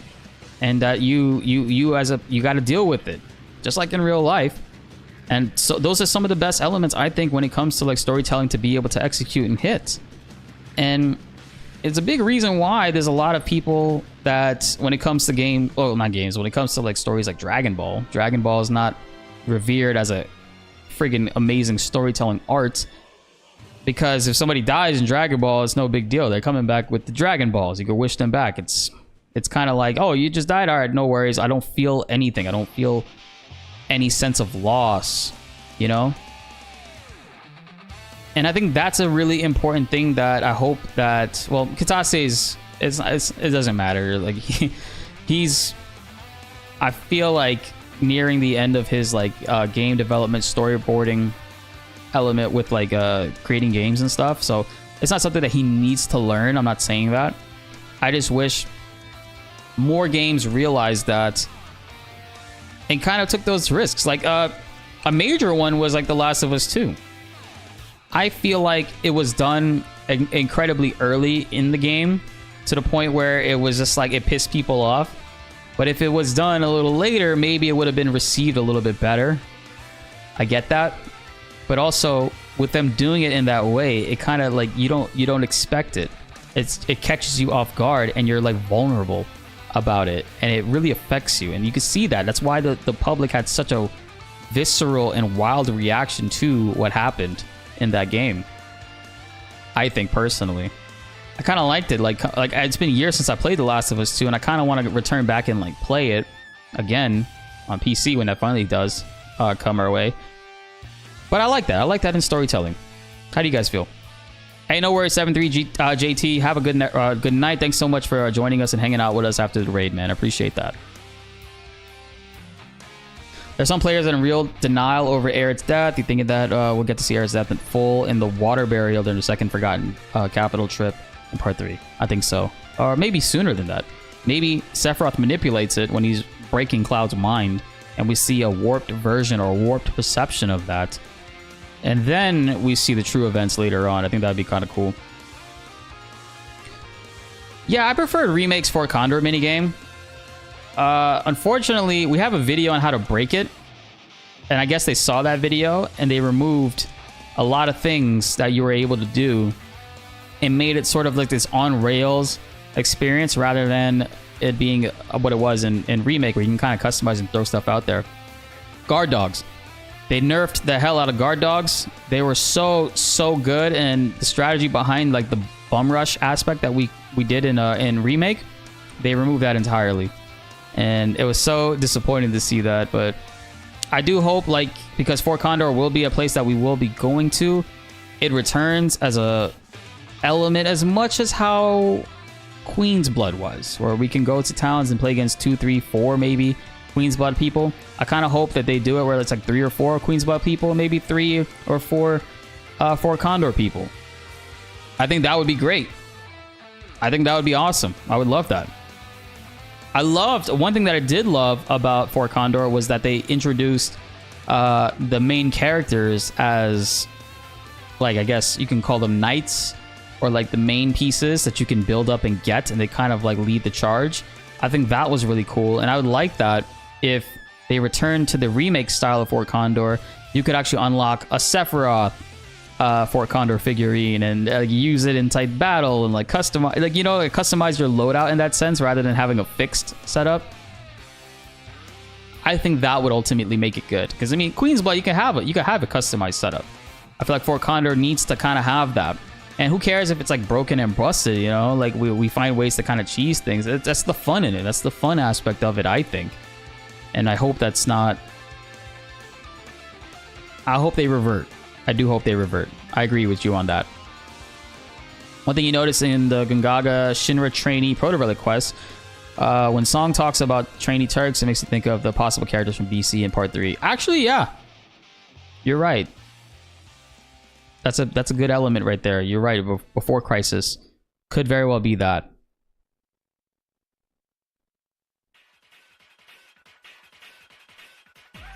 The Gilgamesh Fort Condor. Yo, he was cheap. So cheap, man. Tower thing. Chad had to help me out with that one. I think that was the one where I had to use a different build than it was that I was using. And it made it super easy. The turret, was it? I think it was the turret, or like the spear one.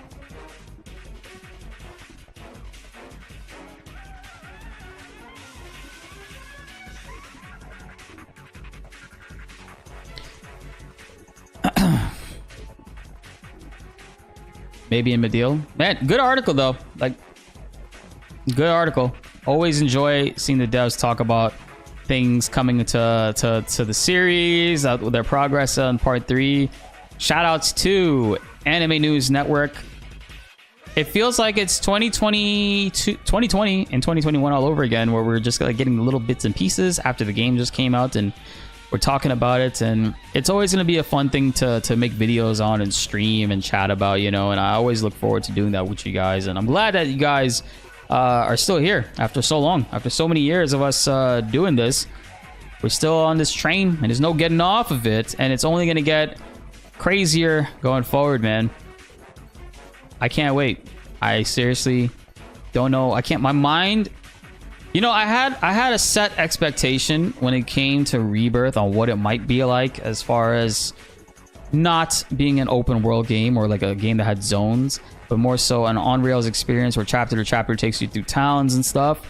But no, they went ahead and they surprised me 10 times over, giving us that much freedom. I wasn't expecting that much freedom, being able to walk around and do all that. And then when we got the tiny Bronco in the water and took it around in that way, that shit was crazy. You can actually, as far as water goes, you can take the tiny Bronco anywhere. You can go from continent to continent, and I did not expect that, because in the OG game, tiny Bronco was just made to go through shallow water.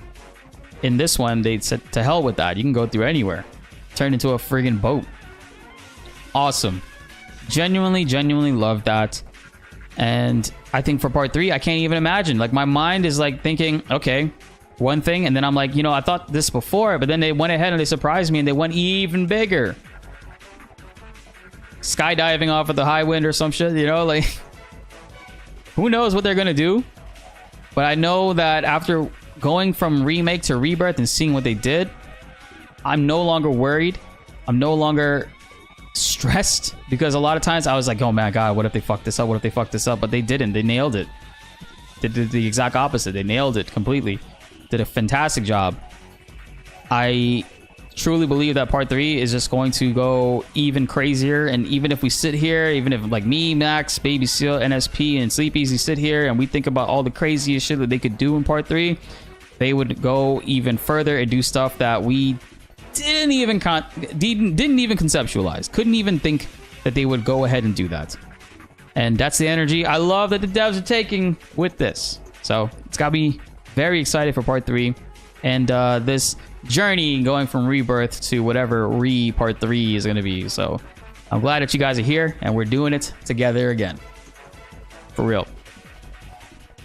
And when that PS5 Pro version drops, you know your boy gonna be playing it. Oh, that worked out really well with this song. I had no idea the song was ending there.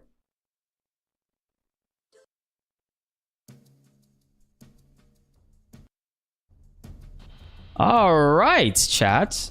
Who wants to play some Steam? By the way, this Dragon Ball Project multi-game was so good. I need it back. I still got a lot of videos I gotta make for that. Any Ff7 fans in here that are also Dragon Ball fans? Anybody at all?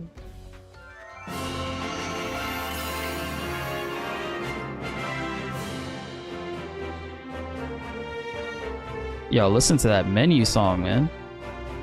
The main theme.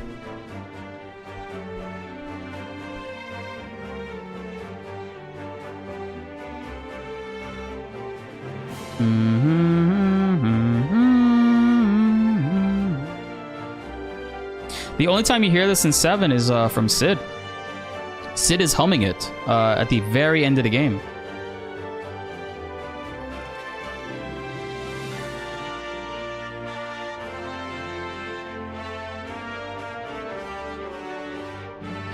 That's a great perspective, Cloud Sky.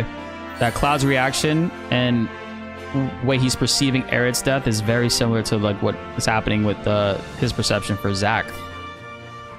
Oh, we're greeted with Tifa. Look at that. Boom. I played a lot today, chat.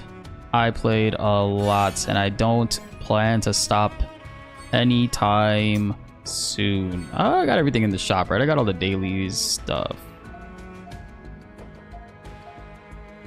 Yeah, I did. Okay. All right, let's look at the squad. I think I was leveling up Tifa, Yuffie, and Zack. Yeah, so that's not the main team? The main team is right here. This is my squad, chat. This is my squad. Right here. Got the Genji blade that I got on the first try. The first roll ever with Sephiroth. I got this on my very first try, okay, chat? Ever. I don't lie anymore. And it hurts. So I've been messing around with a few things. So the Bahamut Greatsword is my favorite weapon. This is the reason why I've been enjoying Ever Crisis a lot more, is because of Cloud's ability to hit everybody and deal permanent damage to them. So he deals his like base damage, and then anytime his health is over 50%, he also deals a bonus 40,000 damage on top of that because we have it maxed out. It's 30,000 if it's not maxed out. And the damage Cloud rips off with this, man, is so unreal. I've been messing with with Nailbat because its passive gives you an ATB boost. So at its max level, well, we're at level 4 right now. So right now I have 3.5 ATB to start the battle. I've just been like, you know, goofing around with that, you know, just messing around. But I do have some guild stuff I would like to do with y'all, man. We got to do some co-op battles. Help me do my dailies. Anybody in the guild? Anybody want to, you know, run some stuff? Look at all these points right here, man. Your boy's been going ham today. I know Anime Freak's gonna come back just now.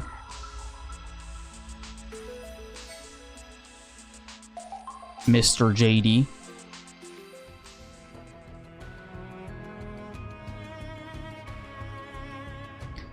The best way to farm crystals right now, dude, there's so many different ways to farm crystals. So playing the story is one thing. You do get per like story chapter completion or whatever, you get crystals from there. Solo content, battle tower stuff, you can get a gem for each thing that you do. Like I did all of this today, right? And each time you start it, for these ones, I think you get like 100 for the boss ones, but each one after that was like 50. So you get gems from all of that. Not only that, in solo content, you could also get gems from dungeons, Criterion dungeons, and Crisis dungeons. I think the Criterion dungeons, yeah, you get bonus stuff like first clear shit, you know, doing those. And then the Crisis dungeons also give you gems, and not only that, they give you gems and they give you mithril ores, which lets you boost your weapons. I need to like I need to finish through the story so I can unlock the rest of these and just knock these out. And I did say battle tower, right? Annoyingly enough, I'm stuck on this battle tower right here, which is weird because I feel like my characters are more than capable of all the videos I saw people do, but it is what it is. But then you have these towers here, and these ones also give you bonus gems that you can go through each one. And they have a fourth one, Golden Tower. I didn't know that one was there.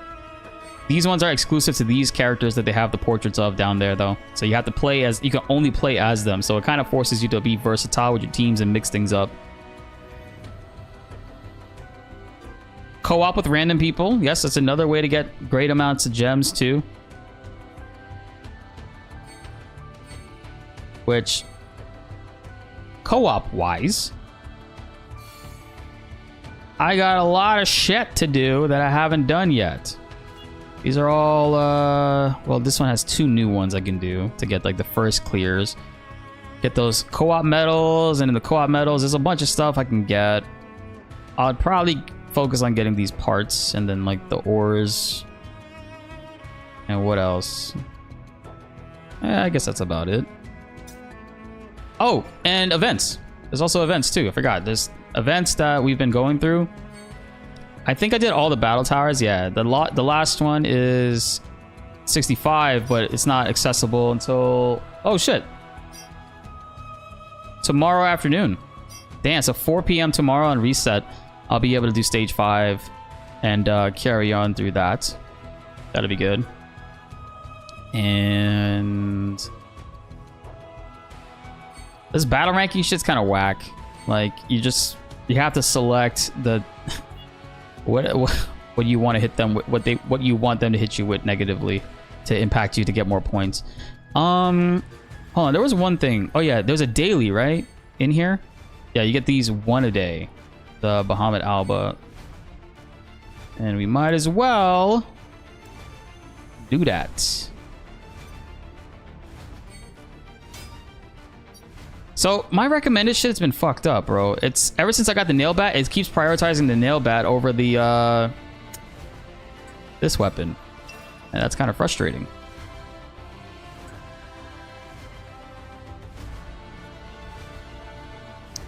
Where's my Sephiroth, you got it? Nah. This isn't like optimized. I've seen like with the proper like setup, the power scale is like 350, 360-ish. Am I getting any bonuses? Oh yeah, for this one I am. The other bonus would be Yuffie, right? If I had Yuffie on in here, I would get 300% more, but I've gotten everything in that store, so it's not a big deal.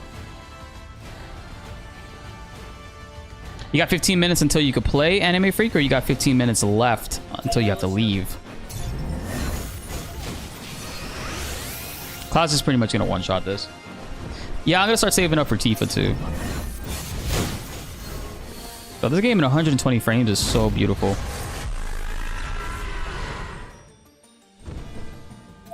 I think Cloud will probably 4-hit this.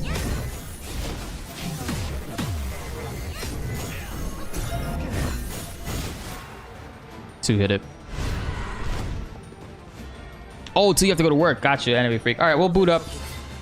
We'll jump on that right now. We could do this. We could do co-op this stuff. Because I haven't done any of that.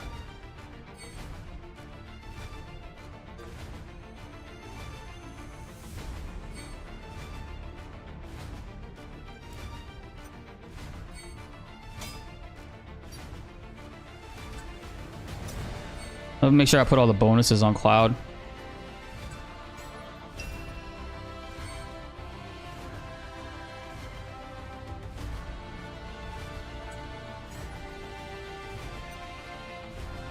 Nice.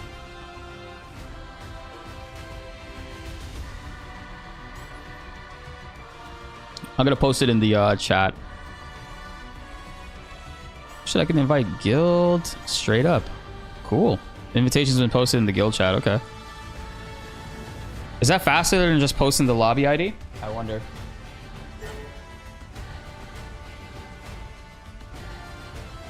What free gear did I get for today? I got box number 4. We're all rocking the Credo. Dang, yo, Cloud is saucing. What's this one? Glevenia's sword. Where the hell you get that from?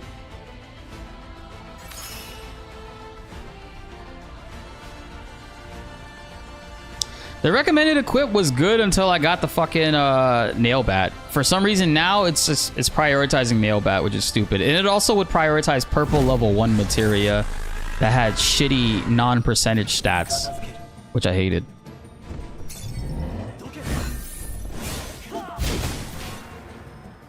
Oh yeah, I hope we can just move on to the next thing here. Oh, it was a Monster Hunter collab and I missed it? Fuck. I hope that comes back. Alright, we don't have to leave this, do we? Can I just queue up for the next thing? Because that would be annoying. Yeah, it's gonna disband the party, of course.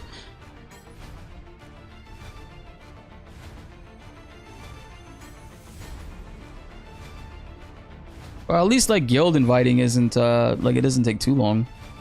It's pretty good for the most part.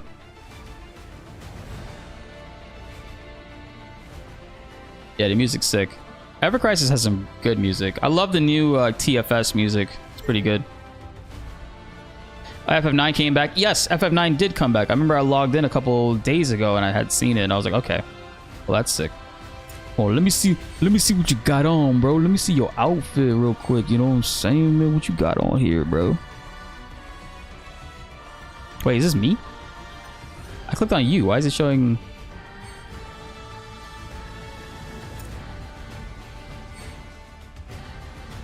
That's funny. So I can't like actively just do that.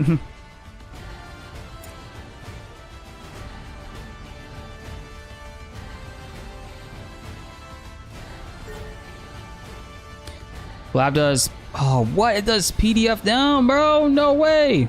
It's good. Yo, welcome in, Zen. Ready up, my boys.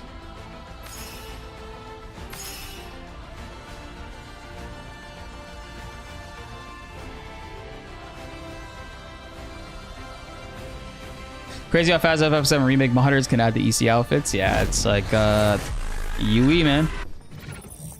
UE's easy to work with that. I think this was made in a Unity engine, right?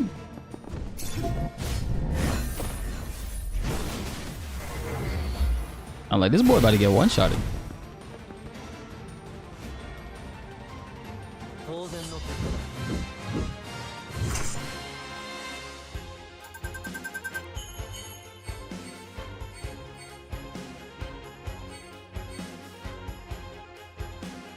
Like, I wish I could pick the next one to do, but it doesn't let us do that. Synchronized sword spinning. Yeah, buddy. All right, here we go. This is the Thoth.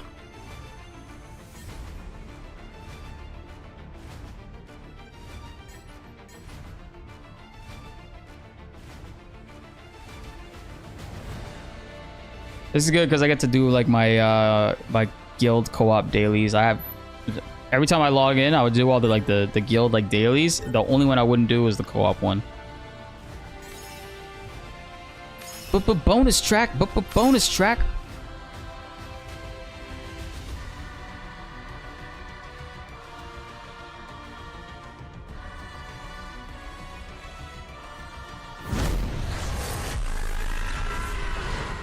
I love this sound effect. And you catching these hands, son.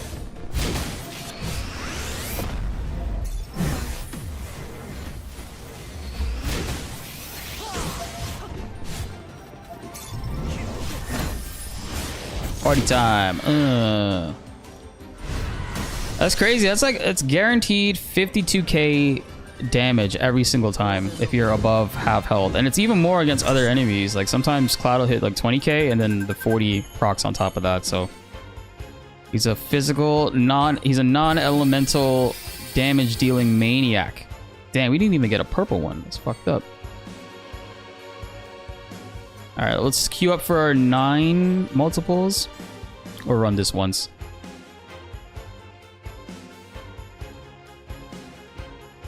Representing the cheat clappers out here, yeah. I want to try one more time, and we'll use the multiples. You got a stronger Cloud than this? Holy shit, yo, C Loud.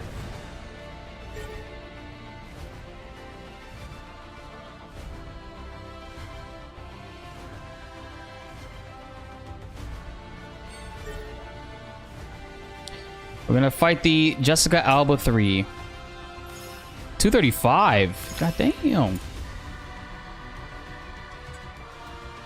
Stream Saber. Ice damage. I think I have this.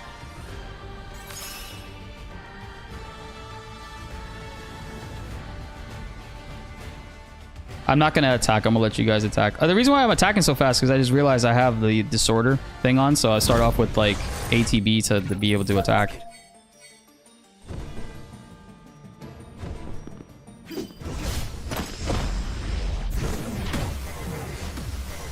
That's a cool animation. That's the animation for the new Punisher stance. What is that shit?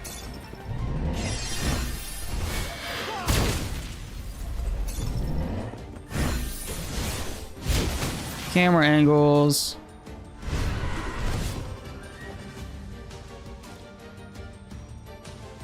Yo, D, after drawing on Cloud, you're down from 150 to 105k gems. Got it to OB10. Let's fucking go. That's amazing. Did you get, did you by any chance get lucky and get the Sephiroth Genji Blade? Dasali, what's going on, dude? Party chat running time is 51 hours and 46 minutes. Anyone know how to fix this shit? What? Party chat running time is 51 hours? How? How you been, bro?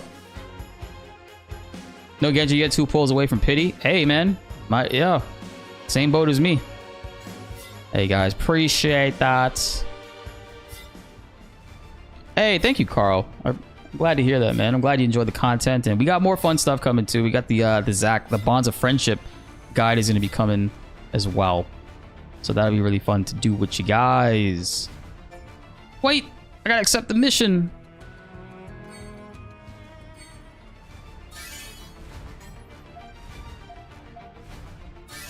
Only 50, bro. Some of these shits are a joke, bro. I got one that was like, oh, use 90,000 stamina. Here's 30 gems. What the fuck? That shit out of my face. It's your broke ass.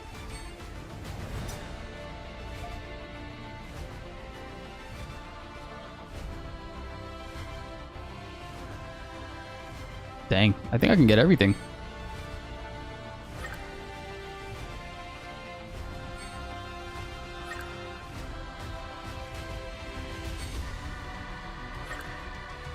God, I hate this fucking slow ass shit.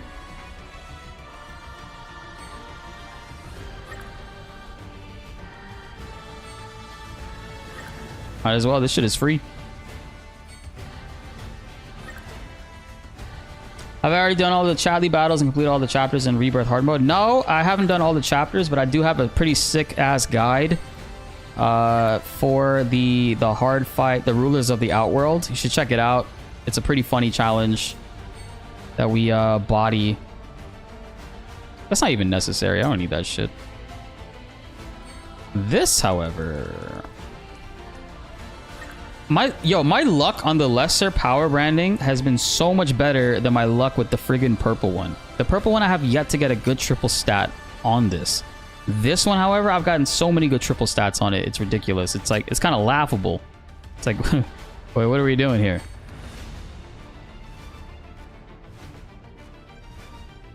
It's the co-op. Yeah. We did the one already. Okay. Let's do standard co-op now, because we gotta go through this shit.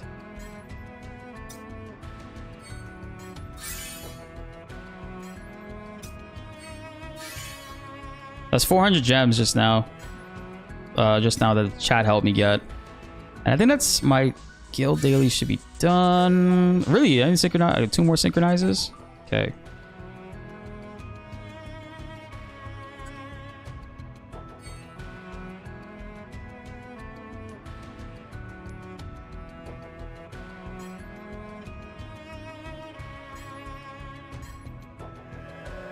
Ooh, is this gonna be a... I think this might be an epic cure. I've never seen it go to... I've seen the highest was 7 hours. I've never seen 8 hours. No. Just legendary. And man, that's kind of ass, bro.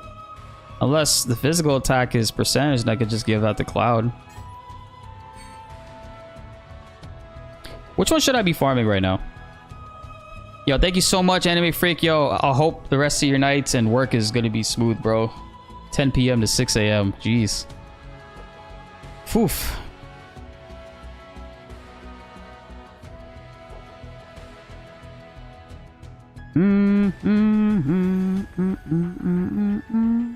Fuck it, I'm gonna go for another cure.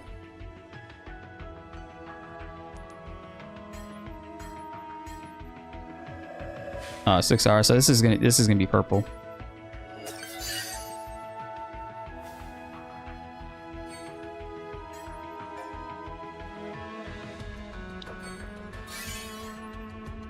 How do you get the ultimate weapons? I got you. 1 second. So there's actually an event right now where you can go here, and it's the battle towers here.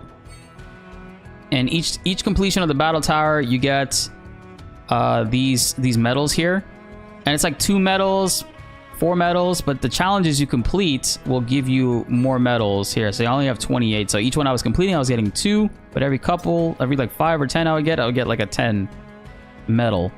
So essentially after you get those, like from the battle tower, right? You could also get like from here, if you complete level 70, which I don't have yet, you can get 10 from there.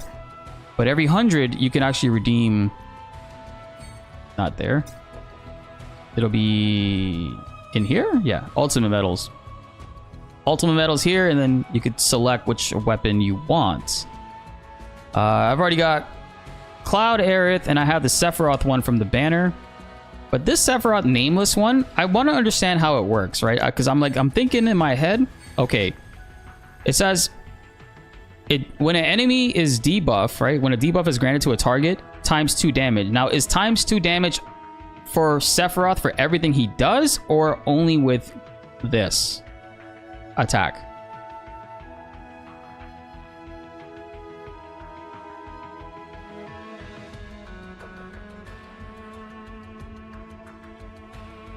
Hey, you got the Zan. Just run you can get your team leveled up to 80 pretty quickly. These, like, you know, with the bonus XP they're giving out now. It'll probably take like an hour to get two teams of 80. Only the ultimate weapon attack. Okay, so it's not as good as I thought it was going to be. Thanks for clarifying that. I mean, it's still like 1500% non-elemental damage. Yeah, it is what it is, but I thought this was going to make it so that when an enemy is debuffed, you know, Sephiroth is dealing all kinds of damage, but it's only that attack, so that's kind of eh. What's the next character's ultimate weapon I should get? You think I should get Tifa's? Tifa's is the same effect as Cloud's, I think.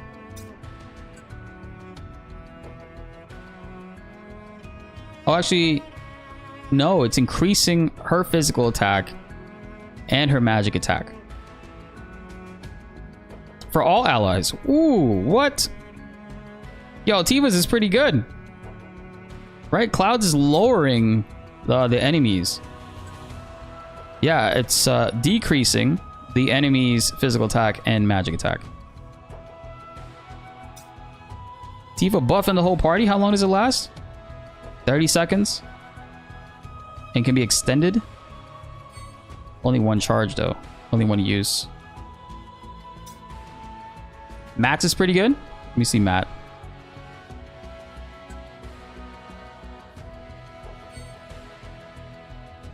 Restores 25% of max HP. All allies. Gives you a regen, which lasts 3 seconds. It's so funny when a regen only lasts that long. Removes physical defense down and magic defense down. That's really good. That's so good. There's a lot of bosses I was coming across where they just keep lowering that over and over again on you.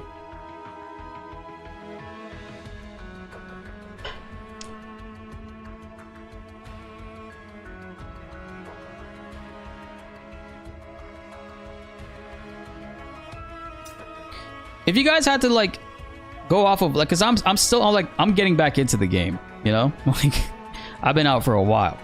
But if you guys had to make a tier list right now, who would you rank as like based off of their weapons and potential? Who would you rank as like the top tiers? Like I feel like Cloud and Aerith are always going to be up top because like Aerith, this is just like valuable in every team, and you can get her to deal a lot of damage, or you can get her to heal.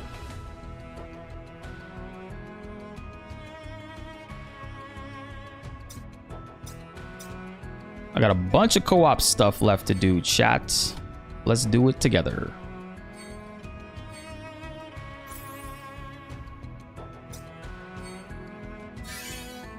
I have so many stamina pots still. I don't think I'll be running out of this anytime soon. There's a code to get 30 right now. I forget the names of the codes, but if you look it up, there's 3 codes you can type in here. You go in, where is it? Gift codes, and you type in a valid gift code here. Like there's like anniversary related ones. You can get 30 or is it 90? Is it 90 pots or 30 stamina pots? I can't remember. Oh, also remember to use these. Item boxes. When you log in, you get these item boxes. I wasn't using them. I didn't use them until today. I had 9, I think. So I used them today. This one pissed me off, bro. Look at all this shit. You can get all of these, but you know what I got? You know what your boy fucking got? I got one of like the 15 stack mithril ore, and then the rest were these like boxes here. I was so pissed. I thought I was gonna get a bunch of these ones. The ingots.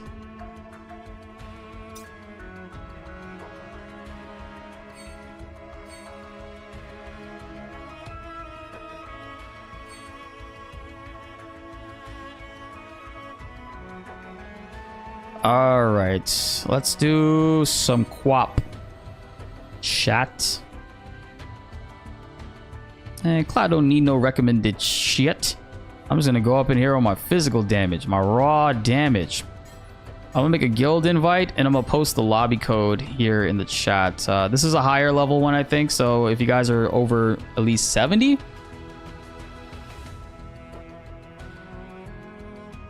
I feel like when it comes to damage, the best in slot character really depends on what the boss is weak to. Yeah, but like there's also this element with Cloud now. Since Cloud is, well, this weapon thrives off of non-elemental. I think that's so good. It's pretty satisfying seeing that. Hey, let's go Sky. I think I missed out on the white outfits.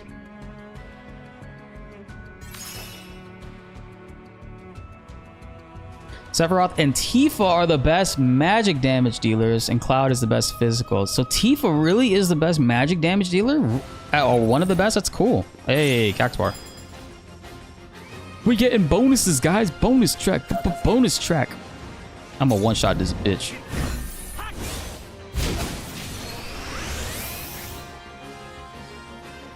What's Tifa's best magic attack damage dealing weapon?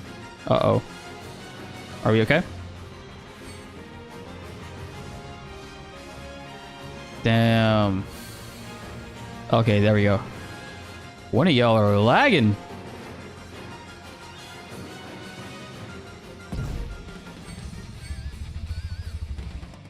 The new fire magic gloves. Oh, that's good. That's cool. All right, so Tifa is probably gonna be my next focus then.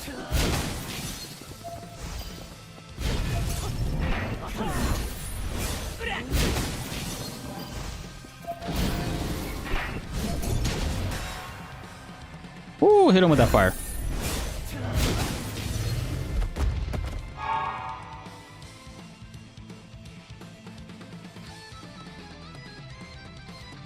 Boom, boom, boom, boom, boom, boom, boom, boom.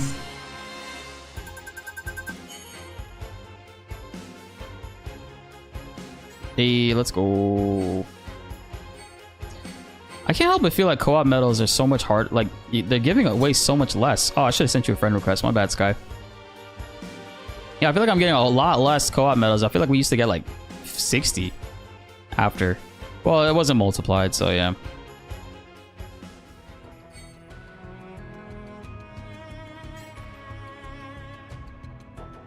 Cloud's only level 37. Mauve! How could you do this? Let's try again, Sky. We'll see if it, because it wasn't that big of a deal. I don't really mind. Like, it's not like it took a long time, so you feel free to rejoin. So Tifa looking good. I mean, in this game, I mean, damage-wise, I mean, yo, chat, look what I got sitting on my desk.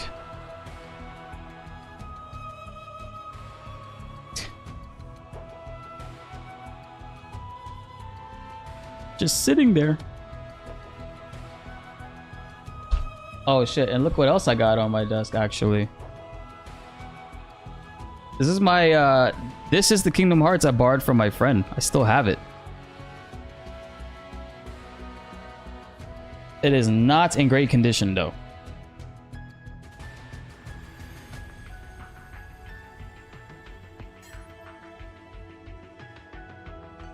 The room number? I posted it in the chat.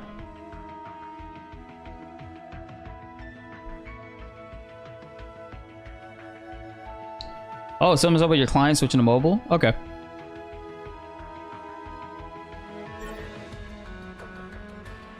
That was quick. Serena has like the best Zac, right? I always see her stats. Like her Zac is crazy. Igniting stream. Ooh. Boost magic attack to all allies. That's cool.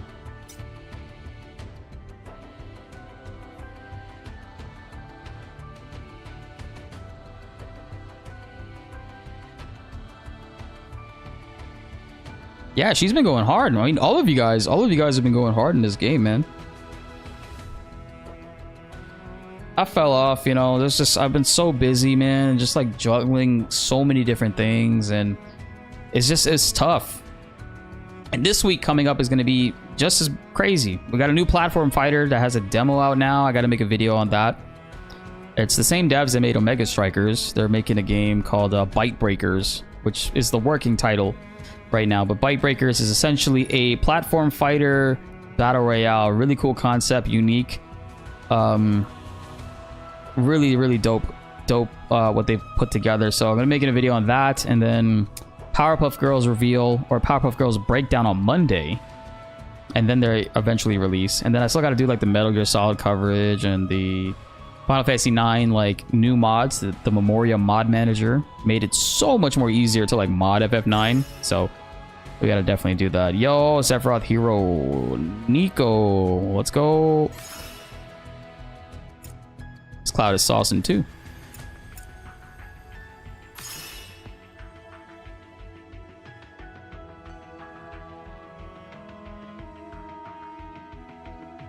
Got the feather and mermaid outfit. Spent money on that. You never do that. Oh, let's go. Love to see it.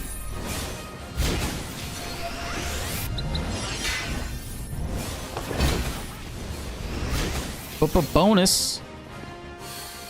I spent money so far over the last 3 days. I probably dropped $200. We're not gonna talk about that.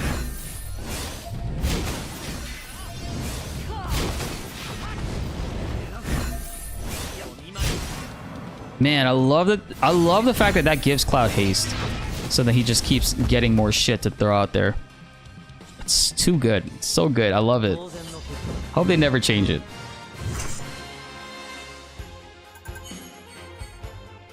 Yay! Thank you, chat.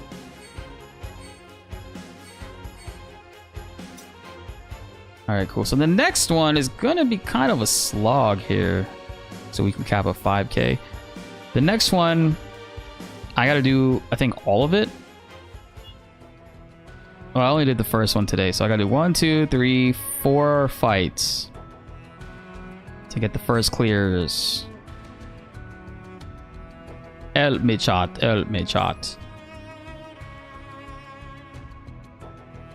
I'm gonna be posting here. I'll do a guild invite, and I'm posting the lobby code right now in both chats.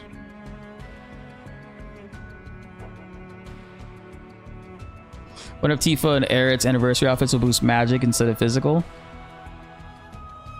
I can't help but feel like it's going to be all physical, specifically to cater for like this event, since like Bahamut isn't like elemental, and if it's Bahamut weapons, I feel like it's going to be non-elemental physical based.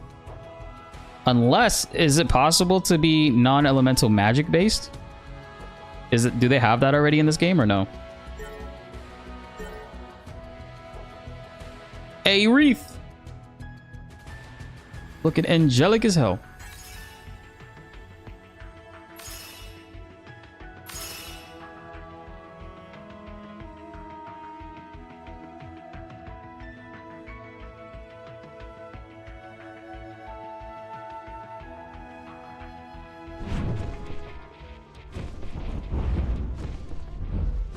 Damn, son.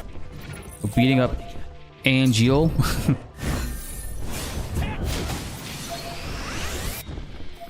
Cast your doom. What you gonna do?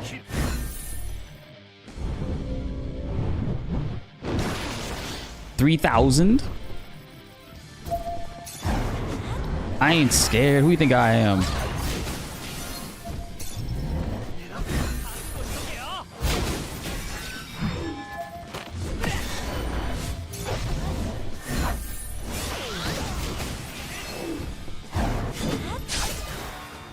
He ain't gonna be in Rush Hour 3.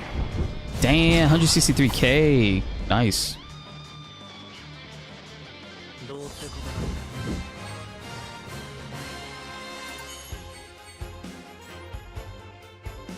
Let's go. That was your first hit? Oh no, the one hit max damage. That was your... Okay, never mind.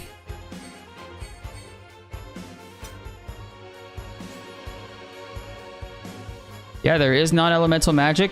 Shit, then you might be right. They very well could do that. Make them both non-elemental magic. I didn't know that was a thing.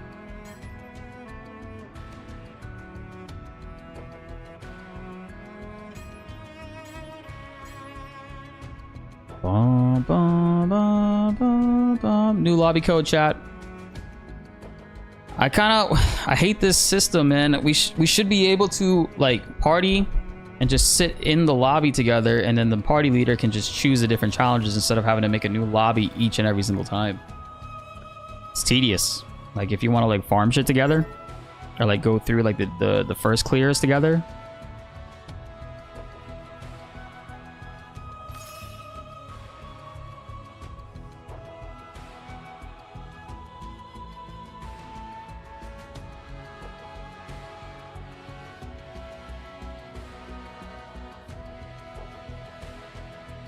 Oh yeah, that's true, Mauve, yeah.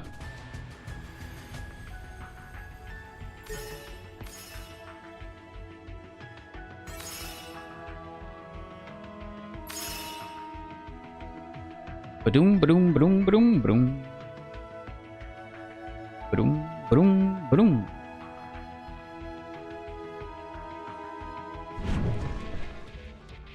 Yeah, I'm excited. The rest of this year is going to be pretty exciting, man. I mean, we don't have too long of a wait until the PS5 Pro.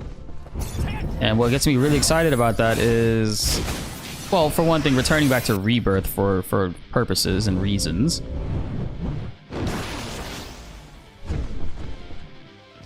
But the infinite content pool we got out of that. And then, like, using the Pro to test out a bunch of other games, you know? Nice. Yeah, lower that wind resistance.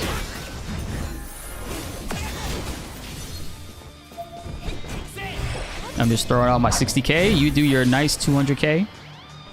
183k.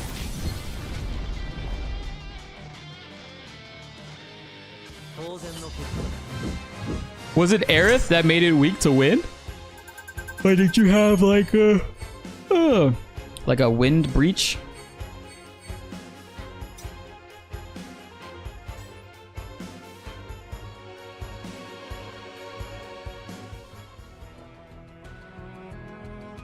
All right, two more.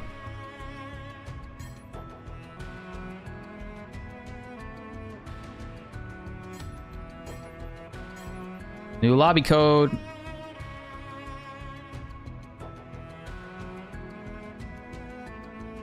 Man, when we used to play this on mobile, it was a pain in the ass to like copy and paste the lobby code before the PC version existed. Yeah, Aerith has a wind breach kind of weapon. Nice.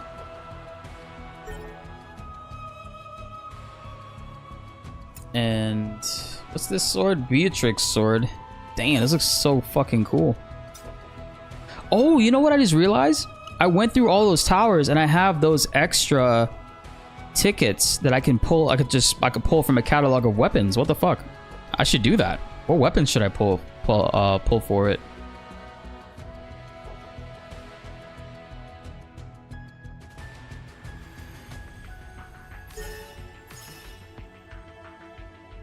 Yeah, what's this weapon? This one? Oh, I only have one of this. There's a, oh no, it's a Raging Sphere? I do have this. Or is it this one? God damn it.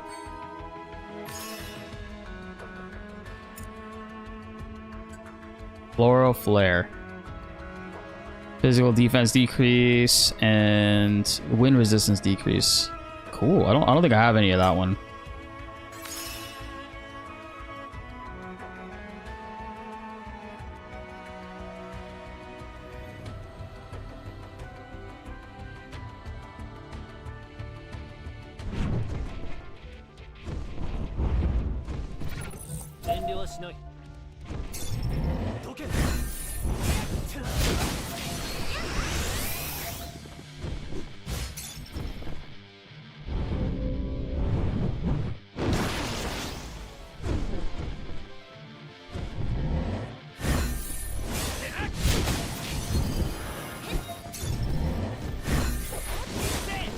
Floral Flare. Window Resistance. Oh. Damn, there we go. 200k. 220. That's awesome.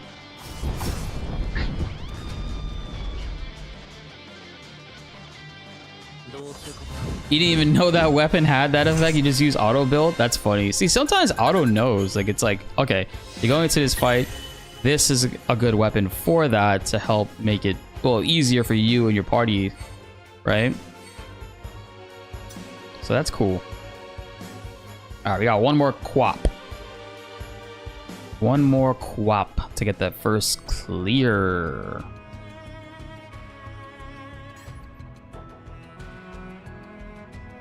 I wonder if we just click, instead of like inviting, would it be faster to just match make and then you guys match make same time and like see if it just pairs us together? Obviously this makes it a little bit more personal. So there's a new lobby code. Yeah, but sometimes that happens, Gagan.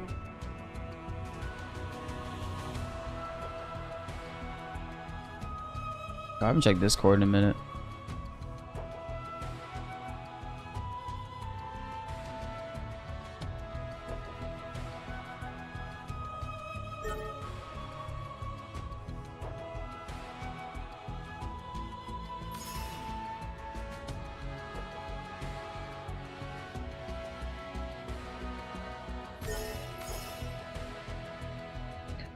Bum, bum, bum.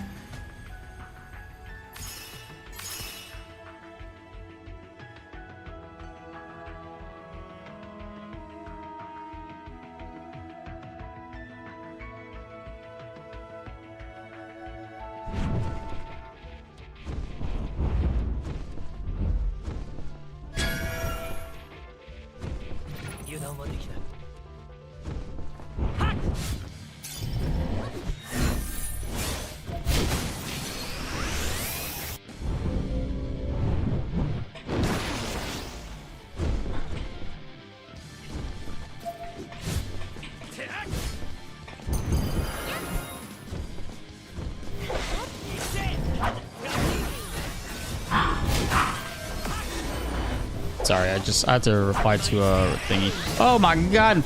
This is why I should have just kept it on auto.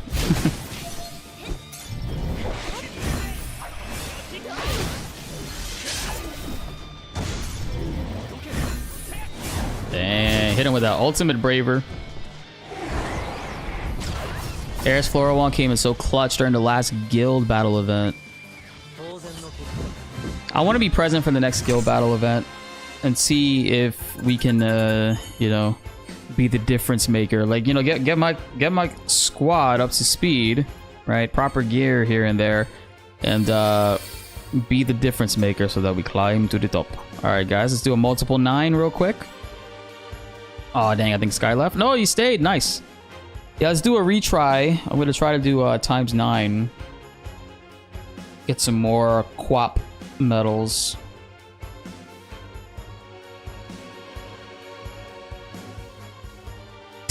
They had Maximilian Dude on the local LA news for a segment about MVC collection. Slow news day in LA, bro. That's crazy. Whenever I'm visiting like a big city and I turn on their news, I always see the craziest shit compared to like where I'm from. And I live in Florida, so it's like, damn. Like the New York news, Chicago news, LA news, that shit's like some depressing shit they be talking about on there. Oh, you left? Okay. Well, you done mess us up, man. Just kidding. See if we can join back real quick. I want to see. I'm curious on a times 9 for this, what we'll get out of that. Lobby code is going down here. You're good, guys. No worries. It's just because like back to back to back we kept leaving, so I don't expect you to to know. It's all good. We were in top 100, so that was good. We are going to be top 10 next time. I hope. We'll see. So what are the guild events like? Like what exactly are you doing? Are you like completing a challenge, the same challenge as a guild, and accumulating points?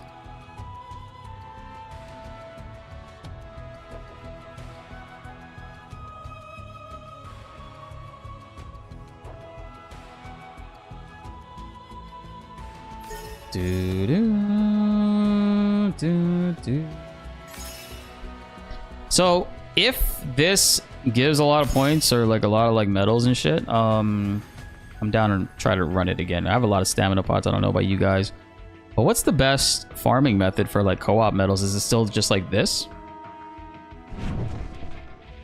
You fight a boss in 5 different levels. So was it like that Reno ranking event? That was the last time I was playing Ever Crisis heavy. Was that event with Reno? He was a punk beach. Yo, Sephiroth Pain. I just got back on like 2 days ago and I've been hooked.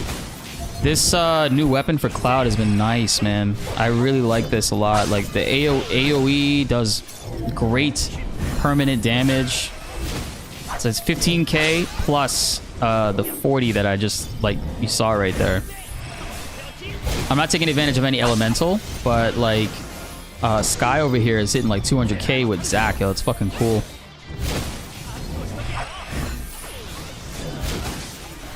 Nice. I like that the animation is not too crazy long too. Oh, it's different? Okay. You can get cumulative points by killing the same boss with 5 ranks based on boss health and power. Oh. Broken? Hell yeah, bro. Gotta be broken, man. That's the fun shit about it, right? So we got 36. Oh, and then 240 off of the multiple 9. So this is from the membership that I have. All right, the weekly thing, and then this is 240 from this. Oh yeah, what the hell? We can get the... Well, the cap will take quite a bit. But that would still be nice to get to. Because there's a lot of good stuff in the co-op medals that I haven't been... well, it's been a while since I actually got co-op medals. Oh, retry was grayed out? Oh, shoot. It's all good. All good. Ran out of energy? Okay, no worries, man. Appreciate you guys. Let me collect some stuff that I got. So, probably got a tier off of that. Yeah.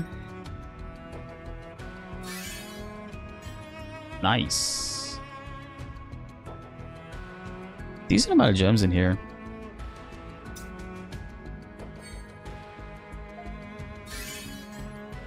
I'm so mad that these aren't moving pictures. Like, what were they thinking here, bro?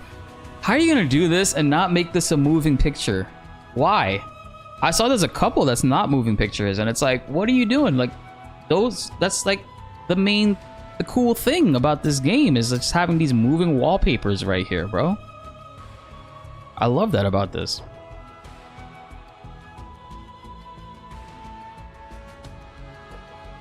Since there was a Ultimate Braver, yeah, I would think the last time I played was May or April, right? I think April was the last like sponsored stream that we had with them. But this is cool. Like I like where it's at right now. I think it is. I'm glad that I took so long because now that I'm back, there's a lot of shit to do. Like, quite frankly. Oh, I want to ask, you know, while I have you guys, is it smart to be focusing on this front collection right here? I mean, to boost the weapon C ability potency. I did overboost it twice. But I know it's like, it depends, right? It's always going to be different. 0.3% right there.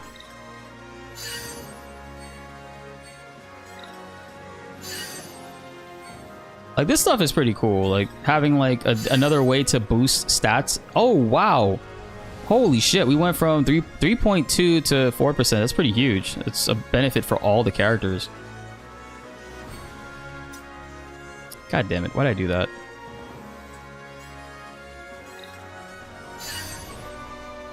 Nice. So this is all stuff that I got today. It's the best one? Nice. So my instincts are still good in this game. I think that's all.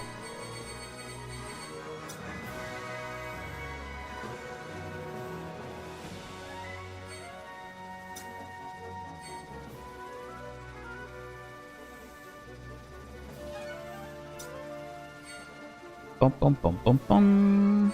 How much paint do I have? Can I go up one? Nah.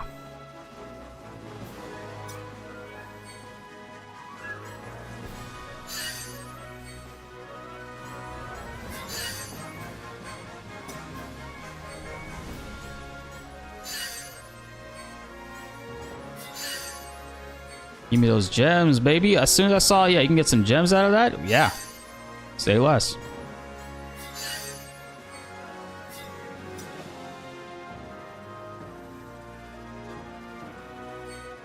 He's got 150. Actually, more than that. 200. Total of all airship parts to 100 is only 50. Get the fuck out of here, bro. At least incrementally, like, raise them. That's just stupid.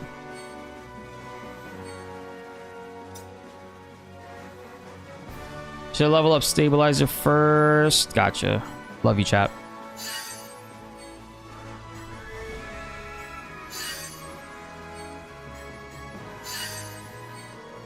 On PC, it can kind of be easier to like spam shit here.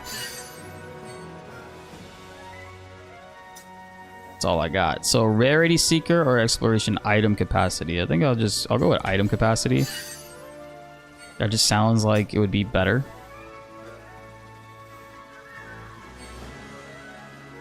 Materia Guardians next. Oh shit.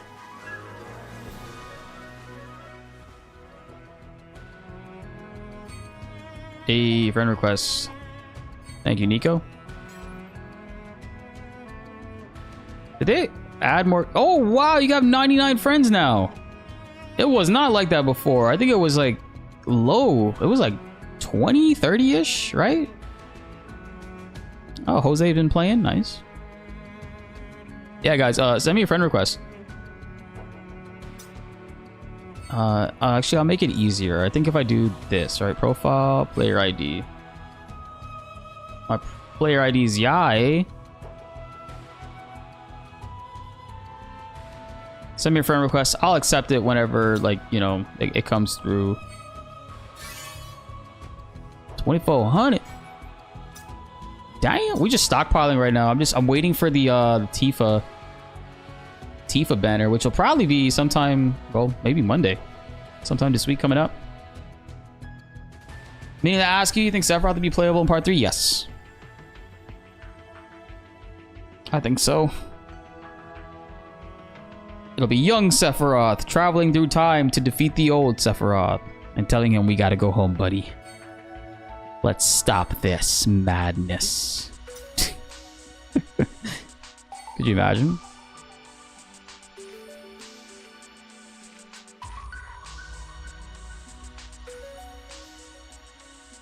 How do you get more guild exchange?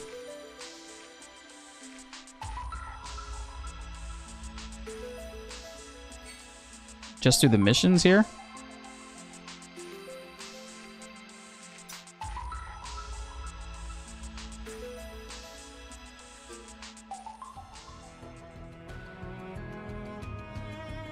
Mostly Wednesday. No story today. Oh, you're talking about... you're asking about Sephiroth. I think both. I think VR and maybe story.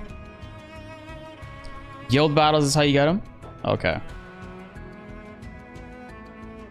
Gotcha, gotcha. So the other thing was this. Wait, this one? Chaos. Okay, yeah, Chaos are Corrupted. Man, so many decisions to do here. I have 2 for each. Well, 2 for the first 2, but then 1 going across for, well, everything else. Oh man, decisions. Whose weapons to focus on, whose to not focus on and just get a gotcha ticket instead.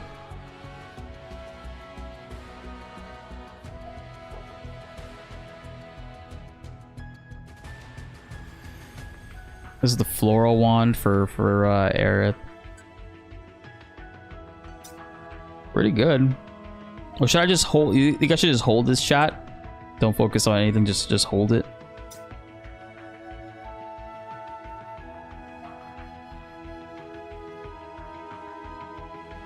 The Mutter, Sammy.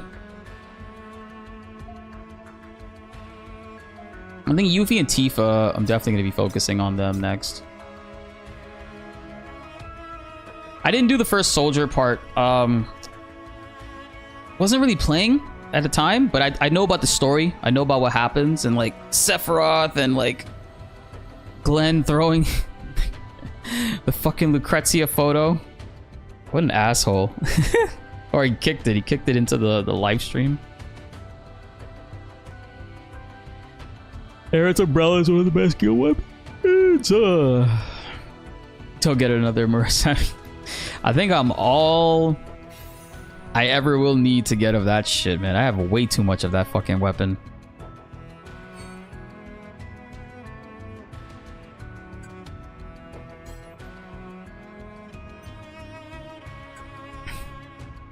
Ooh, I could uncap this, bring this up.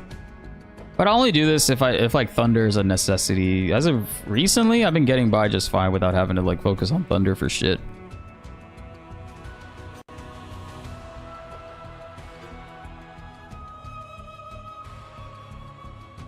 I think I'm gonna do that, Endrigo, but I'm probably gonna do that off stream. I'm trying to think of other things to do on stream that's at least like interactive or entertaining with you guys, because like grinding and all that stuff, it can only be so fun to watch, you know what I mean?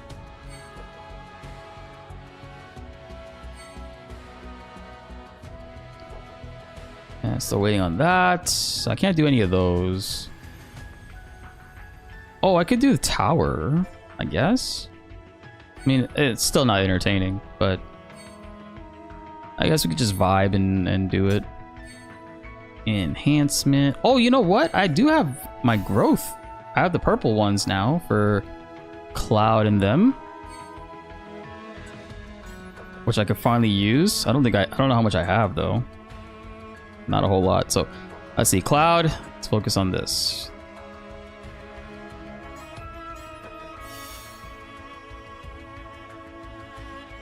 Yeah, brands are substats. I'll roll some brands just now just so I can show you what it's like. I kind of like them. I've been getting really lucky with the uncommon brands, to be honest.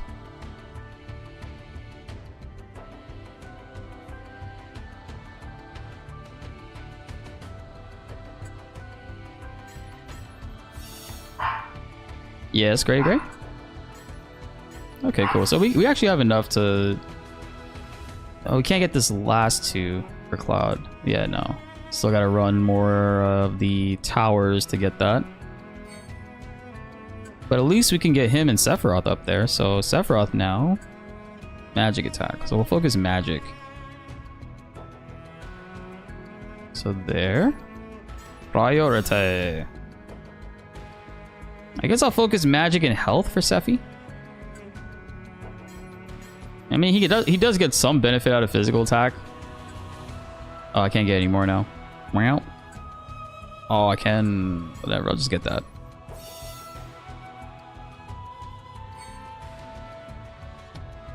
And my third character, Aerith. I'm like, what? Why do I have a brain fart? Who the hell is my third teammate? So Aerith, she don't got any healing in the last tree. So obviously we're gonna just focus on magic and health. And that's about it.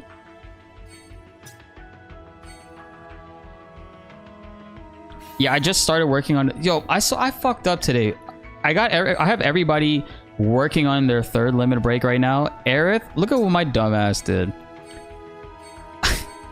I swapped before completing Seal Evil, so I still have to complete Seal Evil, but I can't swap because it's on cooldown for another 13 hours because you can't just swap back and forth. You have to...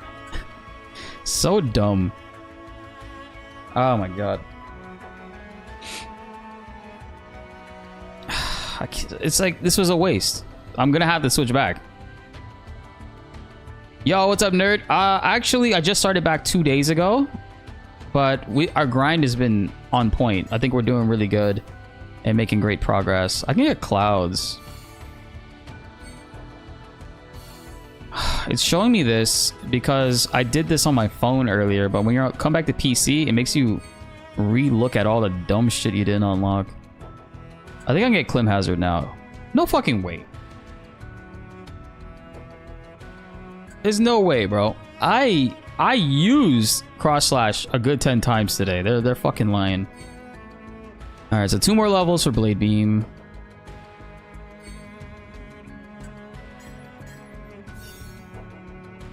Yeah, lots of quality of life, lots of gems, man. Lots of gems, lots of things to do. Really and truly, lots of things to do. I think Sephiroth's Limit Break 3 has it was a good read from what I recall reading. I think I could get his. 2? Bro, they're lying. There's no way I only used Sephi's Limit Breaks twice today. There's no way.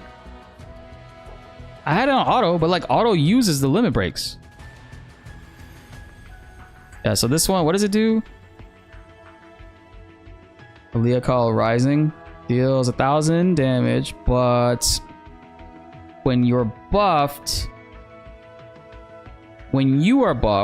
whether your stats, potency, or resistance has granted to self ×2 damage. Okay, so you get bonus 2 times damage as Sephiroth after you use his Limit Break. I feel like that's a pretty good.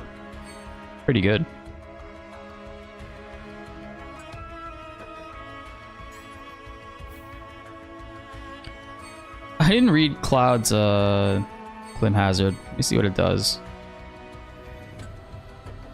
When debuff is granted to target ×2 damage. So this is good. You debuff a target. By the time you usually get Limit Breaks, the enemy's usually in a debuff phase where they get like they get the auto shit casted on themselves or whatever. Clim Hazard would be really good for like ending fights with Cloud, I guess.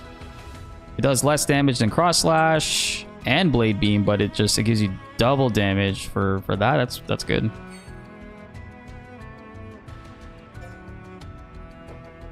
Yeah, there's a lot of cool stuff. Oh shit, we got a lot of ads, yo. Welcome guys. Sephiroth. What a good fucking name. You got the tag, right? The front and the back tag, and then they got the main name as Sephiroth. I think that's hilarious. Thanks for the ads, guys. Appreciate it. Oh, and the charge speed is 900, so it's half the speed as other Limit Breaks. That's even better, man.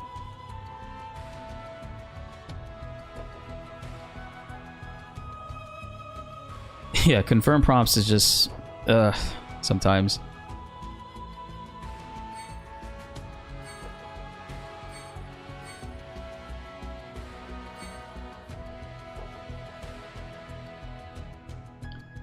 I don't know why. Like, I feel like my team is capable enough to like go through this one, but they just haven't been. They've been kind of like sucking ass with it. Do I do this? Yeah. I feel like manually changing Sephiroth shit.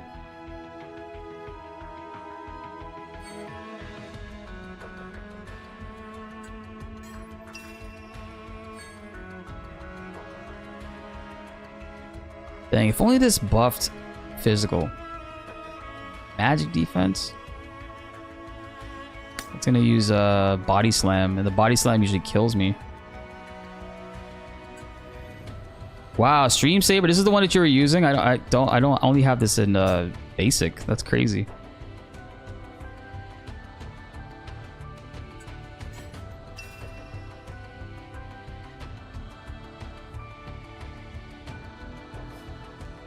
They're working on creating it, like making it easier to upgrade and shit. Nice. Sephiroth's here as a self. No, he does it to allies actually. Solid barrier plus plus.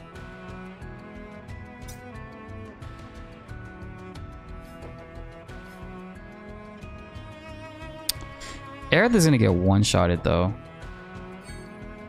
I think for her, I was trying to do this earlier. I was using the Mithril Rod and trying to use Save and Grace to like boost her. But she needs another physical defense. Everybody like that was talking about this fight says you need at least over 100 physical defense to live out this fucking fight. So I am going to remove this. We're gonna keep. Oh, actually no. The difference now I have Yuffie's thing on, so it buffs the buff duration. So here's what we're gonna do. Filter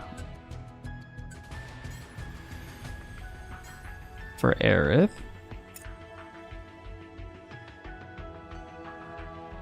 24.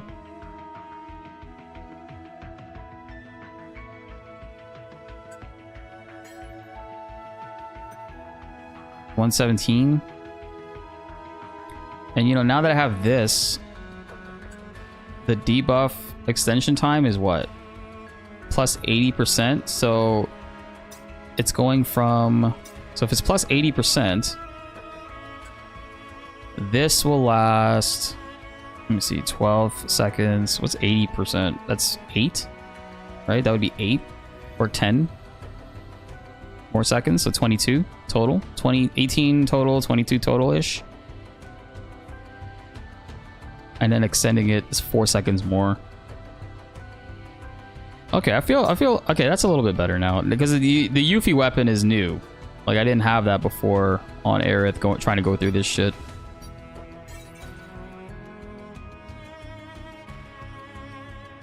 For this stage, you might need physical defense up for all allies. Baromat's the best to do that. No, they're so low though. I have them. I haven't even worked on them at all, man.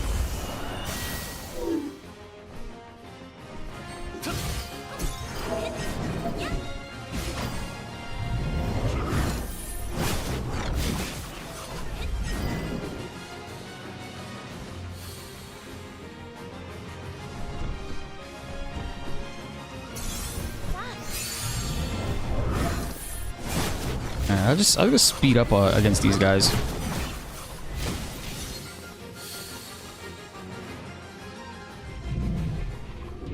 If you had Saving Grace over boost 6, she could probably do it. Damn. She's quite a ways from there. Fuck, bro. I clicked on the other thing.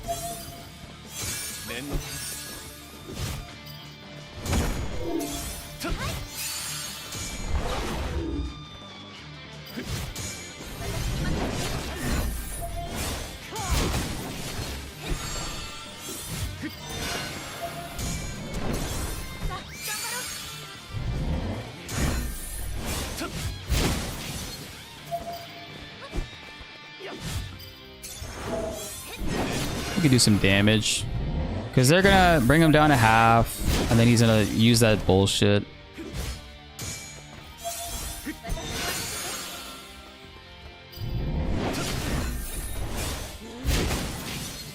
Right, he's gonna boost himself back up.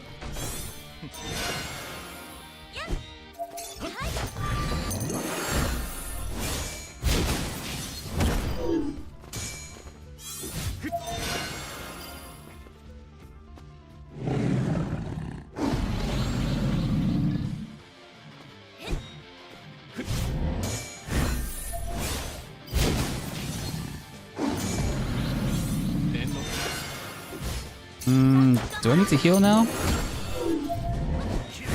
That was a waste, Aerith.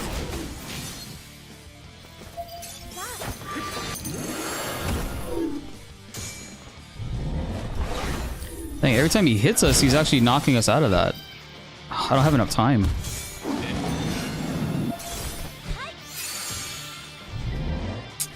I'm not gonna get this off. I fucked up with my shit in between right there. Damn it.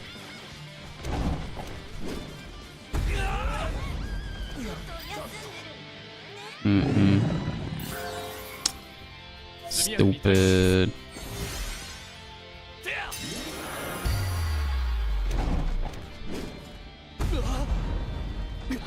You think I would have had that if I didn't mess up that? I know I messed up right there. I let the auto thing fill up and then it used a thing too early. I was just like,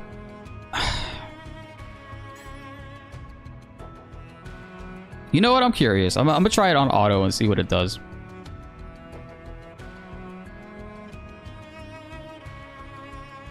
Oh, show the tiers of deep buffs. Okay, I got you.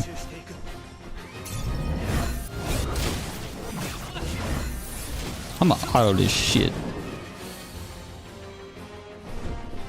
You know what's funny? I feel like that time the behemoth attacked way less than it did before when I was on auto. And also I just realized that every attack that it hits you with in that phase, it puts the debuff on you. So that actually makes it much more difficult. Like saving and managing the ATBs there, and like so Aerith doesn't like automatically use bullshit.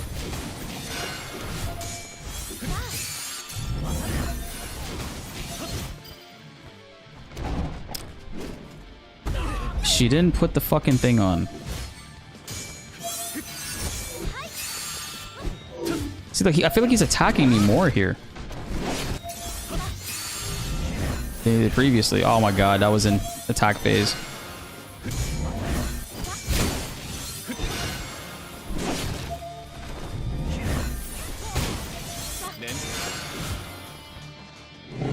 Alright, stamina charge.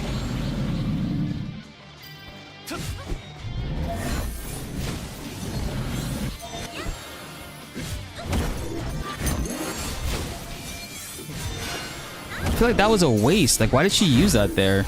He's just gonna keep hitting you with that.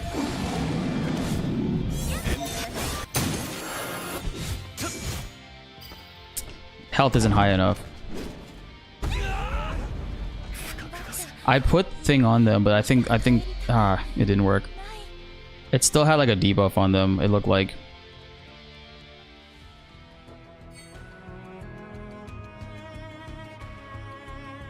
Aren't the tiers the little arrows pointing up and down? I think I have that enabled on my mobile, but not on here. Yeah. That's weird. Yeah, on my phone, this is on, but on here it's not. But I know you're talking about the arrows, right? The arrows pointing up and down, and it shows you how much it's stacked on you.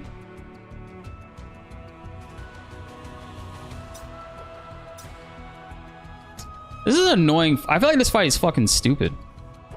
The fact that you get 20% less healing, it's like annoying too.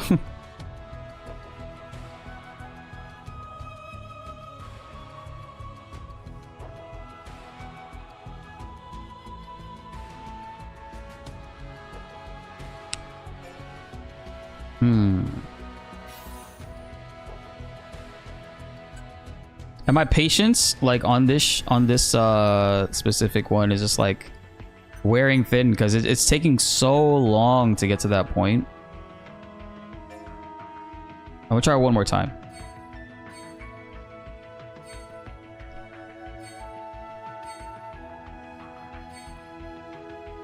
I feel like I heard you guys talking about this and how this was like the most annoying fight for a while for a lot of people.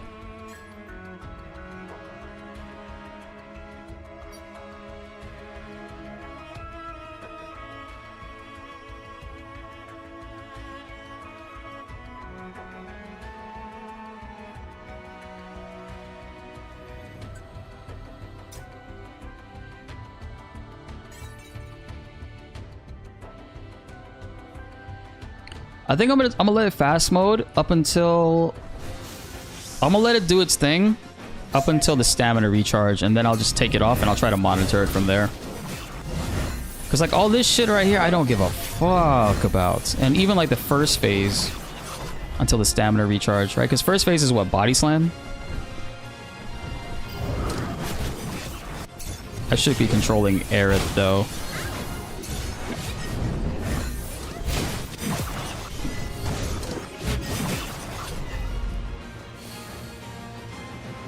If you had a third limit break of Aerith, it would help because she could remove debuffs. And I'm locked out at getting that until tomorrow. Tomorrow afternoon for the latest. Because of the stupid switch that I did.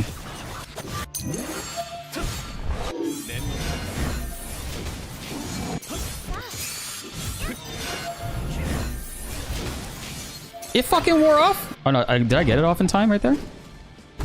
I did, yeah. Instead of 6,000, it was 5,000. That's not enough right there. Holy shit.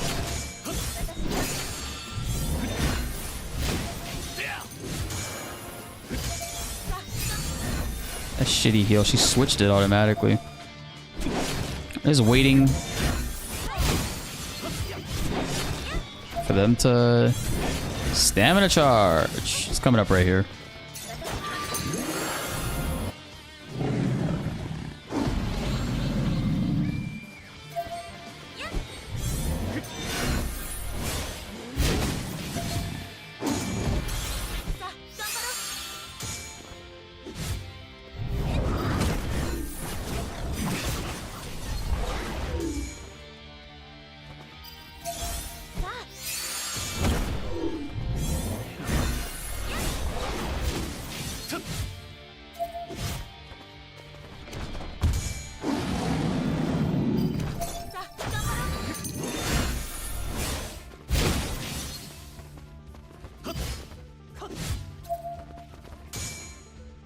Dang, yeah, it's 3. Holy shit. That shit has 3 stacks on me. And the buff on this, because it's not OB6 or higher, this shit is kind of ass. It's a potency of low. I just realized that.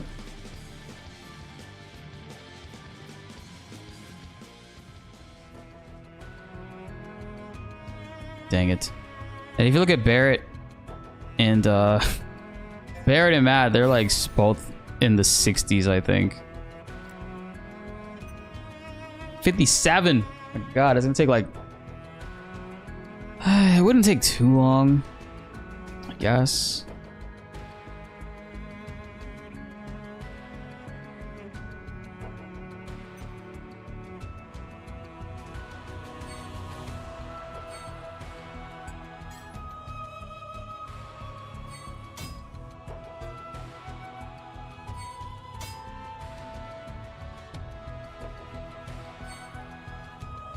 I'm tired of this outfit. I don't think this shit looks like it's so like I like this. This looks way cooler.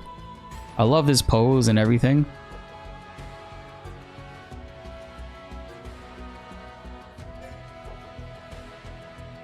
How's this assault rifle? Let's go back and look. Yeah, I gotta go for the Tifa anniversary outfit.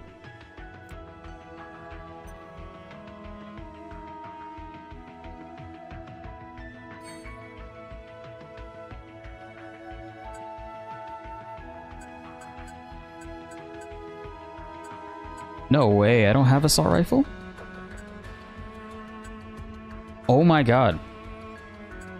Damn, I don't even have it. That's insane.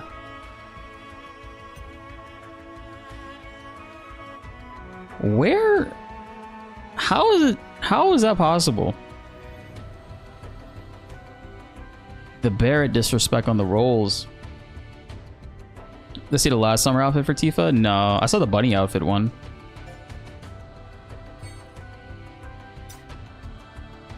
Yeah, just to gotta do some character grinds.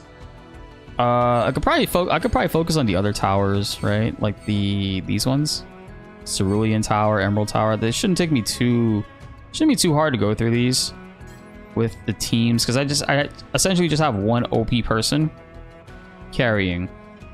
What's this team supposed to be? It's like it's Aerith, Zac, and Yuffie, I think. Yeah, it was this one. Maybe not. I don't like the Yuffie outfit's supposed to be on. Yo, my Zac weapons are so ass too.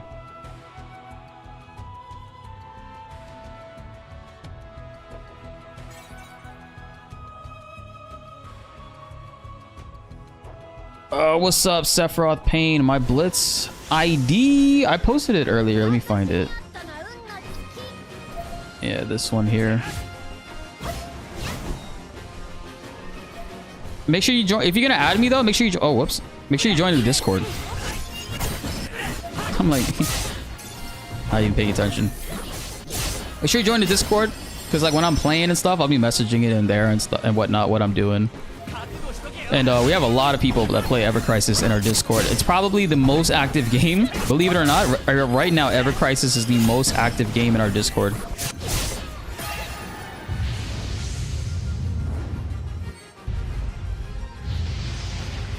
Why would...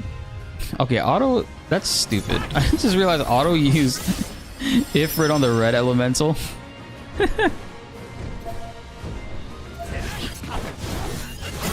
Stuck at the 25th floors of the other towers. Iron Giant's a bitch, man. Stack physical, or you call it non-elemental, right?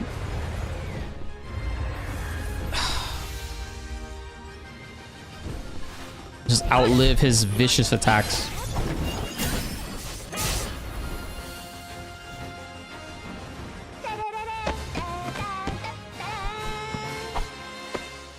Yuffie, she looks so different in here. Obviously it's a different outfit, but I feel like her hair looks different in this outfit. It's not consistent with her other look. 50 gems per each run of these towers is pretty good. And then every 5, right? When I get to 5, it goes to 100 or 200? Might be 200.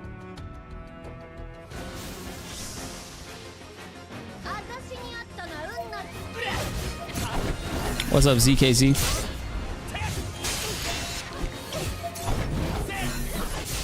Yuffie's model was updated recently.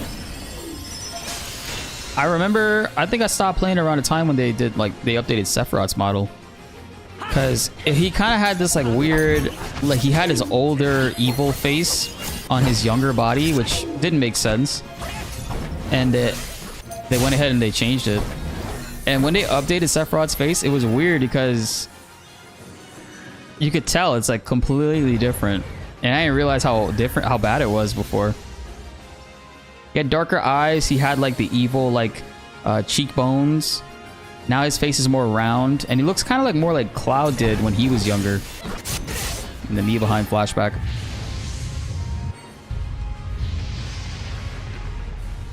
It's a landworm, son.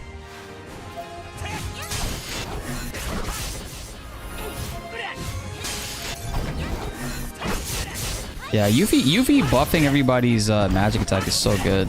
Oh no, magic defense. She buffs the magic defense of all allies.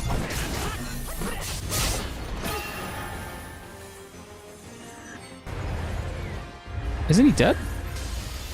Oh, now he's dead. Mm-hmm.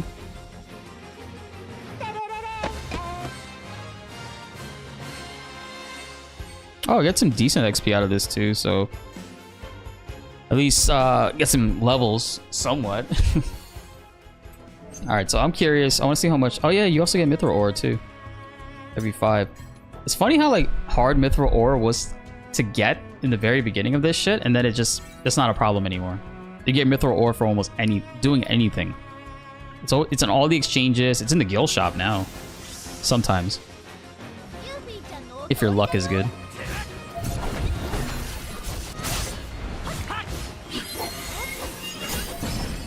Boost the magic defense.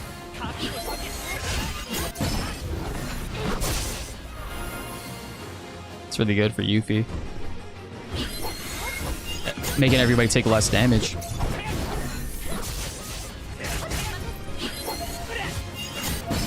This is really good. 3 stacks.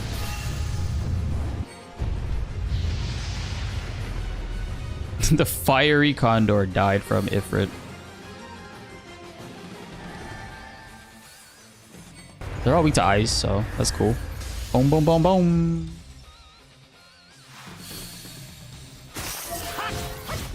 Ooh, I didn't put any X's on.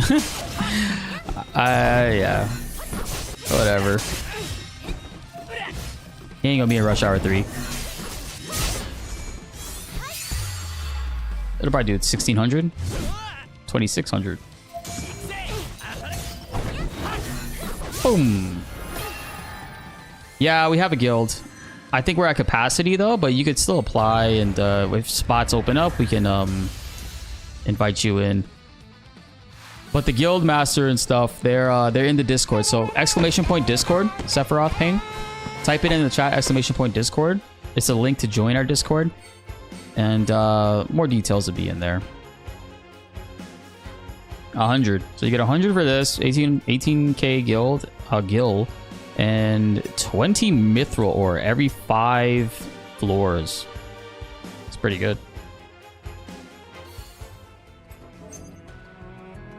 I think after I get off, I'm gonna focus on this, right? Like the towers as much as I can, and then do story. Well, story should be the priority, right? Do story, unlock the crisis dungeons, and just farm the crisis dungeons, because I could keep re-rolling my crisis keys with the gems.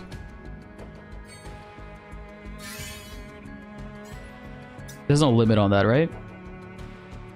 How far am I story-wise? Like, I'm up to date on everything. I know all the stuff that happens in First Soldier, but I actually haven't been playing it. If you look, I still gotta finish. Yeah, look at that. I'm still in chapter 6, section 3.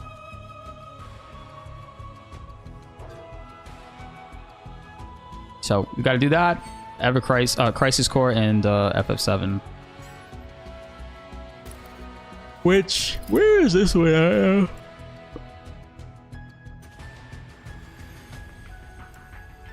I'm on chapter 6.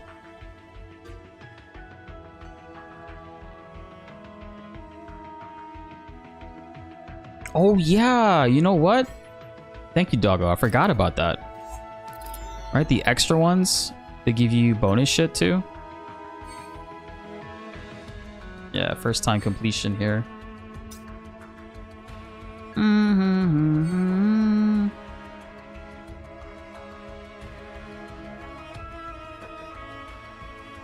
What did it say? Party. Oh, it switched Tifa in. Okay. Oh yeah, because it had Sephiroth. That's why.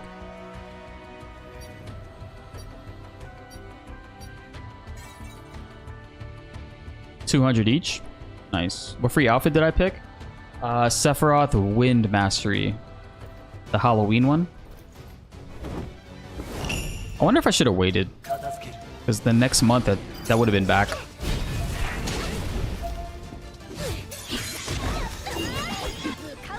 What the fuck, bro?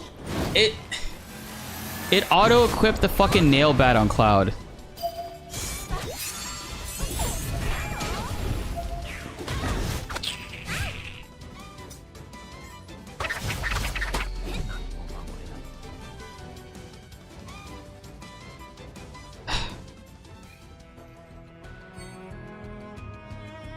Stupid.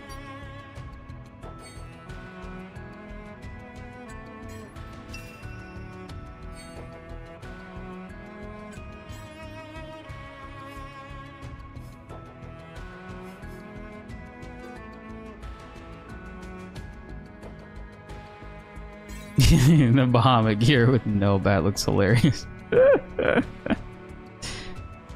I was like, what the fuck? Why didn't she get hit that hard? There you go.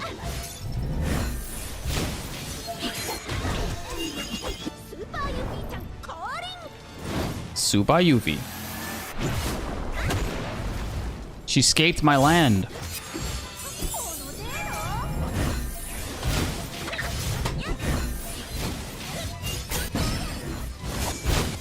Ultimate Braver. Oh, snap. Oh my god, that shit looks so sick, bro. I love the ultimate attacks. Ultimate weapons are such a great addition. Just cue that up. Boom, boom, boom. Tifa ding. Okay, it's 200. Nice. Yeah, I'm gonna go back and do all of those. Damn.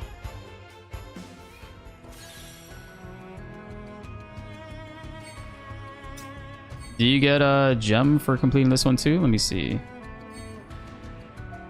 Nope, just the title.